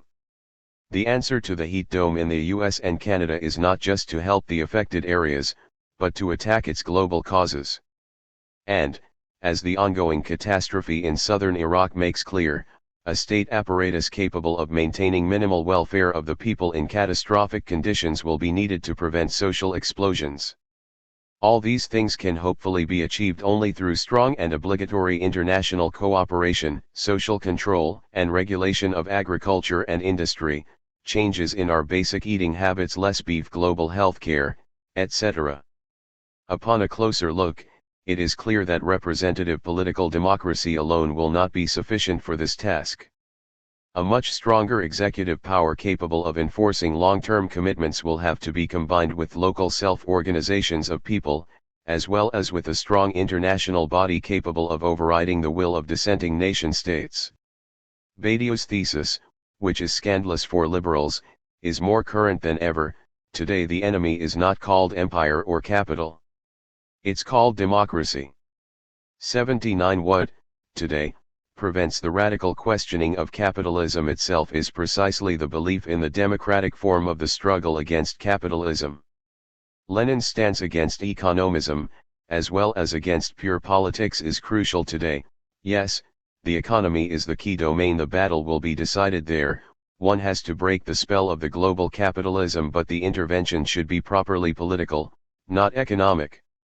Today, when everyone is anti-capitalist, up to the Hollywood socio-critical conspiracy movies, from The Enemy of the State to The Insider, in which the enemy are the big corporations with their ruthless pursuit of profit, the signifier anti-capitalism has lost its subversive sting. What one should problematize is the self-evident opposite of this anti-capitalism, trust in the democratic substance of the honest Americans to break up the conspiracy. This is the hard kernel of today's global capitalist universe, its true master signifier, democracy. That's what makes the popular term democratic socialism problematic. When I am asked if I am a democratic socialist, my instant answer is, no, I am a non-democratic communist. What this implies is that we should also gather the strength to dispel the myth of nonviolence as an effective means of radical political change. Andreas Malmedy convincingly demonstrated that the well-known thesis about the nonviolent nature of successful liberation movements is mistaken. From the movement against slavery, to the suffragettes, to the movement for Indian independence, to the civil rights movement and the ANC in South Africa, the use of direct action involving property damage was an important part of the tactical arsenal. Malm refers here to the notion of radical flank effect elaborated by Herbert H. Haynes. 81 A radical wing of a movement pushes the authorities to negotiate with and meet the demands of a more moderate wing. Malm draws the inevitable conclusion in the direction of ecological Leninism, since, as data abundantly show, nonviolent calls for lower emissions are largely ignored. The climate change movement should consider targeted property destruction and sabotage, CO2 emitting devices that cause luxury emissions such as luxury yachts and private planes, fossil fuel infrastructure. The more conventional nonviolent methods of protests will not do the necessary job, and the desperate calls for action are more or less just the cover for business as usual. Greta Thunberg was right when she mockingly dismissed pro-green warnings and promises of politicians as just a blah blah blah. We are dealing with ritualized complaints whose function is to ensure that nothing will really change. So how would this global cooperation look? I am not talking here about a new world government. Such an entity would provide an opportunity for immense corruption. And I am not talking about communism in the sense of abolishing markets. Market competition should play a role, although a role regulated and controlled by state and society. But is China now not doing exactly what has to be done? It is imposing state control and regulation of markets, selectively allowing and limiting competition. It is now striving for more egalitarian distribution of wealth and for limits on big corporations. The problem is that without proper feedback from the public, without the open public space in which this feedback can be formulated, the measures advocated now by the Chinese leadership are doomed to fail. How can workers' welfare be elevated when any attempt of the workers to self-organize is met by brutal repression? How can the threat of environmental catastrophes be dealt with when independent investigations are prohibited? Yes, until now China has dealt successfully with the COVID-19 pandemic, but there are good reasons to believe that if the authorities had not ignored and even suppressed the first independent warnings, what became a global pandemic could have been limited to a local level. Why then use the term communism? Because what we will have to do contains four aspects of every truly radical regime. First, there is voluntarism. Changes that will be needed are not grounded in any historical necessity, they will be carried out against the spontaneous tendency of history. As Walter Benjamin put it, we have to pull the emergency brake on the train of history. Then, there is egalitarianism, global solidarity, healthcare, and a minimum of decent life for all. Then, there are elements of what cannot but appear to die-hard liberals as terror, a taste of which we got with measures to cope with the ongoing pandemic, limits on many personal freedoms, new modes of control and regulation. The unspeakable option is already mentioned here and there. Among others, the actress Joanna Lumley has suggested that a system of rationing similar to that seen during wartime, under which people would have a limited number of points to spend on holidays or lavish consumer goods, could eventually help to tackle the climate crisis. 82 The sooner we accept that this is our only rational choice, the better for all of us. Finally, there is trust in the people. Everything will be lost without the active participation of ordinary people. All this is not a morbid dystopian vision but the result of a simple realistic assessment of our predicament. If we don't take this path, what will happen is the totally crazy situation which is already taking place in the US and Russia. The power elite is preparing for its survival in gigantic underground bunkers in which thousands can survive for months, with the excuse that the government should function even in such conditions. In short, government should continue to work even when there are no people alive on the earth over whom it should exert its authority. Our government and business elites are already preparing for this scenario, which means that they know the alarm bells are ringing.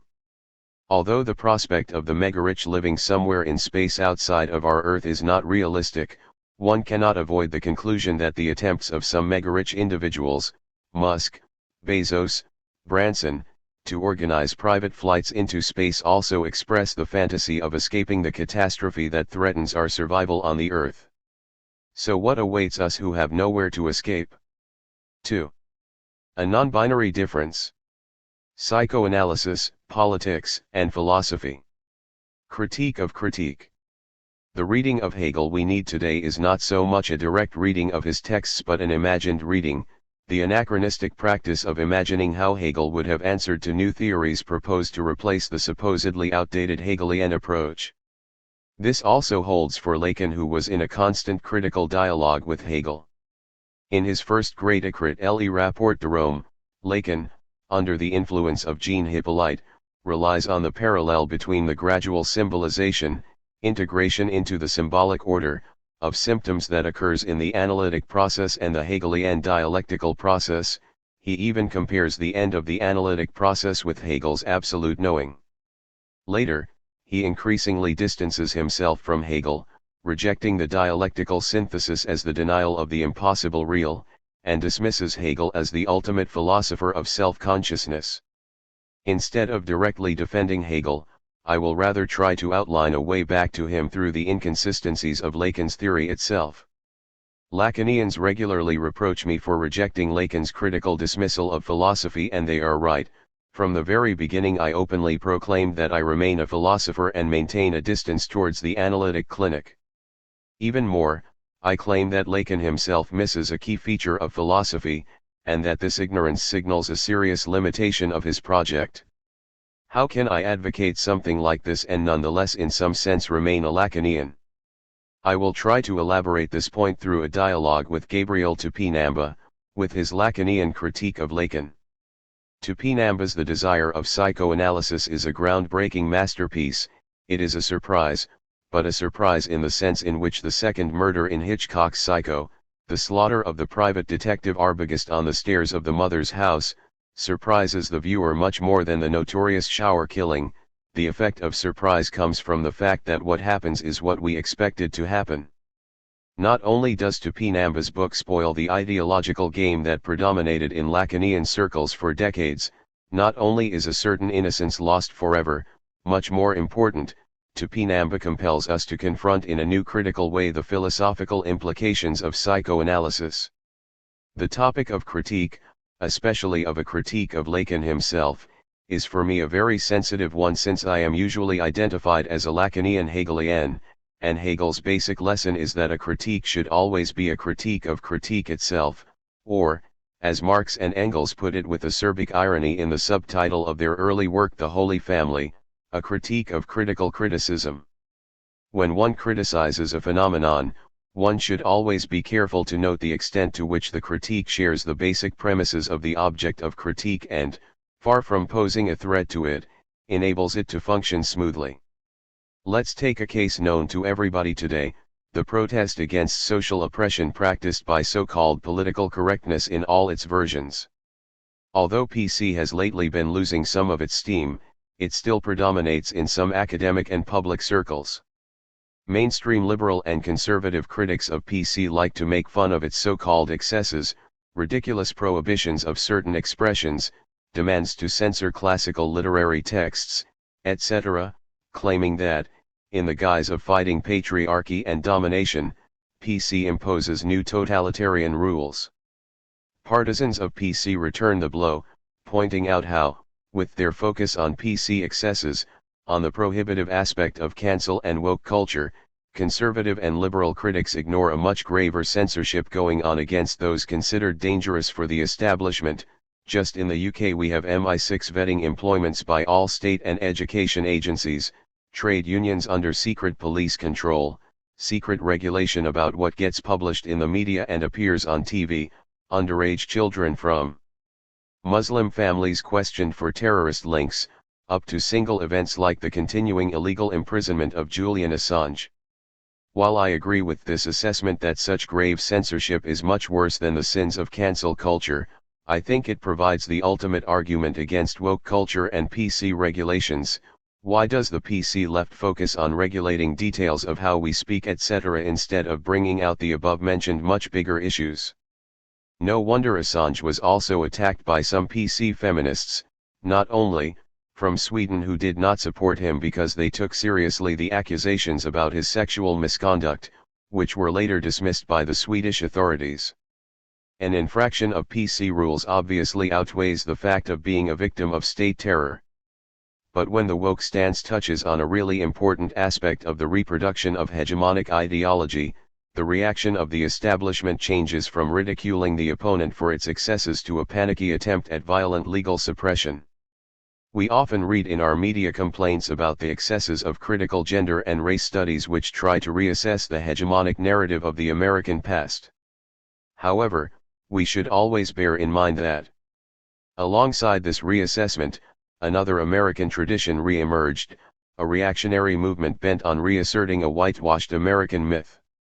These reactionary forces have taken aim at efforts to tell an honest version of American history and speak openly about racism by proposing laws in state houses across the country that would ban the teaching of critical race theory, The New York Times' 1619 Project, and, euphemistically, divisive concepts. The movement is characterized by a childish insistence that children should be taught a false version of the founding of the United States that better resembles a mythic virgin birth than the bloody, painful reality. Legislation seeking to limit how teachers talk about race has been considered by at least 15 states. In Idaho, Governor Bill Little signed into law a measure banning public schools from teaching critical race theory, which it claimed will exacerbate and inflame divisions on the basis of sex, race, ethnicity, religion, color, national origin, or other criteria in ways contrary to the unity of the nation and the well-being of the state of Idaho and its citizens. The state's lieutenant governor, Janice McGeachin, also established a task force to examine indoctrination in Idaho education and to protect our young people from the scourge of critical race theory, socialism, communism, and Marxism. 1. Are the prohibited theories really divisive? Yes, but only in the sense that they divide themselves from, the hegemonic official myth, which is already in itself divisive. It excludes some groups or stances, putting them in a subordinate position. Furthermore, it is clear that to the partisans of the official myth truth does not matter here but only the stability of the founding myths. These partisans, not those dismissed by them as historicist relativists, are effectively practicing the post-truth stance. They evoke alternate facts, but they exclude alternate founding myths. A true Hegelian should always practice such a double critical approach, in criticizing a phenomenon, racist and sexist domination. This approach should simultaneously criticize the predominant form of its critique, political correctness, as well as the counterattack of establishment forces. Even when we are dealing with phenomena as repellent as sexism and racism, things are thus never simple. Why? Because, as Lacan put it, there is no meta-language, when we are making a choice, in our case, between hegemonic ideology and its PC critique. The choice is never made from a neutral terrain, the act of choice changes the choice. Let's take the case of the pandemic. We are still caught in what choices are we facing here? In answering this question, Jean-Pierre Dupuy refers to counterfactual situations as something that are immanent to reality itself. Things are not just what they are, their actuality is accompanied by the shadow of what might have happened if a different course of action had been taken. For example, when we decide to impose a quarantine to curb the spreading of the COVID-19 pandemic, we do this to reduce infections and deaths. However, there is a key distinction to be made here. I have a choice of two actions, A and B. I choose A. I estimate that I am in a better situation in the option A than in the option B, as far as I can appreciate it after I have chosen A. However, I have no guarantee that if I were to choose B, my situation would have been the same as the one that I envisage for B after having chosen A. In other words, the presupposition of the economic calculus is that the actual, i.e., real, choice of B puts me into the same world as the counterfactual, i.e., virtual, against the facts, choice of B if I've chosen A. Even more simply, the hidden hypothesis is that the alternate worlds have the same reality as the world in which we really find ourselves. Point 2. We should abandon this hypothesis, not just for obvious empirical reasons. Our counterfactual estimation of what would have happened if we were to choose A could simply turn out to be wrong. Remember how, in the summer of 2020, when the UK authorities prohibited access to beaches, but when this prohibition was largely ignored and the beaches were packed, this led to almost no increase in infections. The main reason is that A is not the same after I've chosen B. After I've chosen B, A is measured by the standards which made me choose B. In other words, the reasons we make a choice do not pre-exist our choice. We only know the reasons why we chose A, or B, once we made the choice. Let's take a decision in fighting the pandemic. When we confront a choice between A and B, A prioritizes the economy, B prioritizes health. Advocates of a claim that, if we choose B, we may first save some lives but, in the long term, the costs to the economy will generate more poverty and even more health problems. The problem with this reasoning is that it automatically assumes that the same economic system will persist. Advocates of B claim that, If we choose A, not only there will be more suffering and more deaths, but due to the prolonged health crisis, even the economy will suffer more in the long term. There is no neutral way to compare the two options, so, maybe, after making a choice, say, a B, the solution is to look at B itself from the imagined standpoint of A in our case, how prioritizing health appears from the standpoint of economy. This brings us to the true problem, since, obviously, the existing economic system cannot stomach such prioritizing of health.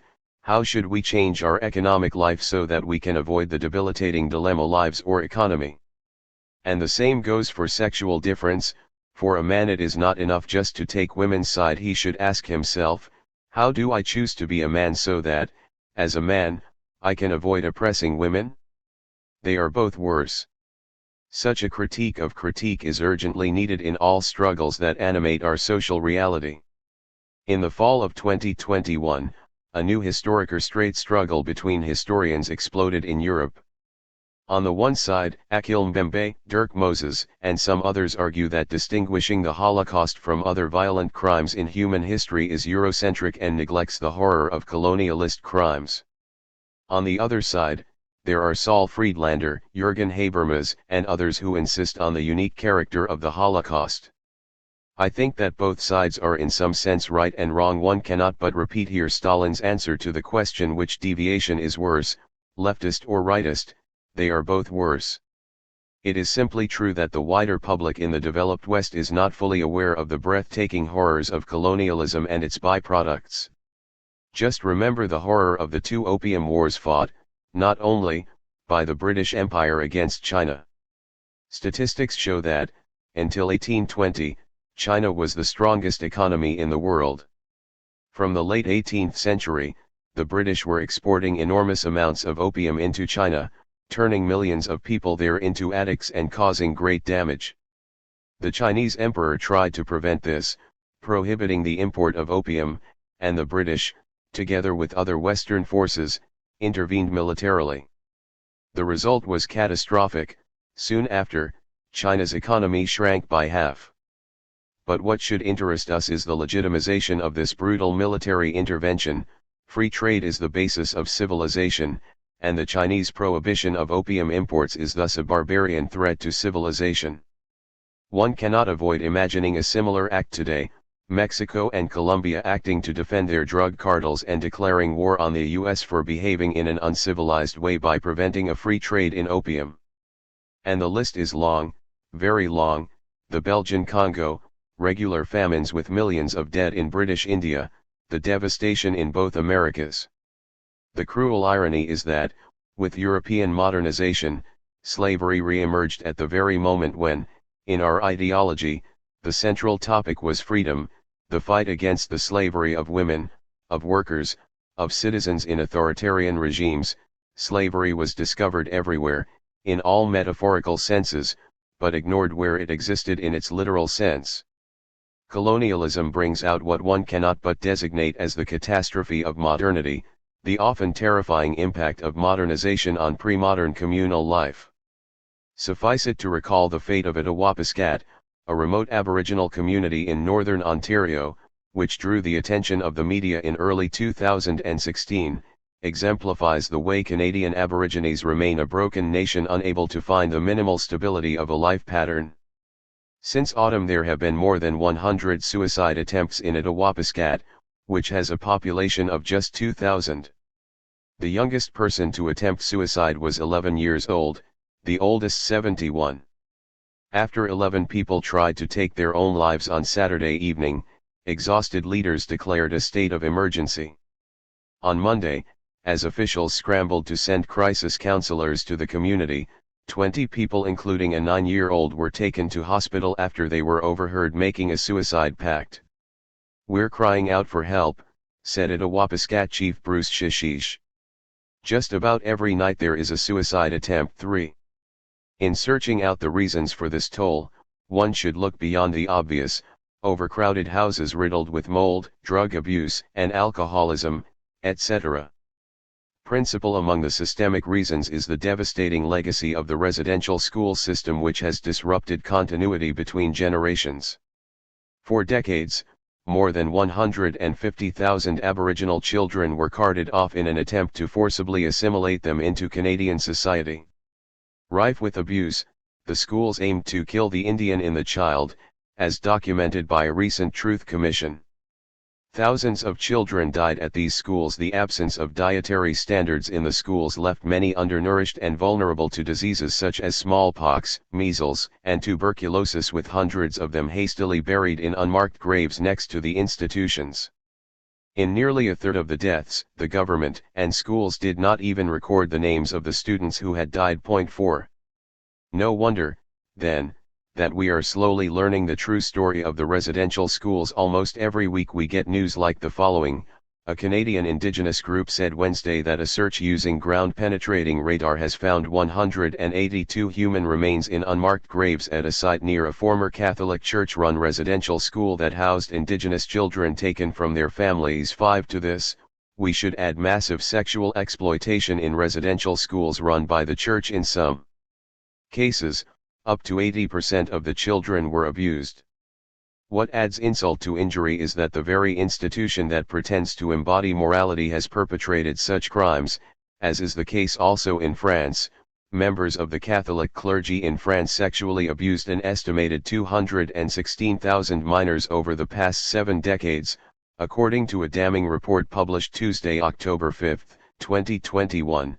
That said, the church had prioritized the protection of the institution over victims who were urged to stay silent. 6. The truly shocking aspect is here that, since most of these crimes concern pedophilic homosexuality, the very institution responsible for them is the same institution which presents itself as the guardian of morality and leads public campaigns against homosexuality. And the sad thing is that there is no return to pre-modern normality. It is easy to discover in pre-modern societies what cannot but appear to our modern sensitivity as brutal abuses of human rights, of the rights of women and children, etc. While admitting all this, the other side emphasizes the uniqueness of the Holocaust. Its goal was not just the submission of the Jews but their total annihilation, carried out in a well-planned, modern, industrial way. Jews were not a lower race in a hierarchy of races. They were the absolute other, the principle of corruption embodied. They were not an external threat. They were, to use Lacan's neologism, extimate, a foreign intruder in the very heart of our civilization. That's why they had to be annihilated if the aim was to re-establish the proper order of civilizations. Here comes my first hesitation. Years ago, Etienne Balibar pointed out that, in today's global world, the distinction inner/external gets blurred, which is why all racisms more and more resemble anti-Semitism. Half a century ago, Huey Newton, the founder and theorist of the Black Panther Party, saw clearly the limitation of local, national, resistance to the global reign of capital. He even went a key step further and rejected the term decolonization as inappropriate. One cannot fight global capitalism from the position of national unities. Here are his statements from a unique dialogue with the Freudian psychoanalyst Erik Erikson from 1972. We in the Black Panther Party saw that the United States was no longer a nation. It was something else. It was more than a nation. It had not only expanded its territorial boundaries, but it had expanded all of its controls as well. We called it an empire. We believe that there are no more colonies or neo-colonies.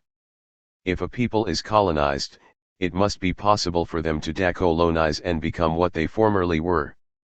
But what happens when the raw materials are extracted and labor is exploited within a territory dispersed over the entire globe? When the riches of the whole earth are depleted and used to feed a gigantic industrial machine in the imperialist's home? Then the people and the economy are so integrated into the imperialist empire that it's impossible to decolonize, to return to the former conditions of existence. If colonies cannot decolonize and return to their original existence as nations, then nations no longer exist. Nor, we believe, will they ever exist again. 7. Is this not our predicament today, much more than in Newton's time? Furthermore, the difference between justified critique of Israel and anti-Semitism is very ambiguous and open to manipulation. Bernard Henry Levy claimed that the anti-Semitism of the 21st century will be progressive or there will be none. Brought to the end, this thesis compels us to turn around the old Marxist interpretation of anti-Semitism as a mystified/displaced anti-capitalism. Instead of blaming the capitalist system, the rage is focused on a specific ethnic group accused of corrupting the system. For Henry Levy and his partisans, today's anti-capitalism is a disguised form of anti-Semitism. Can one imagine a more dangerous way of inciting anti-Semitism among today's critics of capitalism? But what we are witnessing today is a weird reversal of not anti-Semitic critique of Israel, anti-Semitic support of Israel. Some rightist anti-Semites support the state of Israel for three obvious reasons. If Jews go to Israel, there will be fewer Jews here in the West. In Israel, Jews will no longer be a homeless foreign group whom we cannot fully trust. They will become a normal nation-state grounded in their earth, and, last but not least, they will function there as representatives of highly developed Western values against Oriental barbarism. In short, with regard to the local Palestinian population, they will do the work of colonization. In order to win the support of Western states, Zionists sometimes presented themselves as colonizers. Derek Pensla points out that there are multiple, sometimes contradictory ideological and political issues embedded within Zionism and Israel. The Zionist project combines colonialism, anti-colonialism, and post-colonial state building. The entire 20th century, wrapped up in one small state. 8. Theodor Herzl wrote in his Der Judenstate, 1896, the founding text of Zionism, for Europe, we will build there, in Palestine, a part of the wall against Asia, we will provide ramparts against barbarism.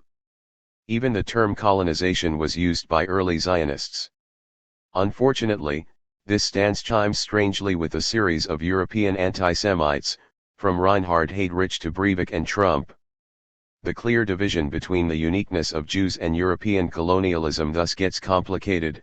Zionists themselves flirted with colonialism to gain support in the West, and the anti-colonial struggle itself sometimes comes dangerously close to anti-Semitism. Enough is being written about anti-Semitism in Arab countries and among Muslims. Although I support Palestinian resistance on the West Bank, I am fully aware of this fact. One should also be careful about dismissing every call to throw the Muslims out of one's country as a case of racist Islamophobia. In my own country, Slovenia, many of the surviving folk songs talk about the horrors inflicted by Turkish invasions, and throwing the Turks out seems to me a quite legitimate endeavor. For all these reasons, the entire debate about Holocaust versus colonialism should be rejected as something profoundly obscene. The Holocaust was a uniquely terrifying megacrime. Colonialism caused unimaginable suffering and huge numbers of deaths. The only correct way to approach these two horrors is to see the fight against anti-Semitism and against colonialism as two aspects of one and the same struggle.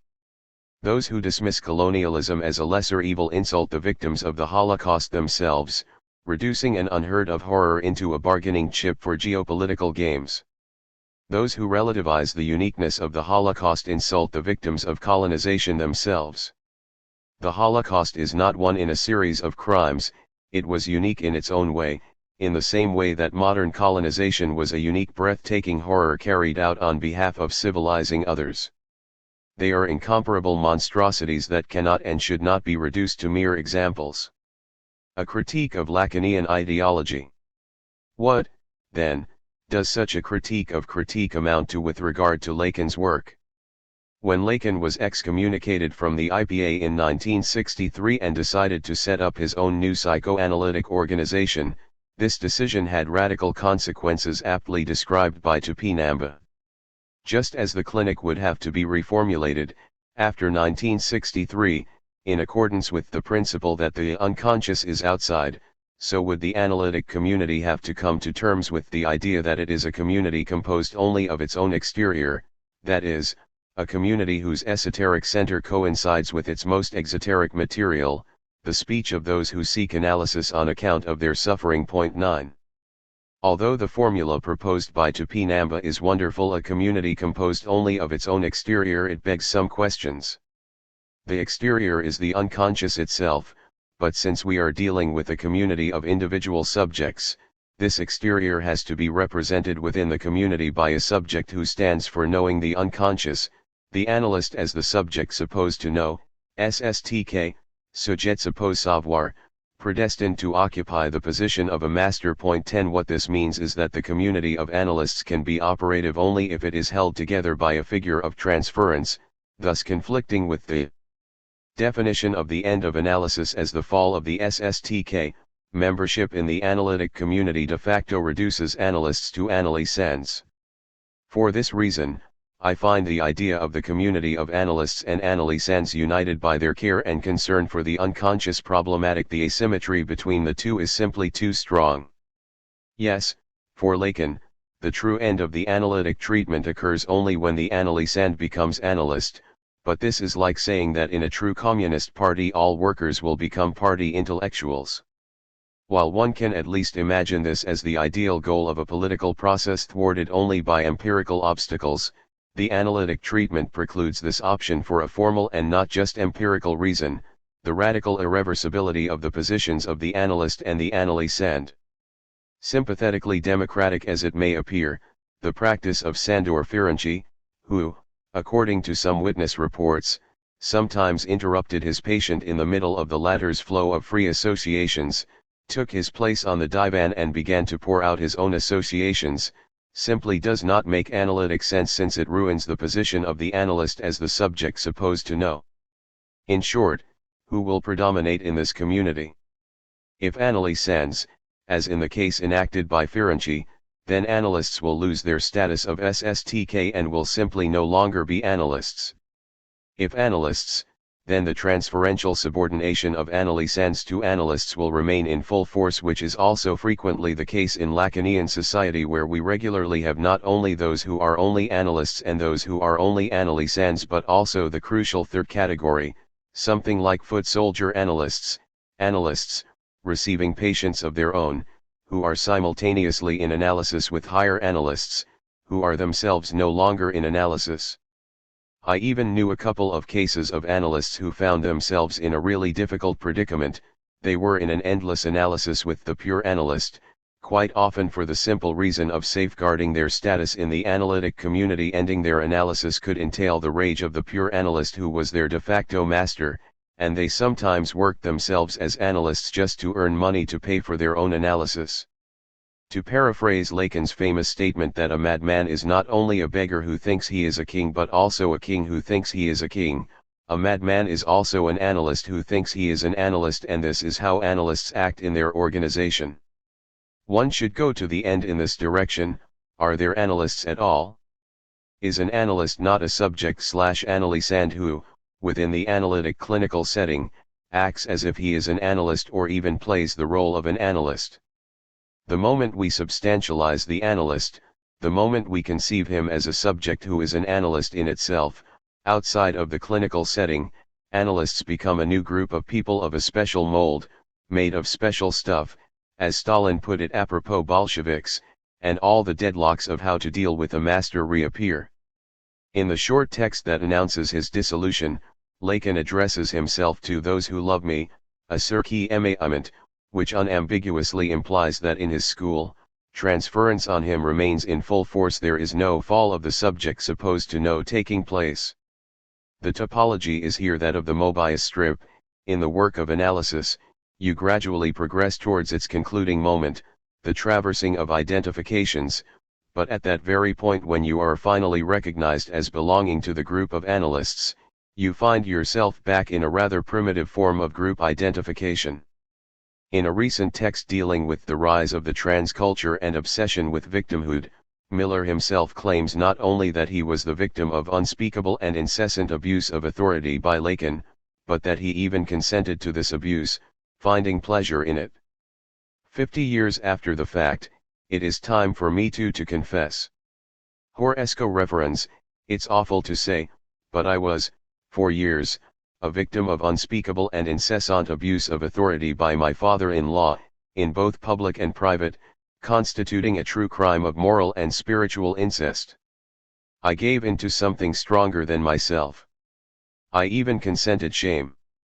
As Adele Hennel would say, to take some pleasure in it, a certain pleasure. I remained divided forever. The monster having passed away 40 years ago, the lawsuits I would come to initiate would only have a symbolic but nevertheless decisive impact on healing the wounds in my soul and repairing the damage done to my self-esteem. 11. How are these lines to be read? It is obvious that they contain a heavy dose of irony. Miller's point is how, from today's politically correct culture, his relationship with Lacan, the pivot of his life, a supreme case of how an authentic master can change the life of his pupil, can only appear as a case of unspeakable abuse. But there is a further, and certainly unintentional, irony in the quoted lines. Whatever Lacan was, he certainly was not a liberal advocating mutual recognition and respect. So how is it that in the last years Miller proposed a reading of the late Lacan as a liberal, as somebody who elaborated a liberal critique of the 1968 student protests? If ever there was a brutal master fully exerting his power and not caring about how this would affect others, it was Lacan. The basic liberal motto of mutual respect, of "I do to you only what you can also do to me," was totally foreign to Lacan. The numerous anecdotes that circulated about Lacan clearly bring out his disregard and disrespect towards others. He belched loudly and was flatulent when close to others. If, in a restaurant, after the dishes were ordered and arrived, he preferred the dish his neighbor had ordered, he simply exchanged plates, etc. But my basic reaction to Miller's quoted lines is that they are ultimately irrelevant, of no interest whatsoever. Their only interest is that they indicate how, since Lacan also acted in his way in his school, he certainly failed in organizing his school so that it would enable the members to exit the transferential relationship to him. In his school, he was not a symbolic master, a dead father who rules through his name, but much closer to the mythic primordial father. There is one particular feature that demonstrates how Lacan remains a subject supposed to know. In the Millerian regime of his school, all new discoveries had to be presented as insights into what Lacan himself discovered and articulated, although in a murky way, in his last years, in short, as insights into Lacan's last secret, what he saw his before he died. What we get here is a new version of Althusser's struggle to locate Marx's epistemological break. First he firmly located it in German ideology, but at the end of his career as a philosopher, he claimed that Marx really saw the contours of his discovery only in a passage from his critical notes on Adolf Wagner. In a similar way, Catherine Milhaud, Lacan's last official mistress, was present when he was dying, and there was a rumor in Millerian circles that just before his last breath, Lacan whispered words to her which contained his ultimate insight into the mystery of our world. There is another aspect of this persisting transferential relationship with Lacan. When one formulated a small critical point about Lacan, the critique is not only rejected as based on a misunderstanding of Lacan, but is, or, at least, was when I moved in Lacanian circles, often directly clinicized, treated as a symptom to be interpreted analytically.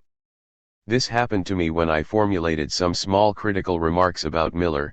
The reaction of his followers was, "What's your problem with Miller? Why do you resist him?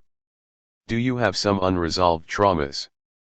Things get even more complicated here when we take into account Lacan's claim that, in his seminars, he is in the position of the analysand and his public his analyst. It is as if the split between analysand and analyst cuts across Lacan's own work, so that in his spoken seminars he is the analysand, freely associating on theoretical topics, returning to the same points and changing course, while in his opaque writings he is the analyst supposed to know, uttering obscure formulas destined to provoke the analysand readers, interpretation. The transferential group dynamics that characterizes the Lacanian schools leads to what cannot but be designated as a true ethical fiasco. When a conflict between different groups, or, rather, factions, explodes, the analysts that head one group regularly mobilize their analysands to publicly support them and attack the others, thus violating what I see as the basic ethical rule by way of exploiting the attachment to themselves grounded in transference, i.e., the dependency of the analysands on them, for the political purpose of power struggles in the analytical community. Can one even imagine the personal crises such a combination of clinics and politics can unleash? One should also mention a feature which shocked me, for the simple reason that my desire was to publish a book when, 3 decades or so ago, Miller was not writing a lot but just made many spoken interventions. An unspoken prohibition became operative in his school: you don't write books proper, the most that you are allowed to do is to collect a slim volume of transcriptions of written interventions. Many of his followers were brought close to despair in this way, as they wanted to publish their theses, and to publish outside the Millerian circle was a very risky move. This does not mean that one should deny the extraordinary productive power of the transferential relationship to a master figure also in the field of theory. The basic function of a master is not to serve as the model of rational reasoning, providing the ultimate arguments for adopting a certain position, but, on the contrary, to surprise us by uttering statements which run against our, and the master's own, hitherto Dasein, i.e., by performing gestures which cannot but appear as willful arbitrariness. I remember how, at a congress of the school decades ago, Miller improvised on how, with regard to the opposition between S1, master signifier, and S2, the chain of knowledge, superego is not on the side of the master but on the side of the chain of knowledge. All of us present there were shocked by this claim, since we accepted as an obvious fact that the superego injunction is precisely a master's gesture at its purest, an arbitrary imposition not grounded in a chain of reasoning. However, after some thinking, I not only endorsed Miller's claim but found it extraordinarily productive. It served as the basis of my entire theorization of Stalinism as the exemplary case of the university discourse, as well as of my reading of the role of bureaucracy in Kafka's universe. Apropos Freud's analysis of Dora, Topinambo proposes an apt clarification of how the transference in the treatment, i.e., the elevation of the analyst into a subject supposed to know, is linked to the hysterical question. The hysterical question is, what for an object am I for the other, and a subject supposed to know is supposed to know precisely the answer to this question. Dora cannot directly think the object that she is for some other, but she could delegate this thought to another. The crucial role of transference in the analytic treatment is nicely rendered by Topinamba. Psychoanalysis found out that, as far as psychic suffering is concerned, the subject who is supposed to know, supposed to recognize the signs, supposed to tell the patient you have such and such disease, supposed to include the suffering into a causal chain connecting an early trauma to a current symptom, and supposed to expect the patient to adjust itself to a certain normative criteria of happiness or health. This subject is part of the pathology. Karl Kraus's ironic claim that psychoanalysis is itself the disease it tries to cure is thus fully true, but Kraus missed the point of its truth. This coincidence, between disease and its treatment, is not a reproach against psychoanalysis but the very premise of its treatment, in which transference repeats/reenacts the illness. We should thus abandon the view that a master as the figure of authority just enforces old wisdoms and the established views, while change comes from below, from those who doubt the master's wisdom. We theorists are hysterics and, as such, we need a master.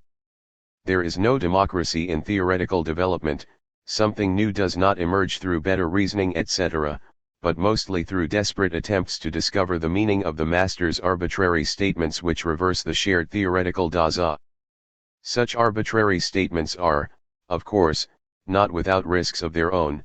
They can misfire, not set in motion new theoretical inventions but simply remain irrelevant arbitrary claims. But it is crucial to bear in mind that it depends on us, his hysterical pupils, how the master's claim will turn out.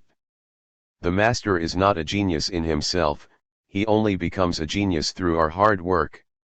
What this means is that, after he has done his work, the master should be ruthlessly abandoned, left for what he is, an illusory point of transference whose misery is finally revealed. Does this mean that it's all over for the one who was master? No, but the only space open to him in order to stay alive is to hystericize himself again, to start to work as an analyst, and what Lacan himself was doing constantly in his seminars.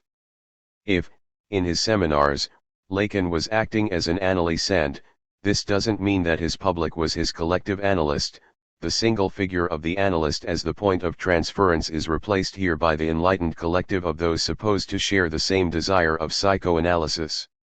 A. Malevolent, political neutrality of the analyst. In political matters, however, Miller did not display these features of a true master but all too often regressed to liberal banalities. For example, in the last decades, he interpreted Lacan's critical remarks about the '68 student rebellion as a liberal critique of the left, not to mention how he shocked the public at his seminar with his high appraisal of Sarkozy. The quite vulgar roots of this unfortunate turn became obvious in the patent absurdity of the Millerian argumentation against any radical political upheaval. The syllogism that sustains it is as follows: 1. Psychoanalytic clinic can only thrive in a stable civic order with no public unrest. 2. Left radicals by definition want to unsettle the stable social order. 3. Psychoanalysts should oppose left radicals because they pose a threat to the stability of the social order. There is also a Zionist version of this argument: in times of instability anti-Semitism increases, and since the radical left causes instability one should oppose it.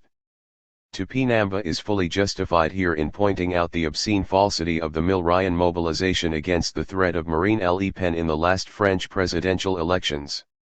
Although the official reason for the mobilization organized by Miller, whose first electoral choice was Sarkozy, was to prevent the victory of the racist populist right, it immediately became clear that its true target was the part of the left which did not succumb to the blackmail. If you don't vote for Macron, you objectively support Le Pen. Miller even coined the term Lepno-Trotskyists for those who refuse to engage for Macron.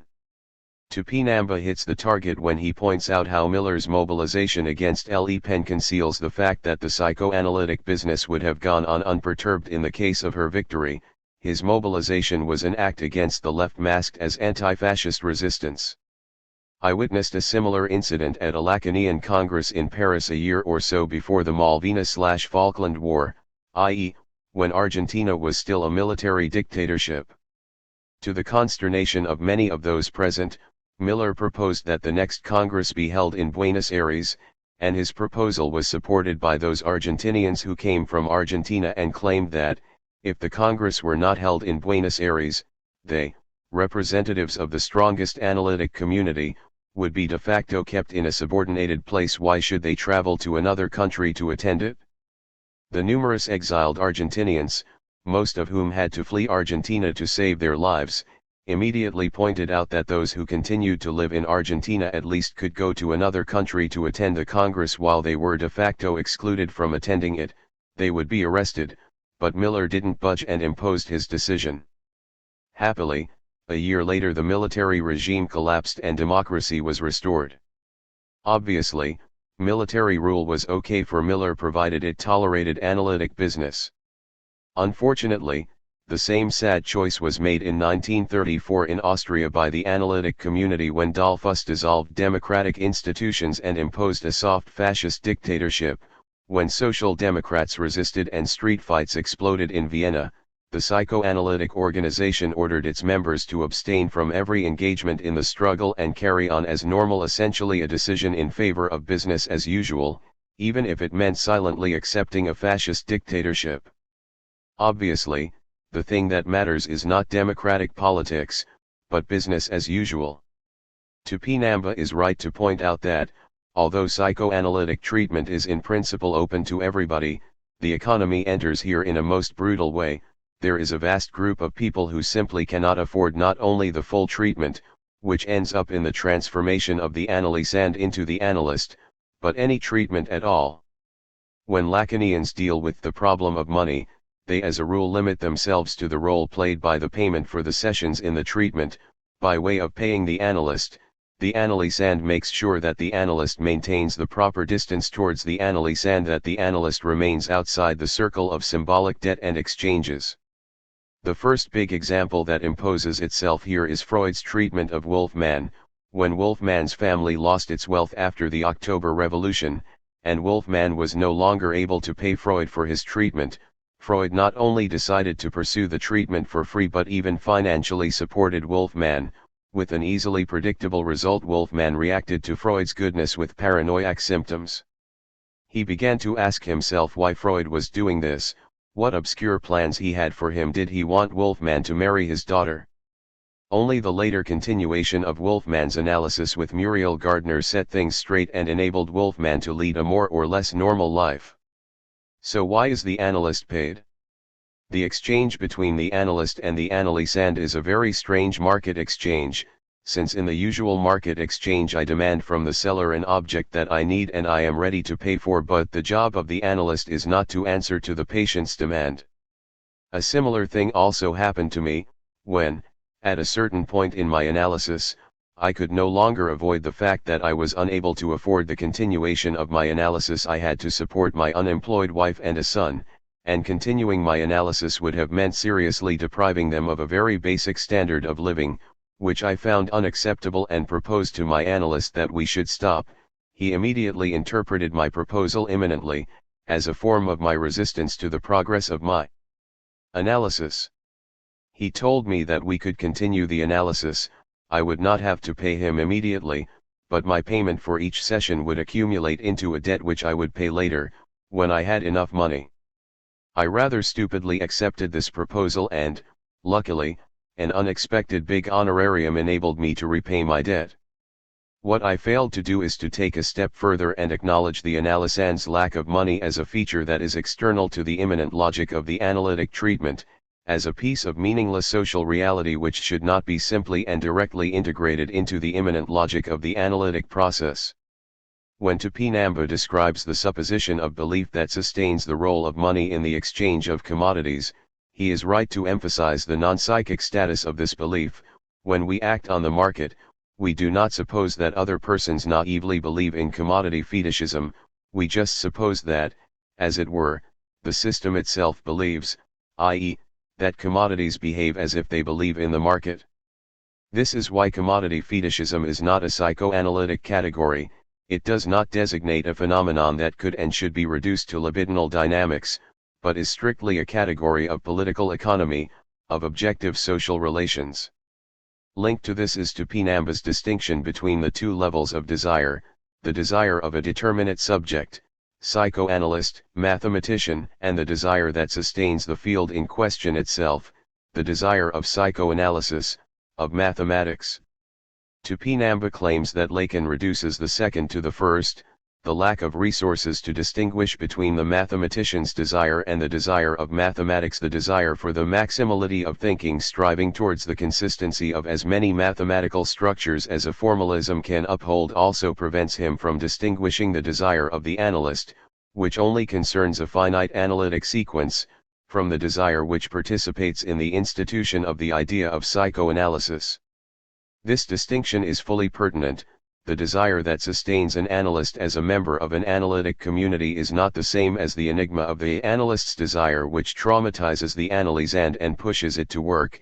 It is a desire to participate in a collective work of theory and clinic, in a space where in principle no one should be allowed to occupy the privileged point of transference. Back to the ambiguous role of money in the analytic treatment, the standard answer of the socially conscious analysts, which, when I moved in their circles, I heard again and again, is first to admit the problem, and then to propose, and practice, a humanitarian solution. I knew quite a few wealthy and successful analysts who proudly boasted that, once or twice a week, they would reserve their afternoons to receive patients from the lower classes and treated them for free.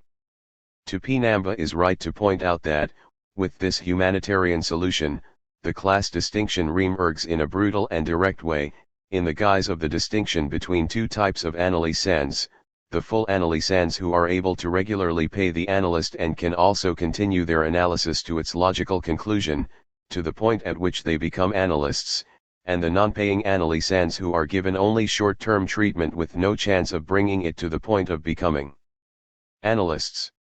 How, then, does politics enter the analytic process? Tupinamba follows Althusser, who condemned Lacan's dissolution of his school.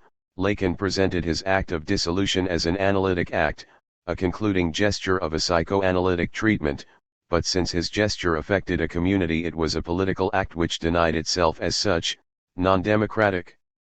I was in Paris at that time and I remember that, when those members of the school who didn't agree with the dissolution, they thought that Lacan was too senile to decide and that the letter of dissolution was written by Miller, the court agreed with them that a single individual does not have the right to dissolve an organization, so that the circle around Miller had to mobilize its members and, barely, obtain the signatures of more than half of the members who agreed with the dissolution, thereby democratically confirming Lacan's act.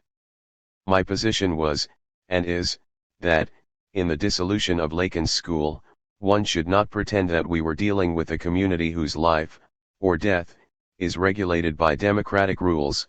Lacan's school was grounded on the unconditional transference to Lacan as a person. And, up to a point, the same holds for political organizations. What holds such an organization together can also be the figure of a master who provides the surplus over the inert reproduction of the established order.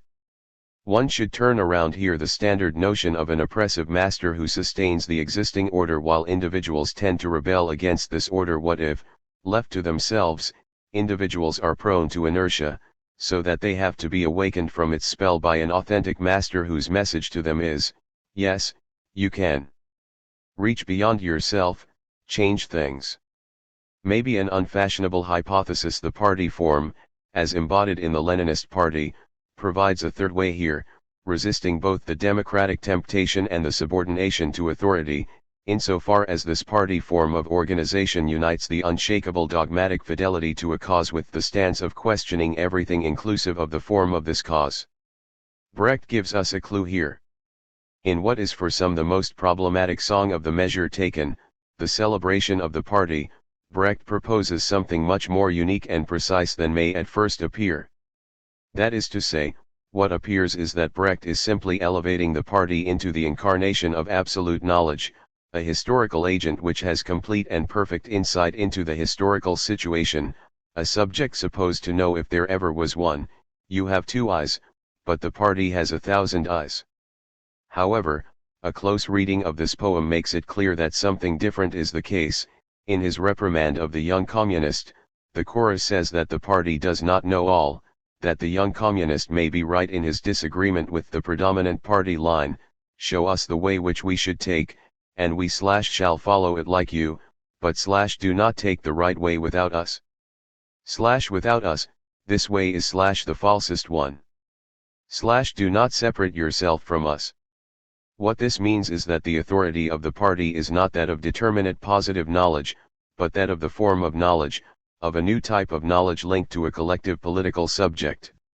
The crucial point on which the chorus insists is only that, if the young comrade thinks that he is right, he should fight for his position within the collective form of the party, not outside it. To put it in a somewhat pathetic way, if the young comrade is right, then the party needs him even more than its other members. What the party demands is that one accepts grounding one's I in the we of the party's collective identity. Fight with us, fight for us, fight for your truth against the party line, just don't do it alone, outside the party. Exactly as in Lacan's formula of the discourse of the analyst, what matters with the party's knowledge is not its content, but the fact that it occupies the place of truth. Perhaps, one should read Tupinamba's reflections on what happens in the analytic process after the final moment of the treatment, the analysand's traversal of the fantasy, against this Leninist background.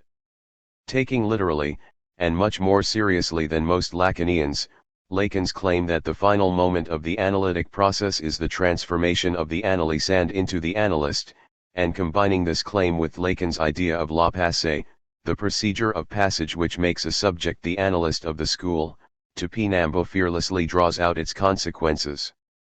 Lacan proclaimed that an analyst authorizes himself only by himself, but, as he then added with a little bit of sarcasm, others have to confirm that he actually authorized himself, otherwise any idiot could proclaim himself an analyst.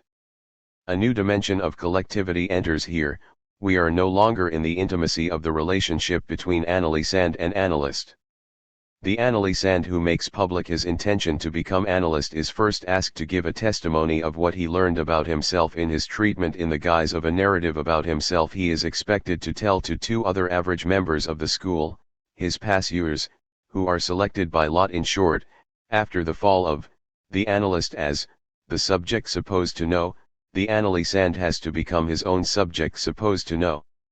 The big change here is that the analysand who is a candidate for the title of the analyst has to formulate his testimony in such a way that all traces of authentic subjective truth are erased from it, or, rather, become irrelevant. His subjective position of enunciation disappears, all that matters is the enunciated content. The analysand has to formulate his testimony in such a way that the two average and neutral passeurs, who know nothing about the analysand's subjective struggles, will be able to get it, to do what with it? Simply to transmit it further to the jury, composed of 3 analysts of the school, which will then confirm, or not, that the candidate is an analyst of the school. So why is the candidate not allowed to render his testimony directly to the jury? Why is there no direct contact between him and the jury? In order to prevent any initiatic closure, to prevent the jury serving as an initiatic body with special access to truth and deep personal contact with the candidate, everything has to happen at the level of public knowledge, which can be fully transmitted by 2 average idiots. One cannot but note a certain similarity with judicial judgment in a society of free subjects where, as Hegel pointed out, those who decide on innocence or guilt are not the judges but a jury selected by lot and composed of the accused's peers, not of those who possess some special abilities or qualifications. Tupinamba further points out that the aim of the analysand's testimony is not just to prove to the jury that it fits the established theoretical Dasein, i.e., that the analysand is able to interpret himself in the terms of Lacanian theory. Theory and clinical practice are intertwined, so that theory is never just the theory of the practice but also theory of the limitations of the practice, and practice never just offers examples of theory, but produces examples that displace and transform theoretical insights. What this means is that the candidate's testimony harbors the potential to contribute to and transform the field of theory itself. To paraphrase T.S. Eliot's famous dictum, every new theoretical insight changes the entire past edifice. Here we pass from the desire of the analyst to the desire of psychoanalysis itself to expand, to gain new insights, and this desire can only be operative in a Leninist collective of the members of the party, school, dedicated to the same cause.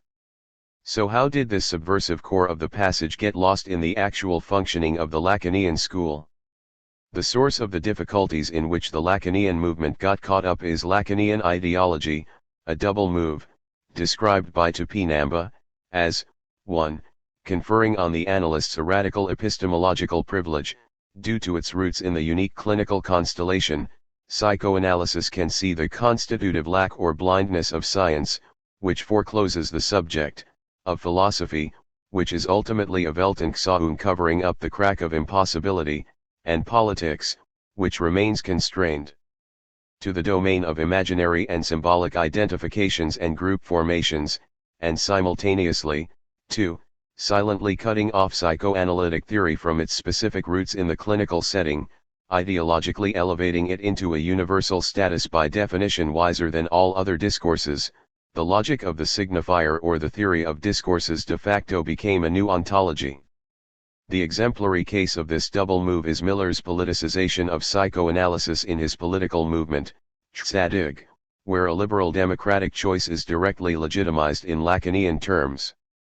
Does Tupinamba not do for Lacan what, at the end of his book, he so admirably describes as the concluding moments of the analytic treatment, traversing the fantasy plus naming and narrating in the testimony the non-symbolizable obstacle which sustained transference? He enables us to get rid of our transference on Lacan by way of nominating Lacan's fatal limitation. We are no longer caught in the endless process of grasping the ultimate mystery of Lacan. We get the formula of how Lacan himself got caught in the space in which this eluding excess emerges. We don't resolve the mystery, we formulate, how to paraphrase Hegel's dictum on the secrets of the ancient Egyptians, the mystery that Lacan presents to us, the mystery we are trying to get at in interpreting him, was a mystery for Lacan himself, and how this mystery emerged out of a precise theoretical deadlock. In order to break the enclosure of Lacanian ideology, Tupinamba mobilizes the notion of parallax elaborated by Cogin Karatani. Let's take the example of a naked human body. We can approach it as an erotic object, which means that we forcefully abstract from all facts about it accessible to a biological or medical approach, the glands and their excretions beneath the surface, the smooth running of inner organs. In order to notice this, we have to de-eroticize the body. These approaches are mutually exclusive, there is no higher synthesis between the two of them. And it's the same with psychoanalytic treatment. The artificial isolation of the couple analyst and analyst creates its own reality, but there are aspects of it, like the role of money, which cannot be accounted for in the immanent terms of the transference dynamics. Consequently, in dealing with psychoanalysis, one should treat its three dimensions, theory, clinical practice, analytic organizations, like a Borromean knot of three irreducible dimensions. We do not privilege any of its components as the one which overdetermines the model as a whole. And the same applies to how psychoanalysis in all its dimensions relates to social life. Lacanians are deep in muddy ideological waters when they de facto elevate analytic theory into a universal clue, enabling them to have the last word on political and economic phenomena. In this way, they overlook even the political dynamics at work in their own organization. My critical point here is that the formula of the Borromean knot of the three dimensions doesn't fully work. The whole is always overdetermined by one of its parts, and to think this overdetermination, a specific theory is needed. Analytic theory doesn't suffice here. I think in a very traditional way, I have to admit that therein resides the role of philosophy, so the formula of the Borromean knot should be extended to another dimension, to 3 + 1.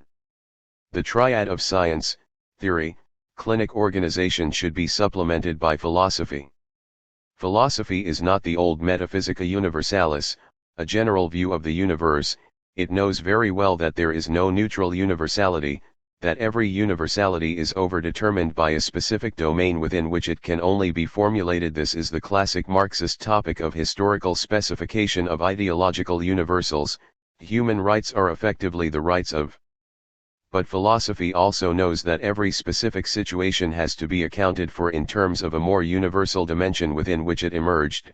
Historical relativization cannot relativize itself, it presupposes itself as universally valid. Let's tackle the topic of the difficult relationship between analytic clinics, the artificial analytic situation, and the universal theory that emerges out from these, theory of signifier, 4 discourses. Yes, Freudian theory is rooted in artificial clinical experience, but the task of analytic theory is not just to relativize itself in this way but to account for the very possibility of something like clinical experience in terms of universal human predicament. How is our symbolic space structured so that a couple of analysand and analyst can operate the way it does, contravening the standard form of intersubjective exchanges? This abyssal circle is the proper topic of philosophical reflection. What Freud saw along these lines is clearly indicated by his inclusion of psychoanalysis in the list of impossible professions. Psychoanalytic theory is not just the theoretical grounding of clinical practice, it also explains why this practice ultimately has to fail. As Freud put it succinctly, psychoanalysis would only be possible in the conditions where it would no longer be needed. The limits of historicization. A philosophical approach also enables us to formulate in an adequate way the implications of the historicization of the analytic clinic. Tupinamba aptly refers here to the Kantian distinction between negative judgments, judgments that negate a predicate, like he is not dead, and infinite judgments, judgments that assert a non-predicate, like he is undead. Along the same lines, Tupinamba proposes the distinction between the negation of positive universals and affirmation of negative universals. Considered only in its structural aspect, Freud's investigation could simply seem like a negation of positive universals, a movement that unproblematically binds clinical practice and metapsychological theory, and therefore appear as a rather static process, concerning solely the analyst and his subversive position. But what this picture is missing is the essential dynamism through which the contradiction of previously held universal claims enriches our understanding of how to listen to new patients, a transformation of what is considered invariant in the space of the possible, and therefore an affirmation of negative universals more may vary in the space of subjective solutions to sexuation than we previously imagined. Here we encounter the crux of the problem. While fully endorsing this line of thought, I would just give it a slightly different reading. Negation of positive universals remains caught in what Hegel called bad infinity. It is static in its overdynamization itself, a process that reached its peak in postmodern historicist relativism. Every positive universality is deconstructed, it is demonstrated how its universality is biased, how it secretly privileges and eternalizes a content which is a contingent historical variable. But we should always bear in mind that historicization can also be ideology, not only because it applies a procedure of historicization clearly grounded in our time to all epochs, but, more importantly, when it reduces to a historical variable a basic feature of a certain domain. Along these lines, Frederick Jameson rejected the, once fashionable, notion of alternate modernities, i.e., the claim that our Western liberal capitalist modernity is just one of the paths to modernization, and that other paths are possible which could avoid the deadlocks and antagonism of our modernity. Once we realize that modernity is ultimately a code name for capitalism, it is easy to see that such historicist relativization of our modernity is sustained by the ideological dream of a capitalism which would avoid its constitutive antagonisms. Was fascism not the exemplary case of alternate modernity? In a strictly homologous way, the reduction of the impasses of sexuality to a specific historical constellation, say, of Western patriarchy, opens up the space for the utopia of a full sexuality without its impasses and perversions which, as Freud demonstrated, inhabit its very notion. Let's take the well-known case of the ending of Casablanca. Rick lets Ilsa, his great love, go to Lisbon with her husband and, together with Captain Renault, decides to join the resistance against the Nazis. This ending can be read as the portrait of an ethical decision in times of trouble. One has to sacrifice the prospect of the personal when a collective struggle against fascism is needed. However, one can here also mobilize Lacan's motto il n'y pas de rapport sexuel and propose a different reading. Sexual relationship is such a mess that the only way to get out of its deadlock is to form an exclusively male group of combatants. The irony of this solution strikes the eye. Men can only elude the war, antagonism, between sexes by way of escaping into warfare proper. The way out of this ideological deadlock is to supplement the negation of positive universals with the assertion of negative universals, i.e., with an impossibility constitutive of the entire domain. Yes, all positive universals are relative, unstable, they can be transformed, but not simply because of the dynamic and changeable form of reality. Positive formations are so many attempts to deal with the same underlying antagonism, and what triggers change is the ultimate failure of every attempt to resolve this antagonism. One of Lacan's negative universals is there is no sexual relationship, which means that it is not enough to point out the imminent instability and historical character of the traditional gender binary. One should also add that every determinate form of gender relationship, no matter how open and flexible it is, will fail to overcome the impossibility constitutive of human sexuality. Maybe, there is some kind of sexual relationship among bees. A drone is a male honeybee which, unlike the female worker bee, does not have stingers. They gather neither nectar nor pollen and are unable to feed without assistance from worker bees. A drone's only role is to mate with an unfertilized queen. Mating occurs in flight. Should a drone succeed in mating, the first thing that happens is all of the blood in the drone's body rushes to his endophallus, which causes him to lose control over his entire body. His body falls away, leaving a portion of his endophallus attached to the queen, which helps guide the next drone to the queen. Does this not seem to be a pretty high price for a full sexual relationship? No wonder that the Latin word for male bee drone is fucus, which also means pretense, disguise, sham, and that fucum facere means, not to fuck but, to play a trick. And no wonder that the term drone is today widely used for a remotely controlled aircraft, unmanned aerial vehicle. 12 Are drones not some kind of phalluses detached from human bodies and thus remotely controlled? It is thus crucial to keep in view how ideological limitation works in two opposed directions. Ideology is not only the eternalization of a specific historical situation, it is also the reduction to a specific contingent property of something that is constitutive of the entire field. Ideology is not just the elevation of capitalism into the most appropriate and rational economic order, it is also the dismissal of crises and antagonisms that characterize capitalism into a deviation due to particular contingent circumstances, and the accompanying idea that another capitalism is possible which would avoid crises and antagonisms. With regard to this amphibian status of ideological limitation, I find problematic Tupinamba's critique of structural dialectics, which is based on his attempt to historicize the real, the logic of the signifier, the core of structural dialectics, ontologizes into a universal frame the differential structure caught in a self-referential movement circulating around its constitutive impossibility, and the real appears within this frame as the impossible of this structure and, as such, as an ahistorical limit, as the elusive excess that defines the structure itself. However, this ontologization of the logic of the signifier is based on ignoring the fact that it is rooted in the artificially produced analytic situation, produced by the enclosure of the clinical space, analyst analysis, and the real is the impossible excluded from and by this situation, and as such a historical variable which can be analyzed as part of another wider reality. We can now understand in what sense, for Tupinamba, what is ultimately to blame for Lacan's limitations are his philosophical commitments, as they are discernible in his elevation of the logic of the signifier into an ontological a priori. The logic of the signifier, the ultimate frame of our access to reality, is, of course, not a homogeneous logical frame, it is self-reflectively twisted, thwarted, structured around its immanent impossibility.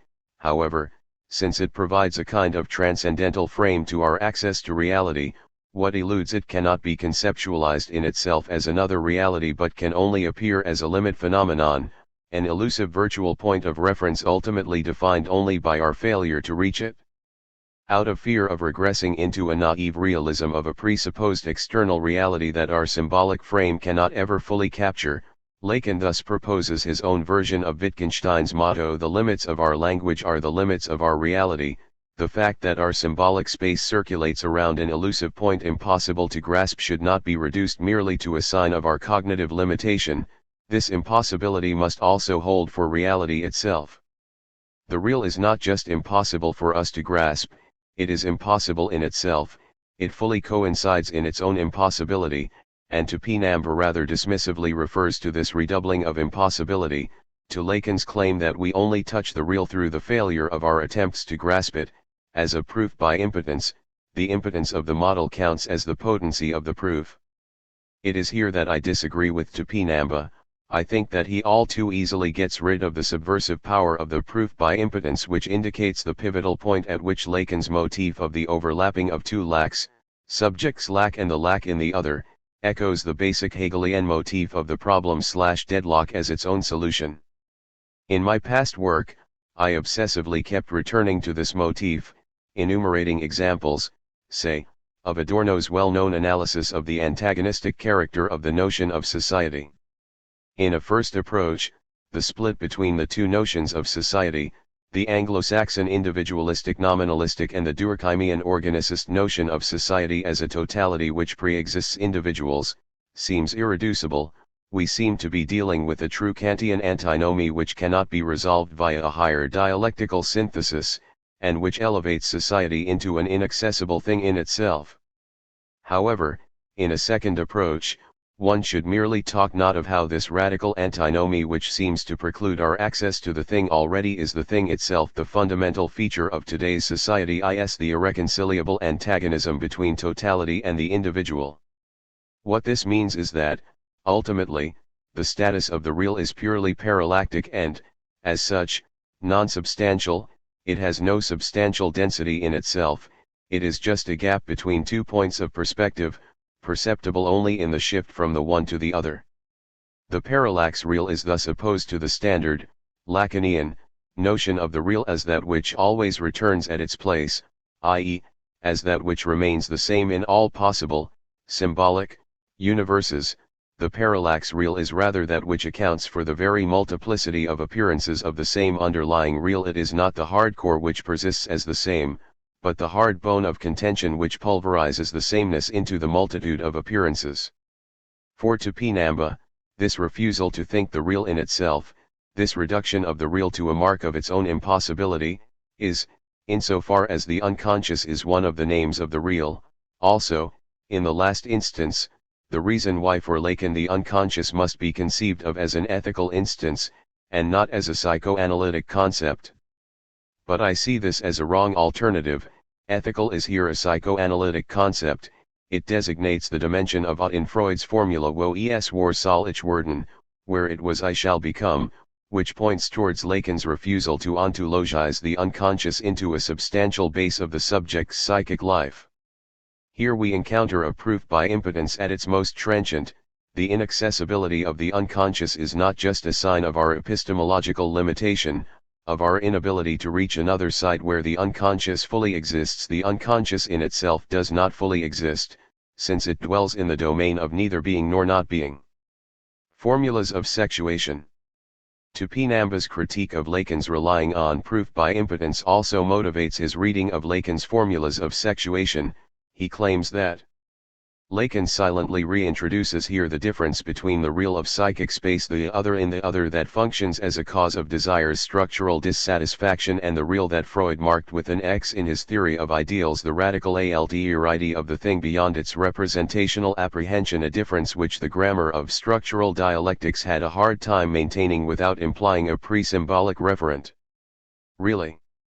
Let me return here for the 20th time to one of my eternal examples, Claude Lévi-Strauss's exemplary analysis, from his structural anthropology, of the spatial disposition of buildings in the Winnebago, one of the Great Lake tribes, might be of some help here. The tribe is divided into two subgroups, moieties, those who are from above and those who are from below. When we ask an individual to draw on a piece of paper, or on sand, the ground plan of his/her village, the spatial disposition of cottages, we obtain two quite different answers, depending on his/her belonging to one or the other subgroup. Both perceive the village as a circle, but for one subgroup, there is within this circle another circle of central houses, so that we have two concentric circles, while for the other subgroup, the circle is split into two by a clear dividing line. In other words, a member of the first subgroup, let us call it conservative corporatist, perceives the ground plan of the village as a ring of houses more or less symmetrically disposed around the central temple, whereas a member of the second, revolutionary antagonistic, subgroup perceives his/her village as two distinct groups of houses separated by an invisible frontier. 13. The point Lévi-Strauss wants to make is that this example should in no way entice us into cultural relativism, according to which the perception of social space depends on the observer's group belonging. The very splitting into the two relative perceptions implies a hidden reference to a constant, not the objective, actual disposition of buildings but a traumatic kernel, a fundamental antagonism the inhabitants of the village were unable to symbolize, to account for, to internalize, to come to terms with, an imbalance in social relations that prevented the community from stabilizing itself into a harmonious whole. The two perceptions of the ground plan are simply two mutually exclusive endeavors to cope with this traumatic antagonism, to heal its wound via the imposition of a balanced symbolic structure. We get here a clear distinction between the external reality, the actual, objective, arrangement of the houses, and the real that announces itself in the clash of the two different symbolizations which both distort in an anamorphic way the actual arrangement. The real is here not the actual arrangement, but the traumatic core of some social antagonism which distorts the tribe members' view of the actual arrangement of the houses in their village. And it would be easy to add numerous similar examples from contemporary political life. Say, if one were to ask a partisan of Trump or of the liberal center-left to describe the basic coordinates of the US political scene, we would each time get a fundamentally different description. Trump would have presented himself as the voice of hard-working people against the corrupt non-patriotic enemies of the people, and a liberal leftist would have presented themselves as the last bulwark of human rights and freedom against fascist demagoguery, and the real of this opposition is not provided by the description of social reality as it is, but by the antagonism that both poles of the opposition obfuscate, each in its own way. 14. So I think that not only what Tupinamba critically refers to as structural dialectics can differentiate between the real of psychic space and the external real, their difference is the basic feature of structural dialectics. It is easy for Lacan to differentiate between what is inaccessible from a finite standpoint and the infinity of the external world. So when Tupinamba claims that, within structural dialectics, the infinite can only be thought of as the inaccessible as being absolutely other to the finite, and therefore present only virtually, as an indirect supplement, he seems to forget the lesson of Hegel, the philosopher of actual infinity. True infinity is not a transcendent outside with regard to the finite, it is nothing but the immanent self-mediation of the finite itself. Now we reach the next central motif of Tupinamba's critique of Lacan, the way he extends the reproach that Lacan's structural dialectics cannot think the actual infinite positively, in itself, but only from a finite standpoint, as a forever eluding limit point, to a critical reading of Lacan's formulas of sexuation.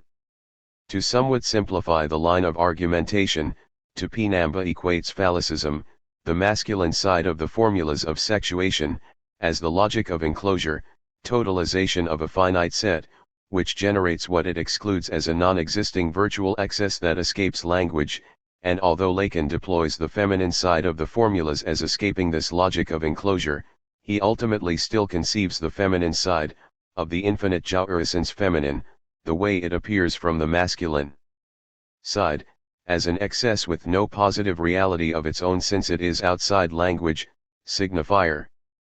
But since Lacan's structural dialectics, whose core is the logic of the signifier, is ultimately an illegitimate universalization of the way speech functions in analysis, one should not conceive feminine enjoyment as structurally inaccessible but only as currently outside of our reach. If we define the analytic setting in a new way, supplementing it with axioms which reach beyond the enclosure of the logic of the signifier, we can also produce the articulation between feminine enjoyment and the axiomatic transformation of the domain of psychoanalysis itself. Tupinamba is well aware that the founding experience of psychoanalysis came to Freud through listening to feminine, hysterical, subjects, to how they undermine phallic authority, but he simultaneously constrained the full scope of this experience. If the field of which phallicism is the function is language as such, then this infinite supplement, which cannot be arrived at neither by nor by its negation, can only be outside of language itself, hence a contradiction with the very principle of psychoanalysis. If, however, the field at stake here concerns only speech in analysis, as we have repeatedly argued throughout this investigation, then to posit the existence of an indeterminate extension that we cannot arrive at simply by running the course of free association, does not need to point to something that is structurally inaccessible. It could also mean that it is currently outside of our reach, but which could become accessible to clinical work through an axiomatic institution. In short, by recognizing the regional status of speech in analysis, we would be able to equally recognize the articulation between feminine enjoyment and the axiomatic transformation of the domain of psychoanalysis itself, an articulation that is, in fact, more than documented in the history of psychoanalytic thinking. The epistemological implications of the phallic logic are thereby clear, since it can only conceive radical otherness external to the symbolic space as an immanent excess of this space itself, with no status of its own, and since this immanent excess is part of our libidinal, psychic, reality, it has to generalize the properties of the psychic real over those of indifferent otherness. What is not the signifier exists only insofar as it remains marked within the signifying chain as a stumbling block that is then displaced to a phantasmatic exception with no actual existence. The logic of feminine enjoyment, of the non-all, seems to circumvent this deadlock. It gives precedence to the external X of Freud's schema, submerging the enclosed space of signification itself into the world's exteriority to signification. Since we are, here, always already on the outside, there is no place to deposit an exception to signification. But there is also no way to affirm the consistent closure of the space under this function. However, this attempt to break out of the phallic domain is fatally constrained. The fateful limitation of Lacan's formulas of sexuation is a consequence of not thinking the infinite in its own terms.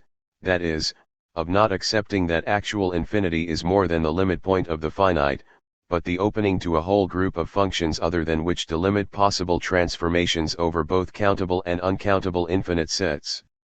Does this hold? It is true that some formulations in Lacan's Encore are somewhat ambiguous. He does characterize feminine enjoyment as an excess outside language, but the main thrust of his argumentation is clear.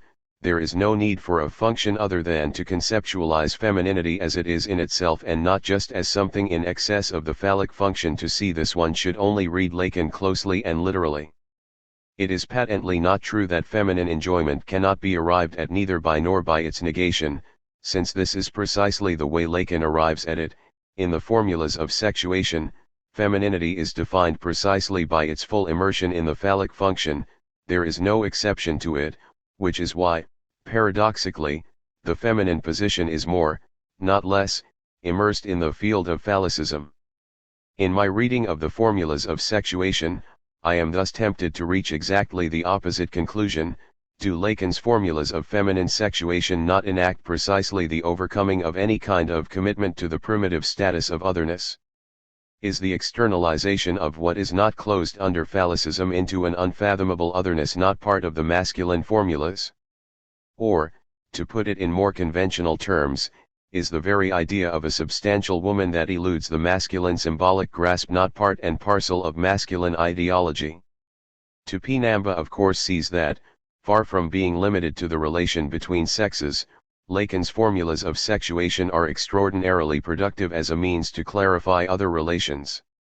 For example, the couple of, whatever remains of the classic, proletariat and precariat functions exactly as the masculine and feminine side of Lacan's formulas. Working class is clearly an all, of the fully employed and exploited, based on an exception, the permanent threat of unemployment. While members of the precariat integrate this external limit, they are unemployed, with no permanent job, in search of short-term contracts and, in this sense, non-all, dispersed in multiple temporary identities. Point 15 plus, insofar as Tupinamba insists so much on historicity, we should point out that the very difference that separates historicity proper from mere historicism can also be captured by the formulas of sexuation. Historicism is clearly masculine. All social reality is ultimately contingent, constructed in historically specific circumstances. There are no trans-historical essentials. The basic form of ideology is the eternalization of some historically specific content. However, such a historicist approach exempts from the domain of historical relativism its own stance, which is silently universalized, i.e., historicism applies the same notion of history to all historical epochs. We can discern this exception when we raise a simple question apropos the anti-essentialist thesis that all forms of social identity are contingent constructs. Say, when proponents of gender theory claim that every gender identity is a contingent historical construct, does this apply in the same way to our late capitalist societies as well as to prehistoric tribal or hunter societies? If the answer is yes, then we have to surmise that we live in a privileged era when the historical contingency of every identity became obvious, i.e., we are caught privileging our own epoch. The basic feature of authentic historicity is that, on the contrary, it is feminine in the sense of Lacan's formulas of sexuation. It abolishes this exception, i.e., it relativizes its own position and thus historicizes its own notion of historicity. It is in this sense that Hegel is a radical historicist. For him, with every historical epoch, the universal notion of history also changes. Such an approach thus allows for no exception to historicity and is for this reason non-all. There is no single universal notion of historicity since this notion is itself caught in the process of historical change. Historicism is not radical enough because it does not take into account how each historical break is not simply a break within history but changes the very notion of history. This is why we shouldn't dismiss as ridiculous Fukuyama's talk about the end of history in 1990, after the victory of global capitalism, the sense of history changed. And, in some properly metaphysical sense, our total immersion in the global digital network which makes our entire tradition instantly accessible, signals the end of historical experience as we knew it. We already feel how, in some sense, cyberspace is more real than external physical reality. It is a complex version of the Platonic realm of ideas where all that has happened and that happens now is inscribed into an atemporal synchronous order. In our physical reality that we relate to through our senses, things always change, everything is set to disappear, reality comes to fully exist only when it is registered in cyberspace. The vagaries of truth. We see now clearly that Hegel is not a historicist relativist just describing different truth discourses. There is a crucial difference between Hegel and a historicist relativist like Michel Foucault. For Hegel, each discourse implies its own notion of truth, but each discourse is inconsistent, caught in immanent antagonisms, and the dialectical movement deploys how, through its immanent contradictions, a discourse passes into another discourse. For Foucault, however, different discourses just coexist in mutual indifference. Foucault's notion of truth can be summed up in the claim that truth/untruth is not a direct property of our statements but that, in different historical conditions, different discourses each produce their own specific truth effect, i.e., they imply their own criteria of what values are true. The problem does not consist in drawing the line between that in discourse which falls under the category of scientificity or truth, and that which comes under some other category, but in seeing historically how effects of truth are produced within discourses which are neither true nor false. 16. Science defines truth in its own terms. The truth of a proposition, which should be formulated in clear, explicit and preferably formalized terms, is established by experimental procedures which can be repeated by anyone. Religious discourse operates in a different way. Its truth is established in complex rhetorical ways which generate the experience of inhabiting a meaningful world benevolently controlled by a higher power. In his last book, Peter Sloterdijk 17 analyses different modes of theopoetry, complex forms of rhetoric which bring gods to speak. Then there are other discourses, traditional mythologies, art, everyday life, each with its own truth effect. But what does it mean that discourses themselves are neither true nor false? In what sense can the field of discourses be a neutral background with regard to truth? Obviously, a meta-theory is needed here. What is the status of Foucault's theory, of the truth effects of discourses, itself? In some, which, sense, it is obviously meant to be true, he argues for it, provides arguments and examples. Also, science is not simply one of discourses, it touches the real in a different way. Based on scientific knowledge we can make biogenetic changes, we can use nuclear energy, so it's not enough to say it is one of the discourses with a specific truth effect. And this brings us to the ambiguous relationship between science and psychoanalysis. Freud himself remained a scientist. He thought that his psychoanalysis would be just a temporary solution which would be left behind when neurobiology was finally able to account for the functioning of our mind. For Lacan, however, psychoanalysis is not science, in the modern sense of a formalized natural science. At least, to clarify its status, he refers to Aristotle's distinction of four modes of causality: material cause, formal cause, final cause and efficient cause. If a carpenter makes a table, the wood out of which he makes is its material cause, the idea of the table which he realizes in the wood is ideal cause, his work is its efficient cause, and the use of the table is its final cause, the reason we are making tables. Lacan applies these four aspects of causality to the notion of truth. As Hegel pointed out, truth as adequacy of our notion/judgment to object should be supplemented by a higher mode of truth, truth as the adequacy of the object itself to its notion. Not only is my notion of a table in the next room adequate if there really is a table in the next room, this table itself is also truly a table if it is a useful table. Therein resides the true content of Hegel's much maligned claim that, if facts do not fit theory, so much worse for the facts; if a table doesn't fit the notion of a table, so much worse for the table. Maybe this couple fits the Aristotelian opposition of material cause and formal cause. Truth as material cause is at work when we verify a statement with a reference to material reality which makes it true, while the fact that an empirical object fits its notion concerns formal cause, A material table is a true table when it fits its form/notion. Sciences operate between these two extremes of empiricism and construction of notions, with the exception of mathematics, of course. Let's take quantum physics. Notional as it is, it ultimately hinges on the results of measurements, although we must be more precise here, distinguishing between the real and reality. The reality of empirical measurements is not the same as the real of the unrepresentable quantum universe, which is, from our standpoint, also a construct. In contrast to science, psychoanalysis mobilizes truth as efficient cause, but is the direct causal efficiency of truth not the feature that characterizes magic thinking? In magic thinking, you pronounce a formula, a prayer, a curse, and something happens in reality: rain, health, or the death of your enemy. The shamanizing subject acts within structures and signifiers. It is in the form of signifiers that what must be mobilized in nature appears: thunder and rain, meteors and miracles. In magic, the idea of the truth as cause thus only appears in the guise of efficient causality. The symbolic directly falls into the real. In religion, the causality is different.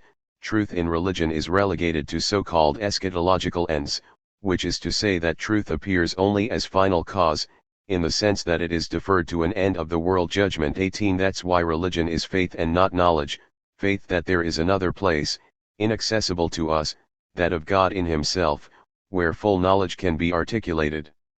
How, then, do things stand in psychoanalysis?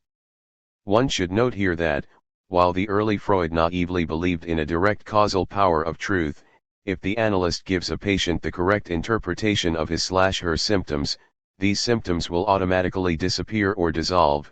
He soon encountered a nasty surprise: even if correct, an interpretation remains inefficient, symptoms don't disappear. This insight brought Freud to the topics of transference and temporality. To become efficient, truth must be told at the right moment, not only after transference of the patient to the analyst is established, but when transference brings the patient into the right psychic state of experiencing the antagonisms that ravage his/her subjectivity. Later, Freud added two further complications: the subject's free decision. A successful psychoanalysis doesn't restore the patient to a conflictless life, it just brings him to a point where, aware of what goes on in his psychic life, he can decide what course to choose. Plus the so-called negative therapeutic reaction: since the patient enjoyed his symptoms, their dissolution may trigger a catastrophic depression. All these complications just confirm that the truth of interpretation is judged on its effect on the subject, so that we are not dealing with the truth effect. Truth itself is the cause which produces effects. This is not simply a pragmatic view.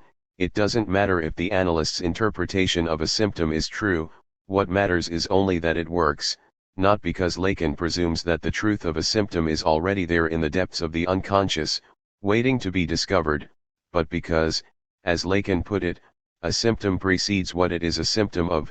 It doesn't have a determined meaning before its interpretation. Lacan evokes here the science fiction motif of travel from the future. The symptom is like a message sent from the patient's future when its meaning will be determined. It is crucial that, in order to explain this specific role of truth in psychoanalysis, Lacan draws a parallel with Marxism. Modern science derives its power from the fact that it does not want to know anything about the truth as cause. 19 Or, as Lacan put it, science forecloses the subject. In a scientific text, the subjective position of enunciation is totally neutralized. It doesn't matter who said it, anyone can repeat the experiment and verify its truth. Psychoanalysis introduces here the dimension of subjective truth. An example: Fi Gongfei, who runs anti-Chinese restaurant in Montreal, has taken a different approach, with a menu offering bracingly honest descriptions of the dishes on offer. Comparing to our General Tao chicken, this one is not that good, reads the entry for orange beef. Under mouth-watering chicken, Fei writes, we are not 100% satisfied with the flavor now and it will get better really soon. P.S. I am surprised that some customers still order this plate. 20. Such a way of telling the truth is, of course, the ultimate lie. Truth becomes here the most efficient form of self-publicity. We are here back at the opposition between subjective truth and factual exactitude. The greatest lie occurs when all the data in our statements are factually true.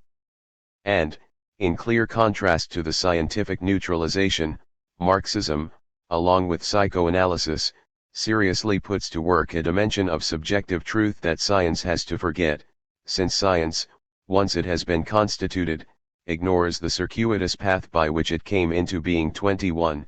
Note that Lacan's text on science and truth appeared in 1965, soon after the French translation of Lukács' History and Class Consciousness was published in 1960.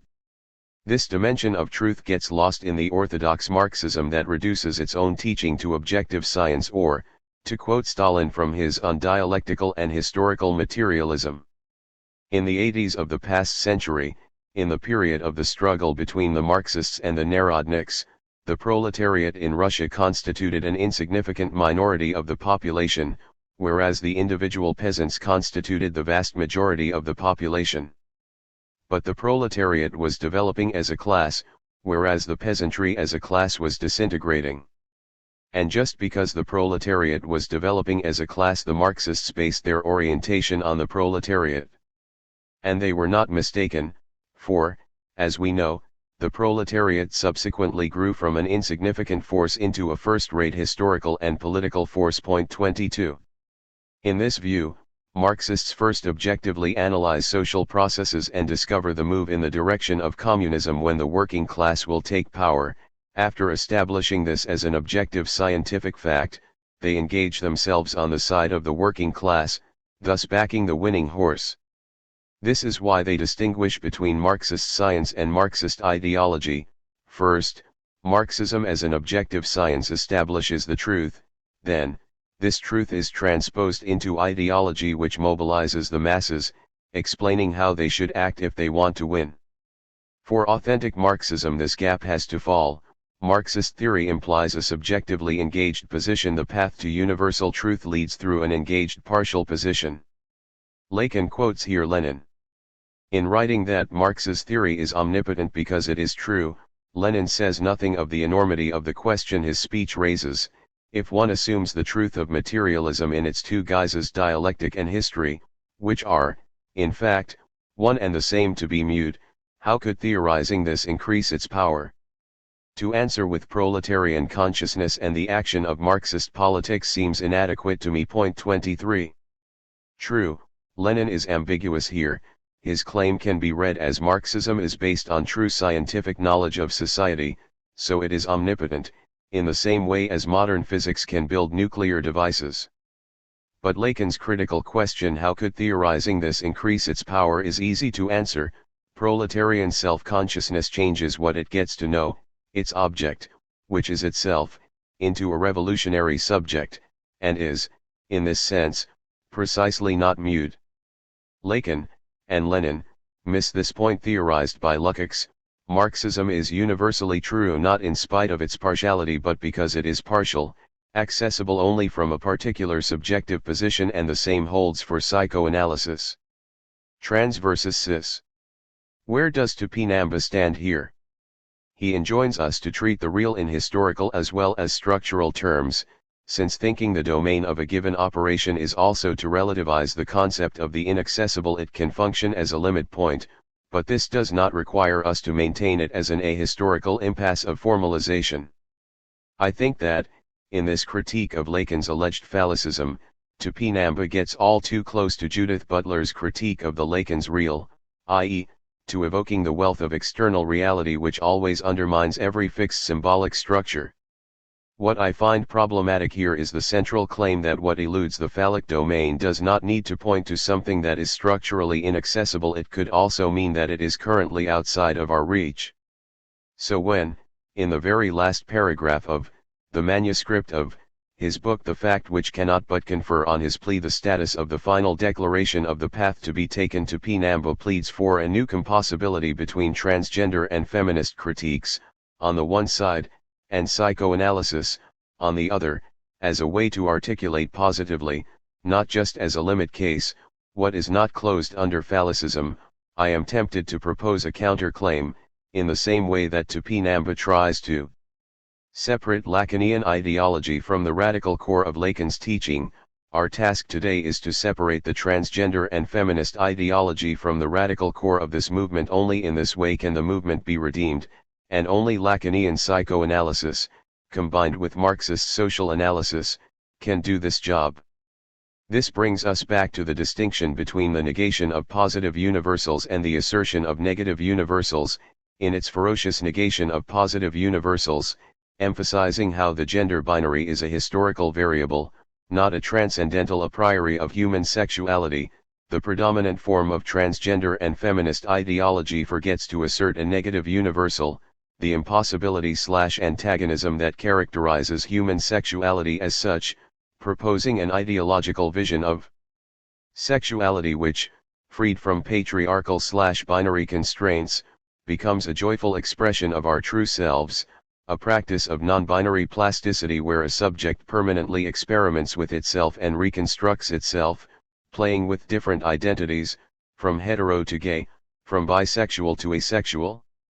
To refer here briefly to the well-known joke from Ernst Lubitsch's Ninotchka, the status of coffee without milk is not the same as that of coffee without cream, and they both differ from plain coffee, although materially all three are same.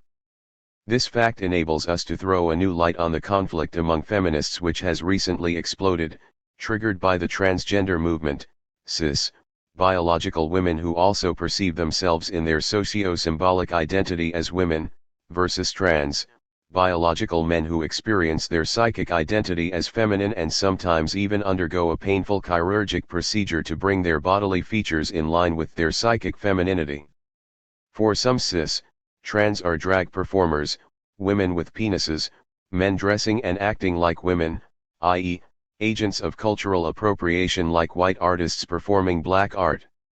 Trans reacted to this dismissal in a no less violent backlash, accusing cis of biological essentialism, anatomy is destiny, and designating them as TERFs, trans-exclusionary radical feminists. However, they are also no less immune to essentialism.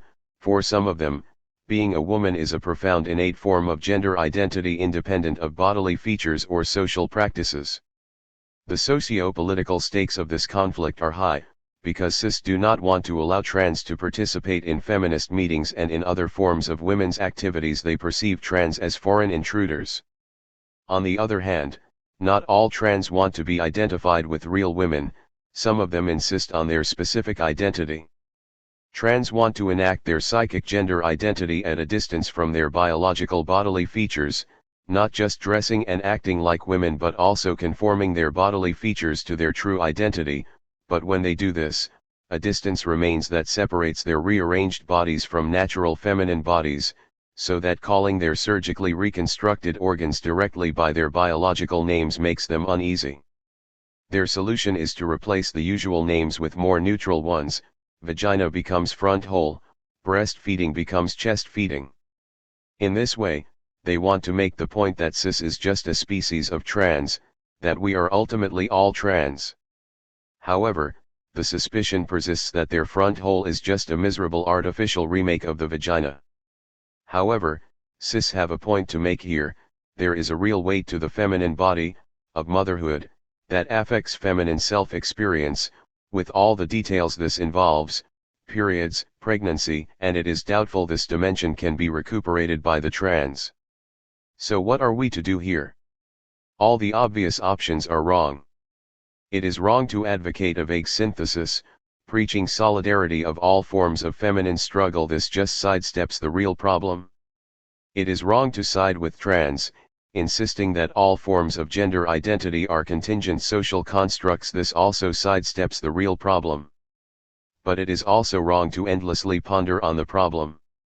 The only correct stance is to realize that this tension itself, the tension between cis and trans, is specifically feminine. It is important to note that we do not encounter the same conflict among men, between real men and trans men. Why? Because masculine identity is already in itself, as such, in some sense trans, grounded in an exception. We are referring here, of course, to Lacan's formulas of sexuation where the masculine position is defined as a conjunction of universality with its constitutive exception, and the feminine position as the conjunction of non-all with no exception. So while man's identity is grounded in an exception which negates the universal order, the implication of the split between cis and trans is that there is no exception here. As trans point out, trans and cis are all women, nothing is excluded here, but women are also not all, as cis insist, not all women are women. The solution is thus a kind of speculative identity of the two sides: women are not all, and there is no constitutive exception to being woman. This brings us back to our example of coffee without milk.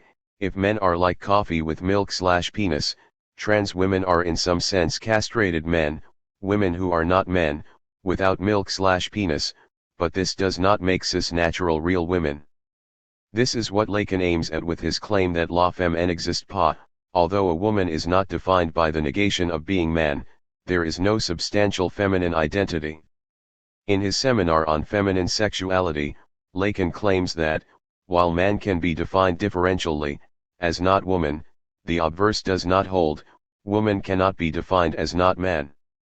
This does not mean that women possess a substantial identity outside relation to man. What characterizes a woman prior to the relation to man is rather a no as such, a self-relating negativity, and man as not woman means man, in its very being, denies the no itself that defines feminine subjectivity, not that it negates some substantial feminine essence. In a homologous way, the status of coffee without milk implies that there is no simple positive plain coffee lacking nothing. Plain coffee without a without is already in itself marked by negation, it is just that this negation is not yet a determinate negation. How do transgender subjects fit into this frame? The multiple shades of the meaning of transgender form a clear Hegelian triad of a gradually radicalized negation of the starting point. At the zero level of feminism, we remain fully within the standard opposition between masculine and feminine. The task is just to refashion it in a more just way: more power and equality for women, rejection of all forms of domination and exploitation. Then, in the first move, we focus on all those stances and practices which deviate from standard heterosexuality. In this sense, gays and lesbians are also transgender.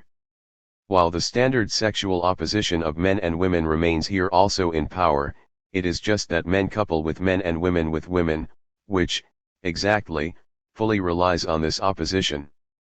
Second, there are individuals who actually transgress, pass over, the line of division, men who became women and women who became men, in whatever way, from just cross-dressing to enduring the surgery to change their sexual organs.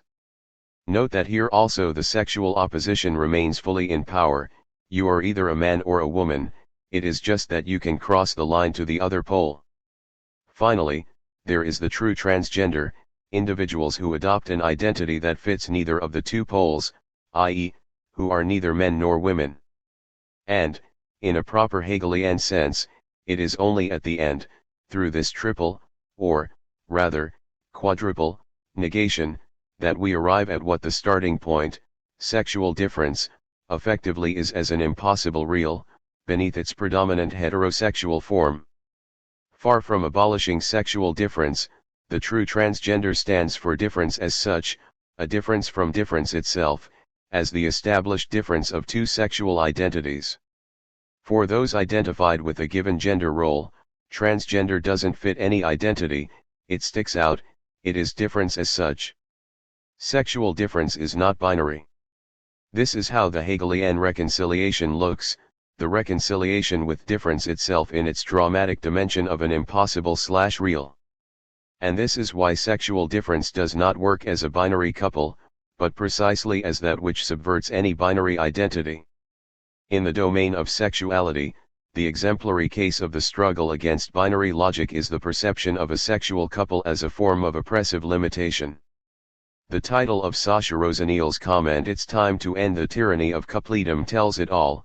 Although a lot has been done in recent decades to spread ideals of equality, freedom, and self-actualization throughout the population, divorce has become easier, equality legislation has enabled more women to live autonomously, same-sex marriage has been legalized. One unchanging aspect of the cultural ordering of intimacy becomes ever clearer: our lives remain profoundly shaped by the couple norm. This is the powerful and ubiquitous force at once both social and psychological which maintains that being in a couple is the natural and best way of living. It has remained largely unchallenged by the social movements that have changed so much about gender and sexuality, and, in fact, it is becoming more visible and potent as other norms of intimate and family life have been withering. The couple norm mandates that the intimate/sexual dyad is the basic unit of social life. It operates through laws and policies that assume and privilege coupledom, with myriad economic impacts in terms of access to welfare benefits, pensions, inheritance and housing. It works through the injunctions, expectations, and informal social sanctions of family, friends and colleagues who encourage and cajole the uncoupled towards coupledom. And it is perpetuated through cultural representations of the good life as the coupled life that make it hard to imagine the possibility of contentment beyond a conventional pairing.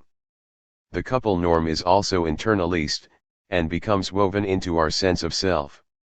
It forms part of our normative unconscious, so that nonconformity all too often produces feelings of shame, guilt, disappointment, and anxiety for uncoupled people.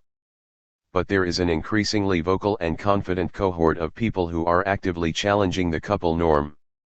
The question to ask is, what it would mean for societies to cease promoting coupledom above all else, and to work instead to reduce the negative impacts of the couple norm?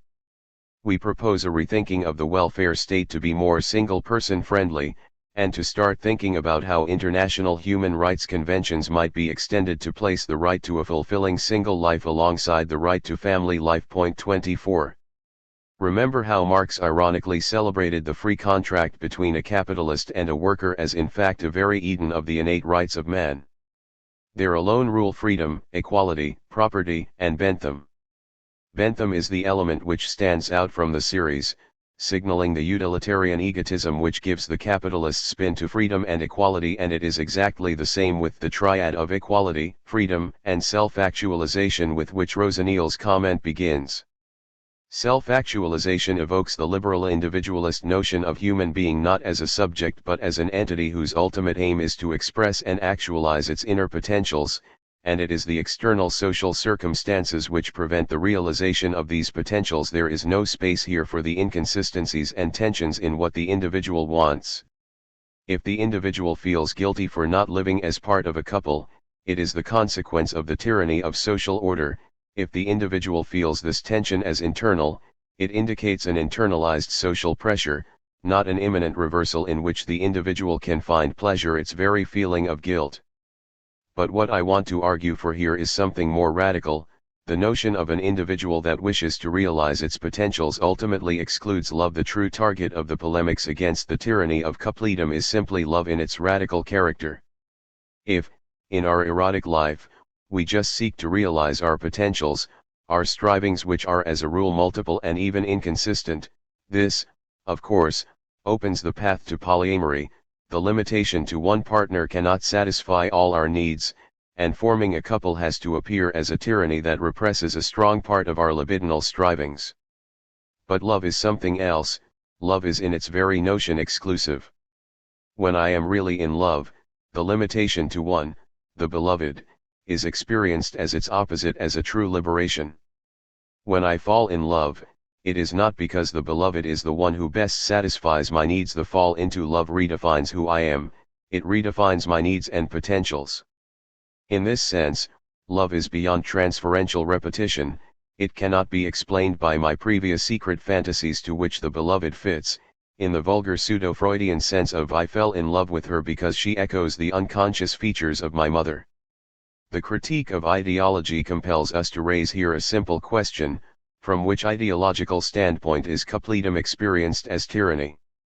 The answer is clear: from the postmodern notion of free individuality which is hegemonic in today's developed countries and which emphasizes fluidity against fixations, permanent rediscovery of new forms against identity, etc. People today truly feel guilty if they are stuck with the same partner. Even some psychoanalysts categorize permanent coupledom as a case of pathological fixation. The true tyranny is today the tyranny of permanent rediscovery of new identities, so that it is a passionate love link which is the true transgression, and some theorists have made the step and argued that love is the last obstacle to truly free sex. 25 All the conservative fundamentalist campaigns against contemporary hedonist egotism are therefore fakes, a reactive phenomenon which is already contaminated, mediated, by what it opposes. Is not the ultimate proof here Donald Trump himself, a ruthless hedonist posing as a partisan of conservative values? Along these lines, in a column in The Guardian, Suzanne Moore praised Judith Butler's reduction of sex to gender. Butler writes, if the immutable character of sex is contested, perhaps this construct called sex is as culturally constructed as gender. Indeed, perhaps it was always already gender, with the consequence that the distinction between sex and gender turns out to be no distinction at all. No distinction at all. How immensely freeing that it is. As Jeanette Winterson writes in her book Frankenstein, a love story, I'm a woman. And I'm a man. That's how it is for me. I am in a body that I prefer. 26. For more, the notion of sex designates an immutable, stable binary identity, masculine or feminine. It is a contingent social construct, but this contingency is obfuscated by a reference to biology. Sex is part of our natural identity, or justified by ideology. Gender identity, is, in contrast, a contingent social construct, and the experience of this contingency is immensely freeing. It opens up the space for freely shifting between different identities, a permanent shifting which runs smoothly, involving no antagonisms and tensions. So the idea is that antagonism and tension emerge when the open space of gender games is subordinated to the tyranny of sex, to the patriarchal order of binary opposites. Patriarchal order is about power, about the exercise of power and domination, and power is what sustains the passage from gender to sex. In short, gender identities move in the liberal space of the freedom of choice, a space which is inherently safe. Nobody controls me there. Nobody tries to impose on me an identity which is not mine. While sex, or sexuality as such, involves abuse, violence, domination, and is as such the space of antagonisms, there is no sexual relationship, Lacan, but there is a freely negotiated relationship between gender identities. Sex is stable, clearly structured, but simultaneously antagonistic, full of tensions, because the order of sex is an imposed order which constrains the open space of gender identities. What gets lost in this dissolution of sex in gender is not the fact that there is something basic, natural, etc., in sexual difference, some stable ground which resists being dissolved in the game of social construction. What gets lost is a basic impossibility, antagonism, rift, constitutive of sexuality. Sexuality is not just traversed by antagonisms, it is in itself the name of an antagonism, of a non-relationship. There is a basic discontent/unease in sexuality, and the passage from traditional patriarchal order to today's multiple gender identities is ultimately just a passage from one to another mode of obfuscating this discontent. Traditional patriarchy elevates sexual difference into a stable natural order and attempts to obliterate its antagonistic nature by dismissing tensions as deviations from the natural order, in itself. Sexual difference is the creative tension between the two poles, masculine and feminine, which supplement each other and form a harmonious whole. When one of the poles oversteps the boundaries of its proper role, say, when a woman behaves like an aggressive man, catastrophe occurs. Gender theory locates antagonism and violence in sexual difference as such and endeavors to create a space of identities outside this difference. What multiple gender identities exclude is not sexual difference as a stable hierarchical order but the antagonism, unease, impossibility, that define this difference. Traditional heterosexual binary order admits the potential aggressiveness and tension that pertains to sexual difference, and it tries to contain it through the ideological notion of a harmonious relationship between the two sexes. Sexual antagonism is here repressed, but it remains as a potential threat. In the space of multiple gender identities, what is repressed returns with a vengeance. All sexual perversions, all violations of heterosexual normativity, are not only permitted but even solicited. However, The paradox is that repression gets much stronger in this return of the repressed. What is much more repressed than before, in traditional heterosexuality, is the immanent antagonism of sexuality. So we should agree with those who claim that every sexual identity is socially constructed, that there is no natural sexual identity, but what one should add is that multiple constructs are attempts to cope with the real of an impossibility that cuts across the domain of sexuality. Multiple gender identities are not the starting point, they are endeavors to stabilize the antagonism/impossibility of sex. 27 Sexual difference as real/impossible thus has the structure of a failed negation. It is not a differential relation between two terms, each of them with its own identity which negates the opposite's identity. Each term rather gives body to the failure of negating its opposite. This is why the only problem I had when I heard of Catherine Angel's Tomorrow Sex Will Be Good Again 28 was its title, which seems to imply that sex was once good, not antagonistic, and will be that again. After I began to read the book, I of course immediately saw that the title is an explicit and ironic invocation of Foucault. I've rarely read a book with whose basic premise I agreed so fully. Since this premise is formulated concisely in the publicity paragraph for the book, I will shamelessly quote it. Women are in a bind. In the name of consent and empowerment, they must proclaim their desires clearly and confidently. Yet sex researchers suggest that women's desire is often slow to emerge. And men are keen to insist that they know what women and their bodies want. Meanwhile, sexual violence abounds.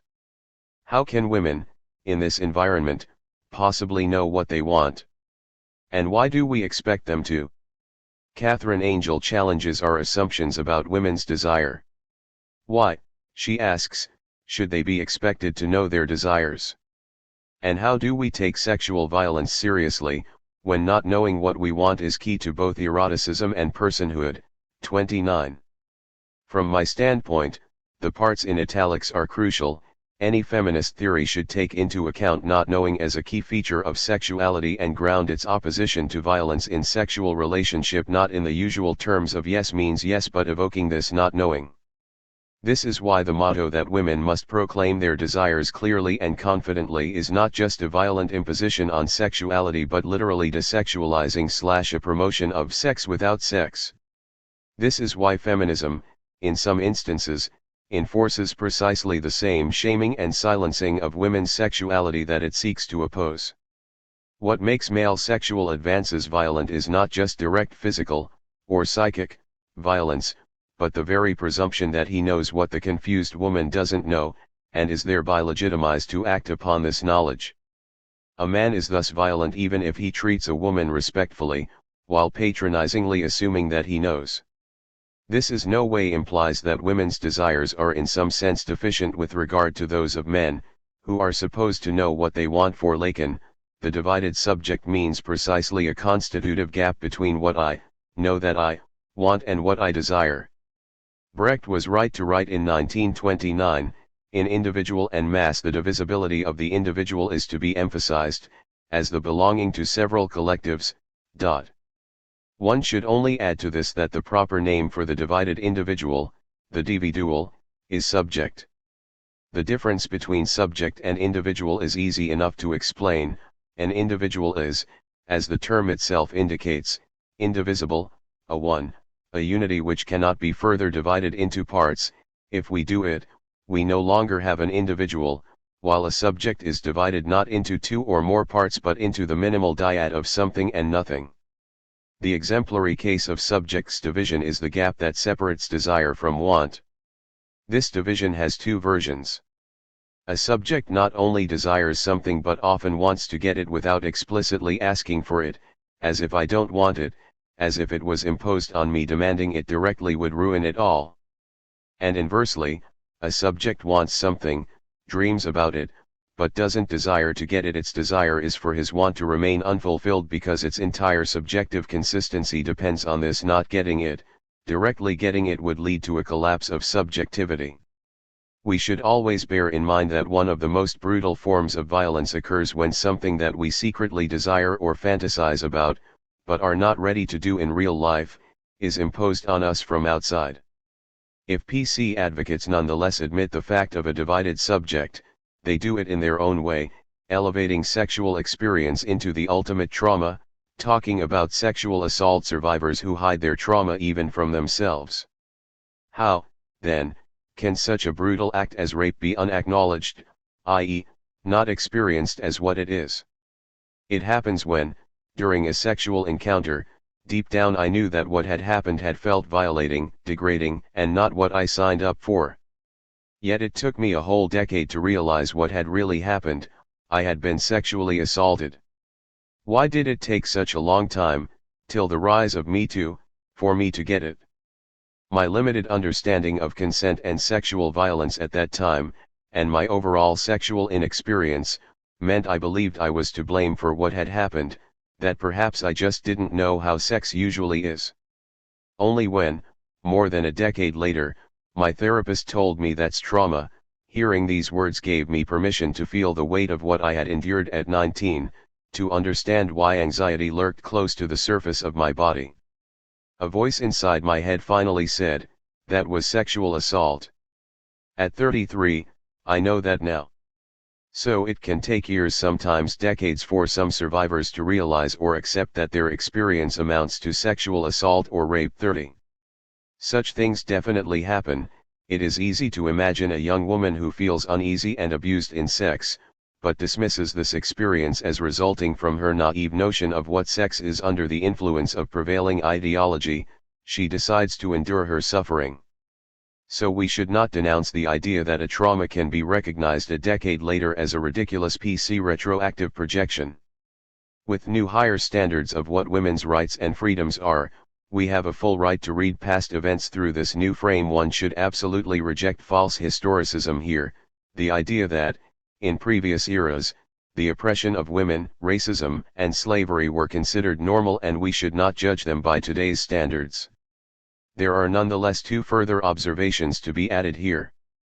First, the case described above is not a case of repression in the strict Freudian sense, it is a, fully conscious, feeling of disgust and humiliation kept at bay because of, male chauvinist, social values. So what would, or could, be really repressed and traumatic here? One option is, the exact opposite, i.e., the true trauma was that the woman secretly enjoyed being mistreated, and was absolutely not ready to admit it. Her being disgusted and feeling humiliated was already a fake, a cover destined to obfuscate this disavowed enjoyment, a fact much more traumatic than her mistreatment by the sexual partner. To avoid any misunderstanding, this in no way implies that the man's mishandling was justified, since the woman enjoyed it, so she got what she wanted, quite the opposite. As we have already pointed out, we all have secret dirty fantasies, and perhaps the most humiliating experience is to get what we secretly dream about brutally imposed from outside. This is why an extreme example, a woman who secretly dreams about being raped, will be much more traumatized when raped in reality than a strong autonomous woman. The second observation, one cannot but be struck by the surprising similarity between the PC vision of women threatened by male aggressiveness, which can cause lifelong delayed traumas even if they were not directly experienced as traumatic, and the Taliban stance on protecting women from male aggressiveness. On August 24, 2021, the Taliban suddenly changed its stance towards women in public and working places. Their spokesperson Zabihullah Mujahid said at a news conference that women should not go to work for their own safety, undermining the group's efforts to convince international observers that it would be more tolerant towards women than when they were last in power. Mujahid said the guidance to stay at home would be temporary, and would allow the group to find ways to ensure that women are not treated in a disrespectful way or, God forbid, hurt. He admitted the measure was necessary because the Taliban soldiers keep changing and are not trained. This is why the new government has asked women to take time off from work until the situation gets back to a normal order and women-related procedures are in place, then they can return to their jobs once it's announced. 31. The predictable Western reaction to this statement was that we now see how falsity and hypocrisy of the Taliban's assurance that the entitlement of women to education and work will be respected. Now they are showing their true colors. But the reality is more complex. We don't need direct accusations of lies and hypocrisy to understand the shift in the Taliban's position. The soft attitude towards rape in Muslim countries seems based on the premise that a man who rapes a woman was secretly seduced, provoked, by her into doing it. Such a reading of male rape as the result of a woman's provocation is often reported by the media. Here we stumble upon what I take the risk of calling the ideological unconscious. An ideological edifice implies and relies on a set of claims which are necessary for its functioning, but which should not be stated publicly. In the fall of 2006, Sheikh Tajuddin al-Hilali, Australia's most senior Muslim cleric, caused a scandal when, after a group of Muslim men had been jailed for gang rape, he said, "If you take uncovered meat and place it outside on the street, and the cats come and eat it, whose fault is it, the cats or the uncovered meat? The uncovered meat is the problem." The explosively scandalous nature of this comparison between a woman who is not veiled and raw, uncovered meat distracted attention from another, much more surprising premise underlying al-Hilali's argument: if women are held responsible for the sexual conduct of men, does this not imply that men are totally helpless when faced with what they perceive as a sexual provocation, that they are simply unable to resist it, that they are totally enslaved to their sexual hunger, precisely like a cat when it sees raw meat? In contrast to this presumption of the complete lack of male responsibility for their own sexual conduct, the emphasis on public female eroticism in the West relies on the premise that men are capable of sexual restraint, that they are not blind slaves to their sexual drives. In a debate years ago, an Australian Muslim woman emphatically claimed that Islam is the most feminist of all religions. Now we can understand why. Islam in its fundamentalist version, at least, is obsessed with the idea of protecting women, but protecting them from what? From aggressive men?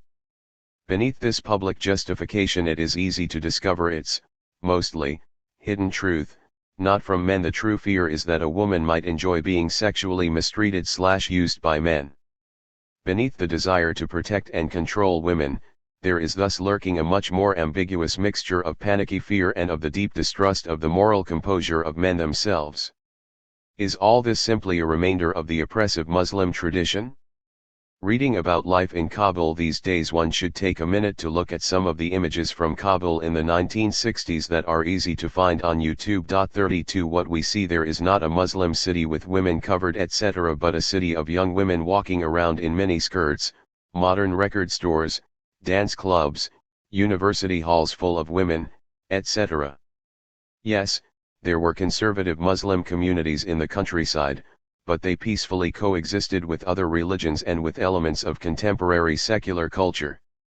There is no direct continuity between this past and the Taliban, precisely in what appear as its most archaic features: the very narrow interpretation of Sharia, using state power to prohibit modern secular life like playing music in public.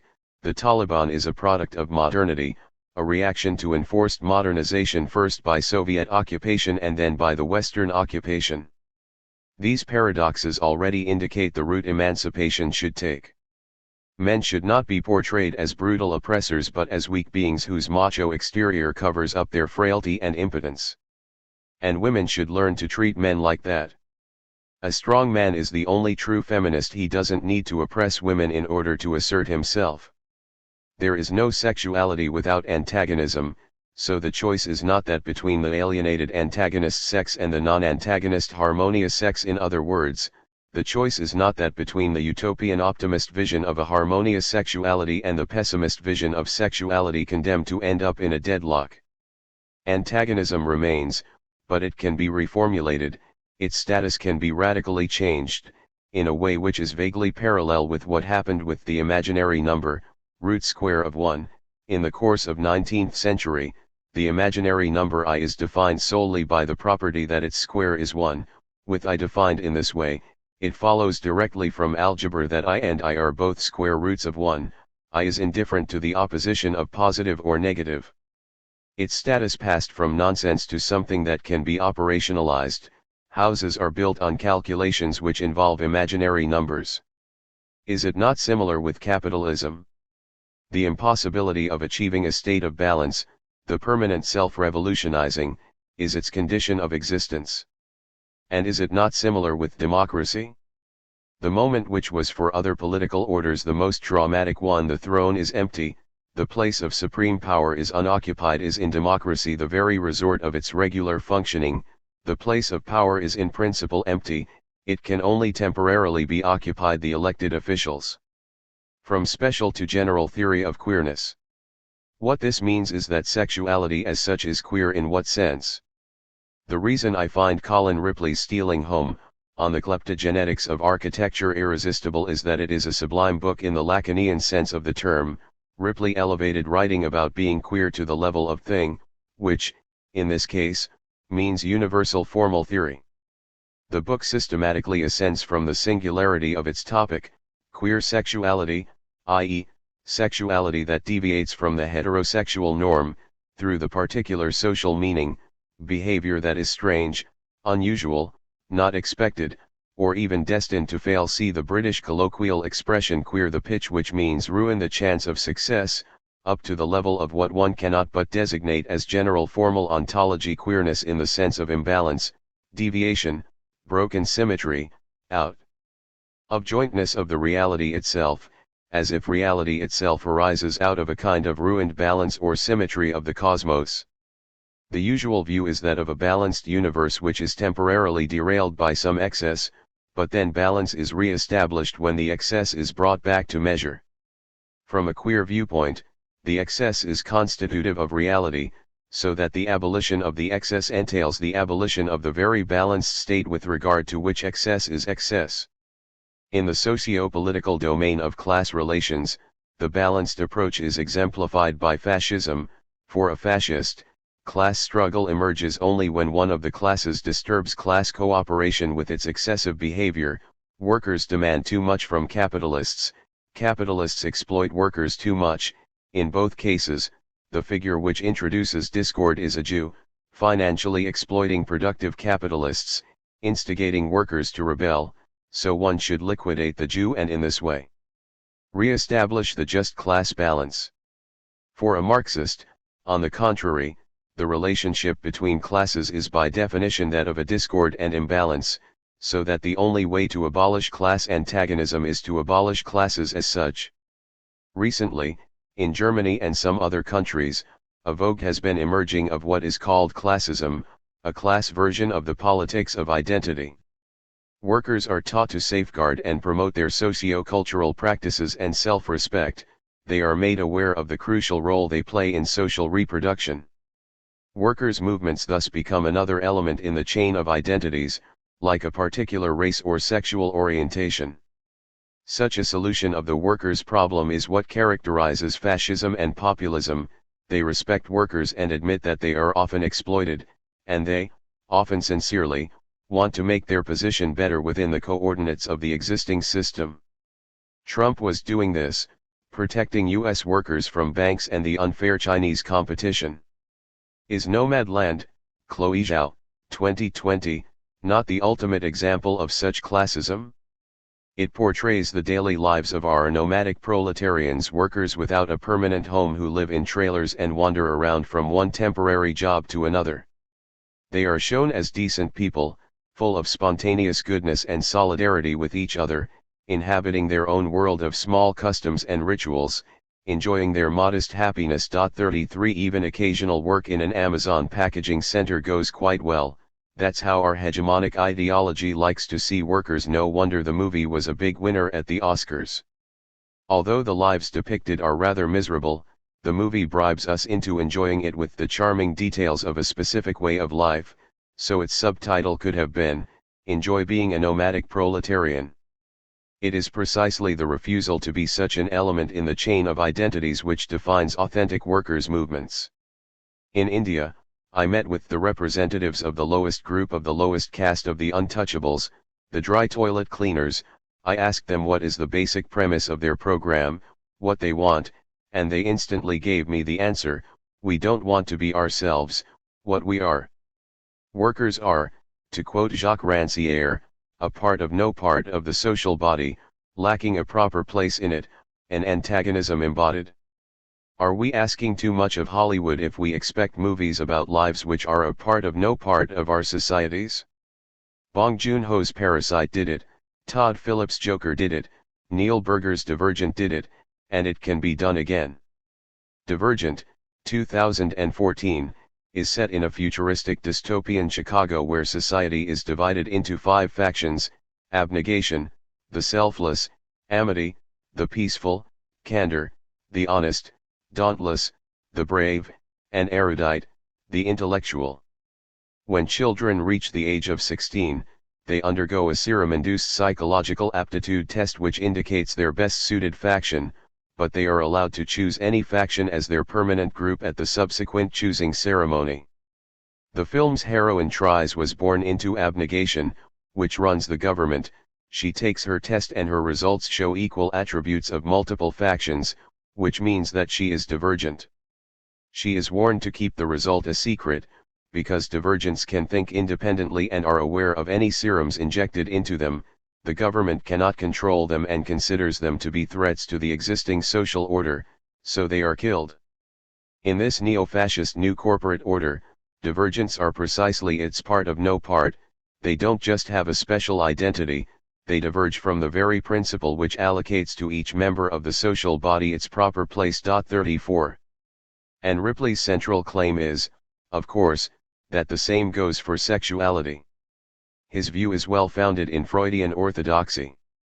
The basic premise of Freud's 3 essays on sexuality, 1905, is that perversions also exist in normal people, in multiple deviations of sexual aims, as well as in the tendency to linger over preparatory sexual aspects such as looking and touching.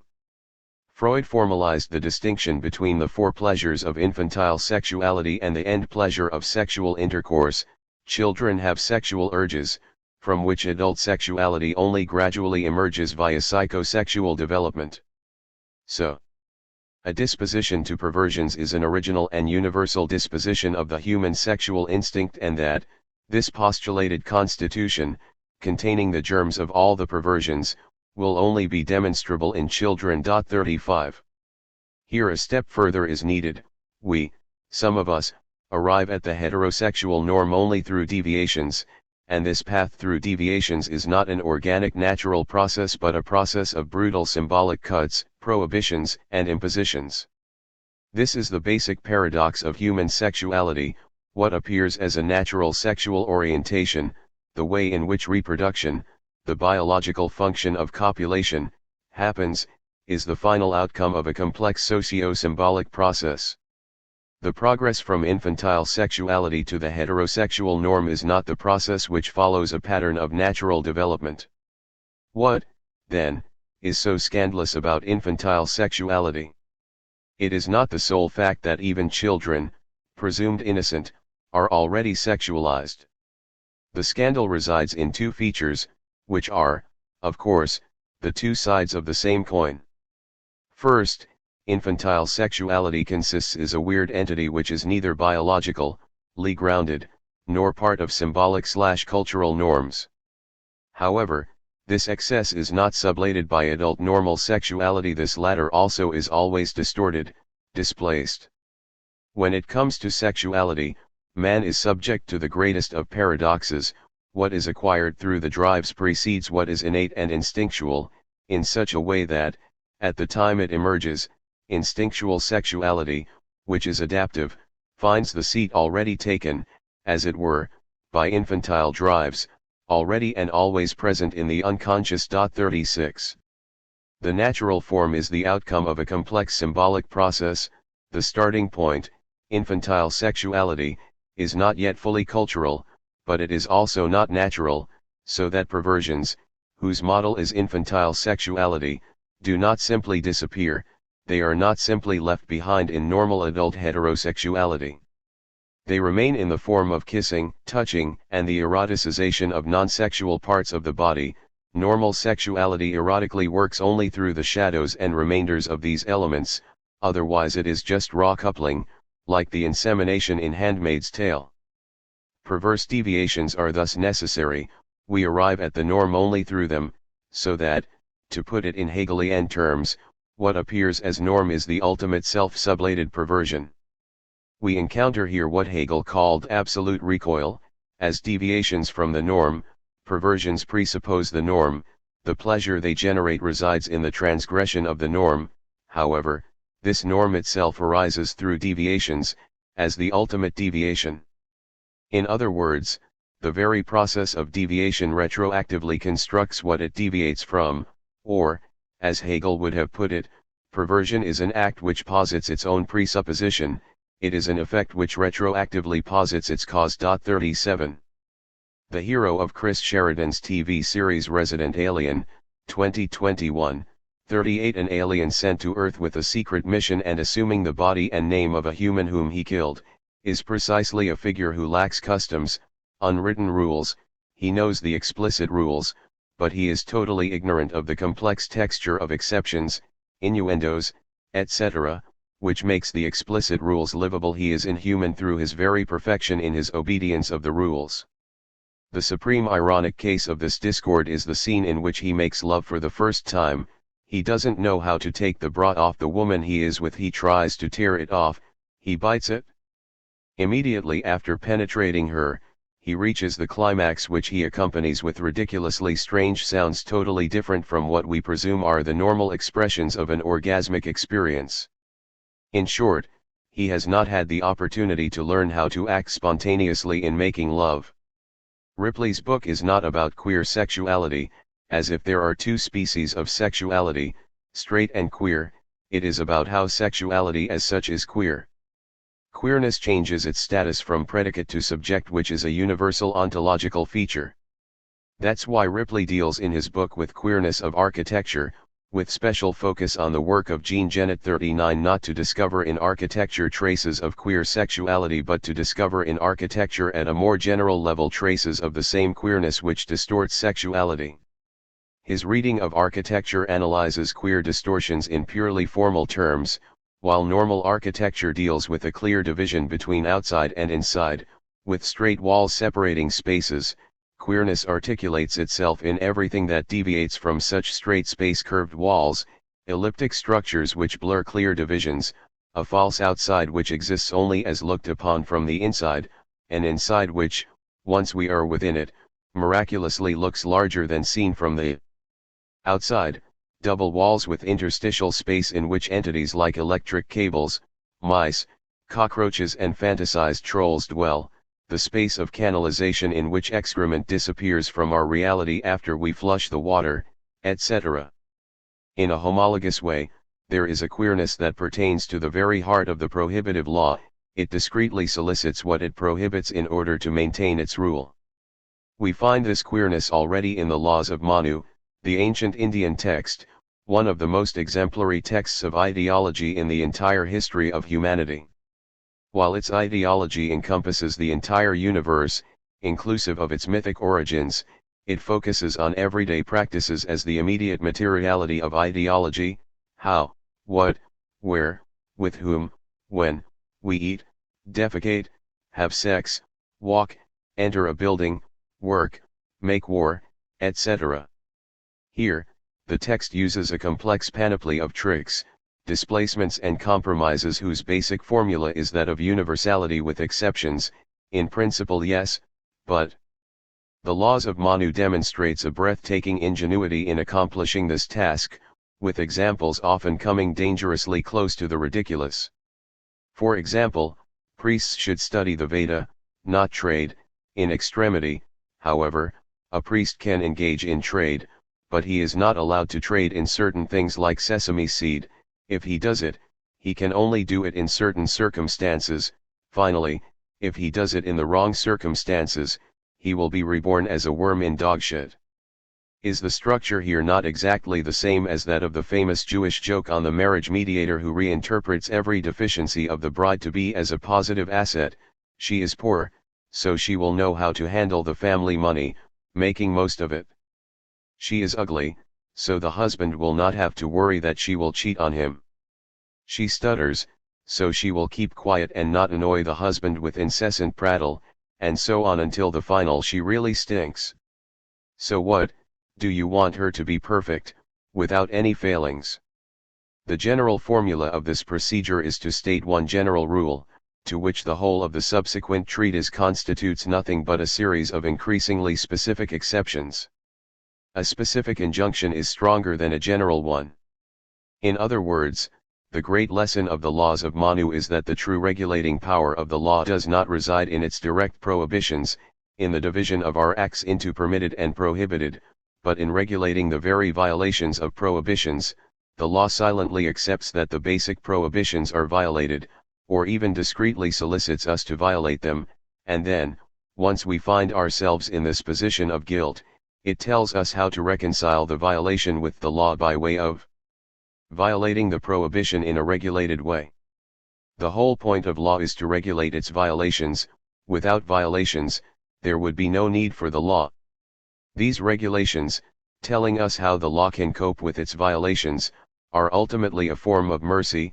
Okay, you can do it, violate my general prohibition, just do it in the way that I prescribe.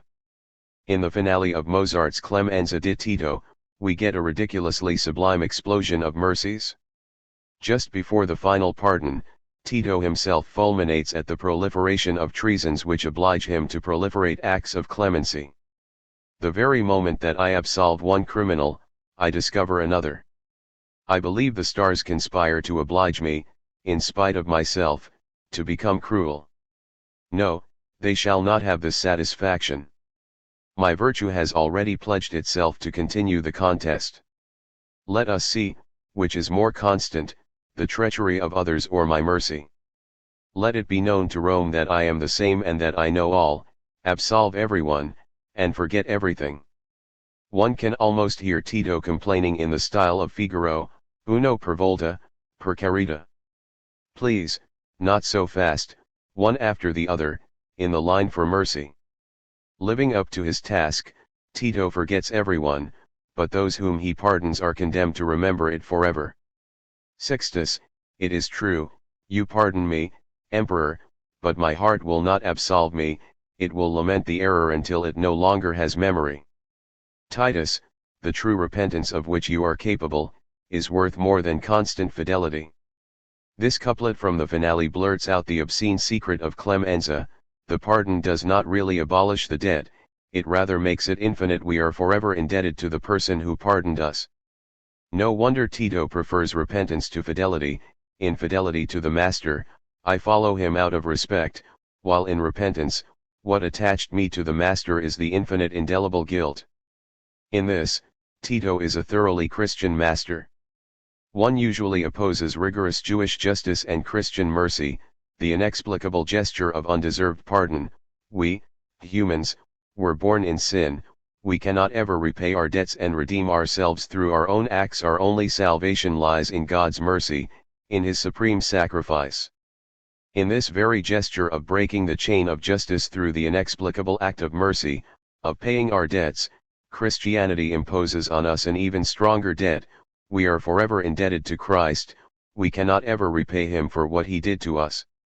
The Freudian name for such an excessive pressure which we cannot ever remunerate is, of course, superego. One should not forget that the notion of mercy is strictly correlative to that of sovereignty. Only the bearer of sovereign power can dispense mercy. Accordingly, it is Judaism which is conceived as the religion of the superego, of man's subordination to the jealous, mighty, and severe God, in contrast to the Christian God of mercy and love. However, the queerness of Christianity resides in the fact that it is precisely through not demanding from us the price for our sins, through paying this price for us Himself, that the Christian God of mercy establishes itself as the supreme superego agency. I paid the highest price for your sins, and you are thus indebted to me forever. 40. If ever there was a detour that condenses the queerness of the law, this is it. The queerness of the law thus reaches its apogee in Christianity, in which we, humans, are a priori presumed to be fallen, to dwell in sin, so that the entire reign of the law consists of the rules of how to deal with our violations of the law, through confessions and other modes of ritualized repentance.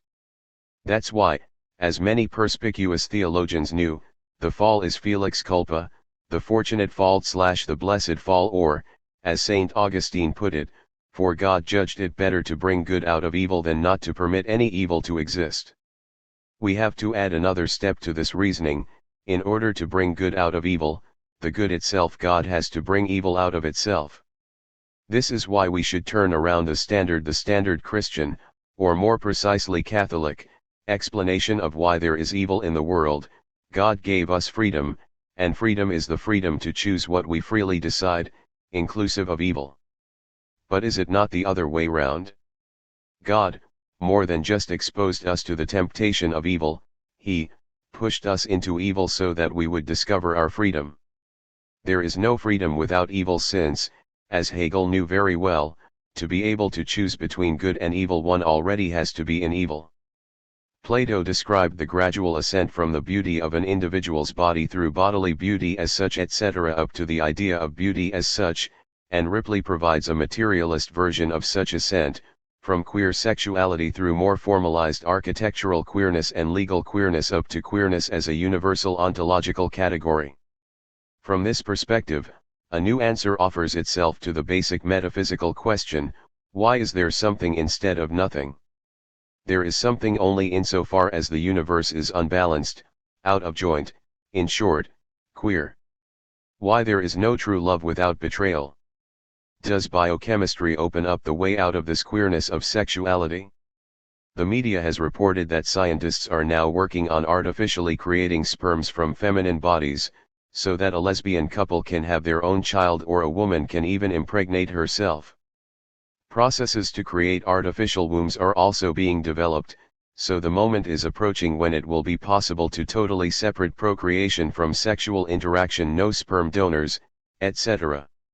What will this procedure amount to if it becomes widely practiced, especially if it is also combined with the obvious further option of genetically manipulating embryos? Talking about parents will become meaningless. Children will be just directly produced, and the only parent will be their scientific creator. Who will then be responsible for these children's education? While some feminists celebrate this prospect as a gain for women, asserting their full independence from men, one should bear in mind that women will also be deprived of their identity. This will give rise to new conflicts among women, worse than that between trans and cis, the conflict between those gladly endorsing the disappearance of femininity and those still clinging to it. And, last but not least, how will all this affect sexuality? Will it survive as a trifling amusement, or?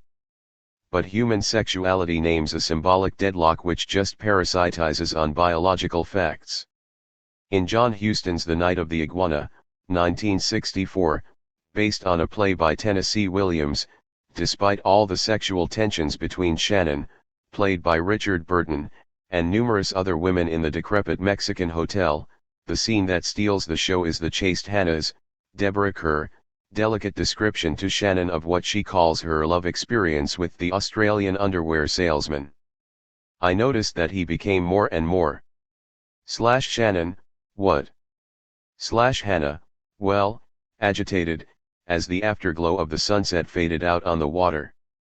Well, finally, eventually, he leaned towards me, we were vis-a-vis in the sampan, and he looked intensely, passionately into my eyes. And he said to me, Miss Jelkis, will you do me a favor? Will you do something for me? What? Said I. Well, said he, if I turn my back, if I look the other way, will you take off some piece of your clothes and let me hold it, just hold it, Shannon, fantastic. Hannah, then he said, it will just take a few seconds. Just a few seconds for what? I asked him. He didn't say for what, but, Shannon, his satisfaction, Hannah, yes. Shannon, what did you do in a situation like that? Hannah, I gratified his request, I did. And he kept his promise. He did keep his back turned till I said ready and threw him, the part of my clothes. Shannon, what did he do with it? Hannah, he didn't move, except to seize the article he'd requested. I looked the other way while his satisfaction took place. 41. This is how sexuality works, Such a ridiculous scene in which there is no physical contact can be experienced in a much more intense way than even the most hardcore bodily interaction. What sexualizes bodily movements is their symbolic context. Does, then, sexual love do the job of imminently resolving this deadlock? Lacan claims that love supplements the inexistence of sexual relationship. Does this mean that love is a fantasy formation which obfuscates this inexistence? No, in love, the gap that makes sexual relationship impossible returns at a different level, in the guise of the gap between love and cause. Perhaps the supreme example of this gap is the destiny of some couples who came together because one of them was a spy ordered to cover the other. The most extraordinary Cold War love story was the one between Vera Lengsfeld and Knud Wallenberger, who, in the now defunct German Democratic Republic, married her and had 2 children with her. After the fall of the wall, when Vera, a GDR dissident, gained access to her Stasi archives, she learned that Knud, a Stasi informer codenamed Donald, married her and lived with her on the orders of his masters, so that he was able to report on her activities. Upon learning this, she immediately divorced him and they have not spoken since. Afterwards, Knud sent her a letter explaining that he wanted to shield her and that his betrayal was, in fact, an act of love. Now that he is dying of a galloping form of Parkinson's, Vera said, "I have forgiven him." No wonder Hollywood was considering making a film with Meryl Streep as Vera. 42 Betrayal as an act of love. The formula was already proposed by John Le Carre in his masterpiece A Perfect Spy. However, more often in real life, the woman is the agent. There are a couple of real-life stories from World War II where a woman seduced a man in order to spy on him, and after the war, when the truth came out, they remained together. In spy fiction, recall the last minutes of the finale of the last season of Homeland, which begin with a flash forward 2 years. It appears that Carrie Mathison, Claire Danes, the CIA agent who is the heroine of the series, has fully changed sides. She is living in Russia with Yevgeny, her Russian spying counterpart, and has written a tell-all book about betraying her country. But then in one final twist, Carrie sends Saul, her CIA superior, a message using the same method of passing information that Saul and his Russian asset did. She's now a full-time spy working from inside Russia. Here is how Homeland co-creator Alex Gansa answered the question of whether Carrie's relationship with Yevgeny is real, or whether she's just playing him. "My feeling is that it is a real relationship, in the way that Carrie has real relationships. She is, by nature, attracted to duplicitous situations. So she can have real feelings for this guy and at the same time be betraying him. These are the situations that Carrie thrives in. And this particular situation is one she can be content in. And almost happy. She's got a smile on her face at the end." 43. True, the finale of Homeland is a happy ending if there ever was one. Maybe, the duplicitous relationship between Carrie and Yevgeny is the closest we can get to happiness. Happiness thrives precisely in the radical duplicity of Carrie's predicament. If Carrie were to make any of the 2 clear choices, confess everything to Yevgeny because of her love for him, just fake her love in order to cover up that she is still working for CIA, would ruin her love, the first option even more than the second one.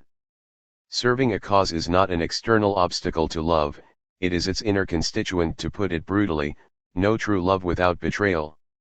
And it is important to notice that a woman, Carrie, is traversed by this gap more radically than a man. The common idea is that a man is torn between love and his cause, but a man is as a rule forced to decide, to make a choice, while only a woman is able to enjoy the duplicity itself. As for the masculine version of this gap, a detour through the best, or worst, of Hollywood melodrama can be of some help here. The basic lesson of King Vidor's Rhapsody is that, in order to gain the beloved woman's love, the man has to prove that he is able to survive without her, that he prefers his mission or profession to her. There are 2 immediate choices: 1, my professional career is what matters most to me, the woman is just an amusement, a distracting affair. 2, the woman is everything to me, I am ready to humiliate myself, to forsake all my public and professional dignity for her. They are both false, they lead to the man being rejected by the woman. The message of true love is thus: even if you are everything to me, I can survive without you, I am ready to forsake you for my mission or profession.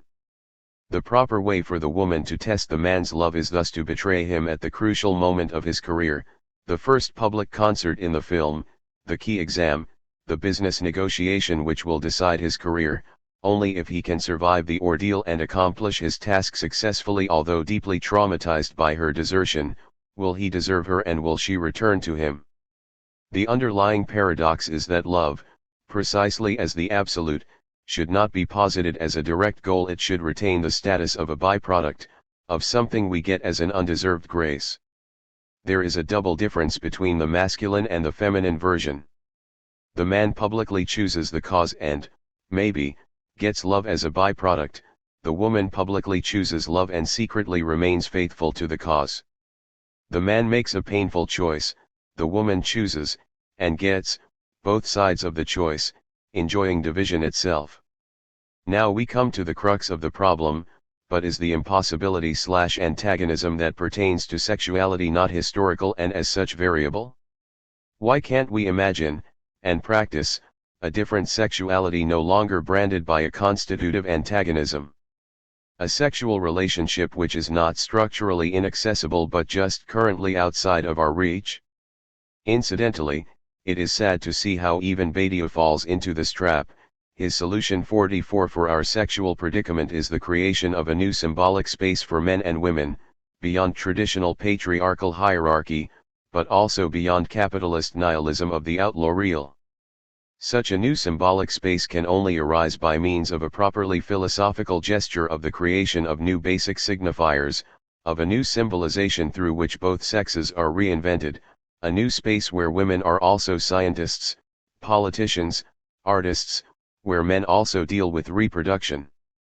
From the Lacanian perspective, however, the first thing to do is not to search for the traces of some new symbolization of sexual difference but to interrogate what is in sexuality here and now more than its patriarchal traditional symbolization. Without this interrogation, the dream of a new symbolic space of sexuality is just that, an empty dream, an ideological mirage that enables us to avoid the antagonism constitutive of human sexuality. But, again, is this antagonism/impossibility an ahistorical a priori? The Lacanian answer seems easy to me: it is of course not eternal, but it is constitutive of human sexuality. We can of course imagine an asexual reproduction, or a life with a different modality of pleasures, but in this case we are simply no longer dealing with sexuality. It's exactly like with alternate modernities: one thing is to pass from one to another form of modernity, capitalist political power, say from liberal democracy to fascism or authoritarian populism, which are just different ways of dealing with the underlying antagonism that defines capitalism. Another thing is to break out of the very field of modernity inclusive of its constitutive antagonism. This is the point on which one should insist, if and when we enact the radical change of stepping out of the entire field defined by its constitutive impossibility/antagonism. We do not historicize this impossibility in the sense that we step beyond it, that impossible becomes possible, that we see how the impossible/real was just a kind of fetish preventing us from seeing a different reality. We do something much more radical: the impossibility disappears because the entire field in which it operated is no longer here. What one should avoid here, as a good vampire avoids garlic, is any form of evolutionary empiricism, any reference to the real external world which, in its eternal change, gradually undermines all symbolic structures. Who knows what is out there?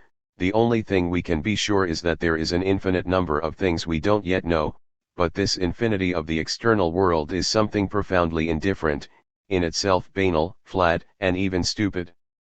The fact that we don't know it means just that we don't know it. There is no mystery here, no proper dialectics of appearance, no structural illusion in the proper dialectical sense. But the impossibility of the sexual relationship is something radically different. The mystery of sexuality, our structural need to supplement the lack of a fixed formula of sexual relationship with phantasmatic supplements, is constitutive of sexuality. It is what transforms animal mating into human eroticism. There is no external reality to be discovered behind this specter of fantasies. The only mystery is here the mystery of the form itself, in exactly the same way Marx points out that the mystery of the commodity form is the mystery of this form itself, i.e., the rise of the form of mystery. Here we can see how the difference between the two reals, the real of the impossible thing and the indifferent external reality, is fundamental for Lacan. The source of metaphysical mystification resides precisely in the confusion between the two, i.e., in the identification of the libidinal thing from the inner space with the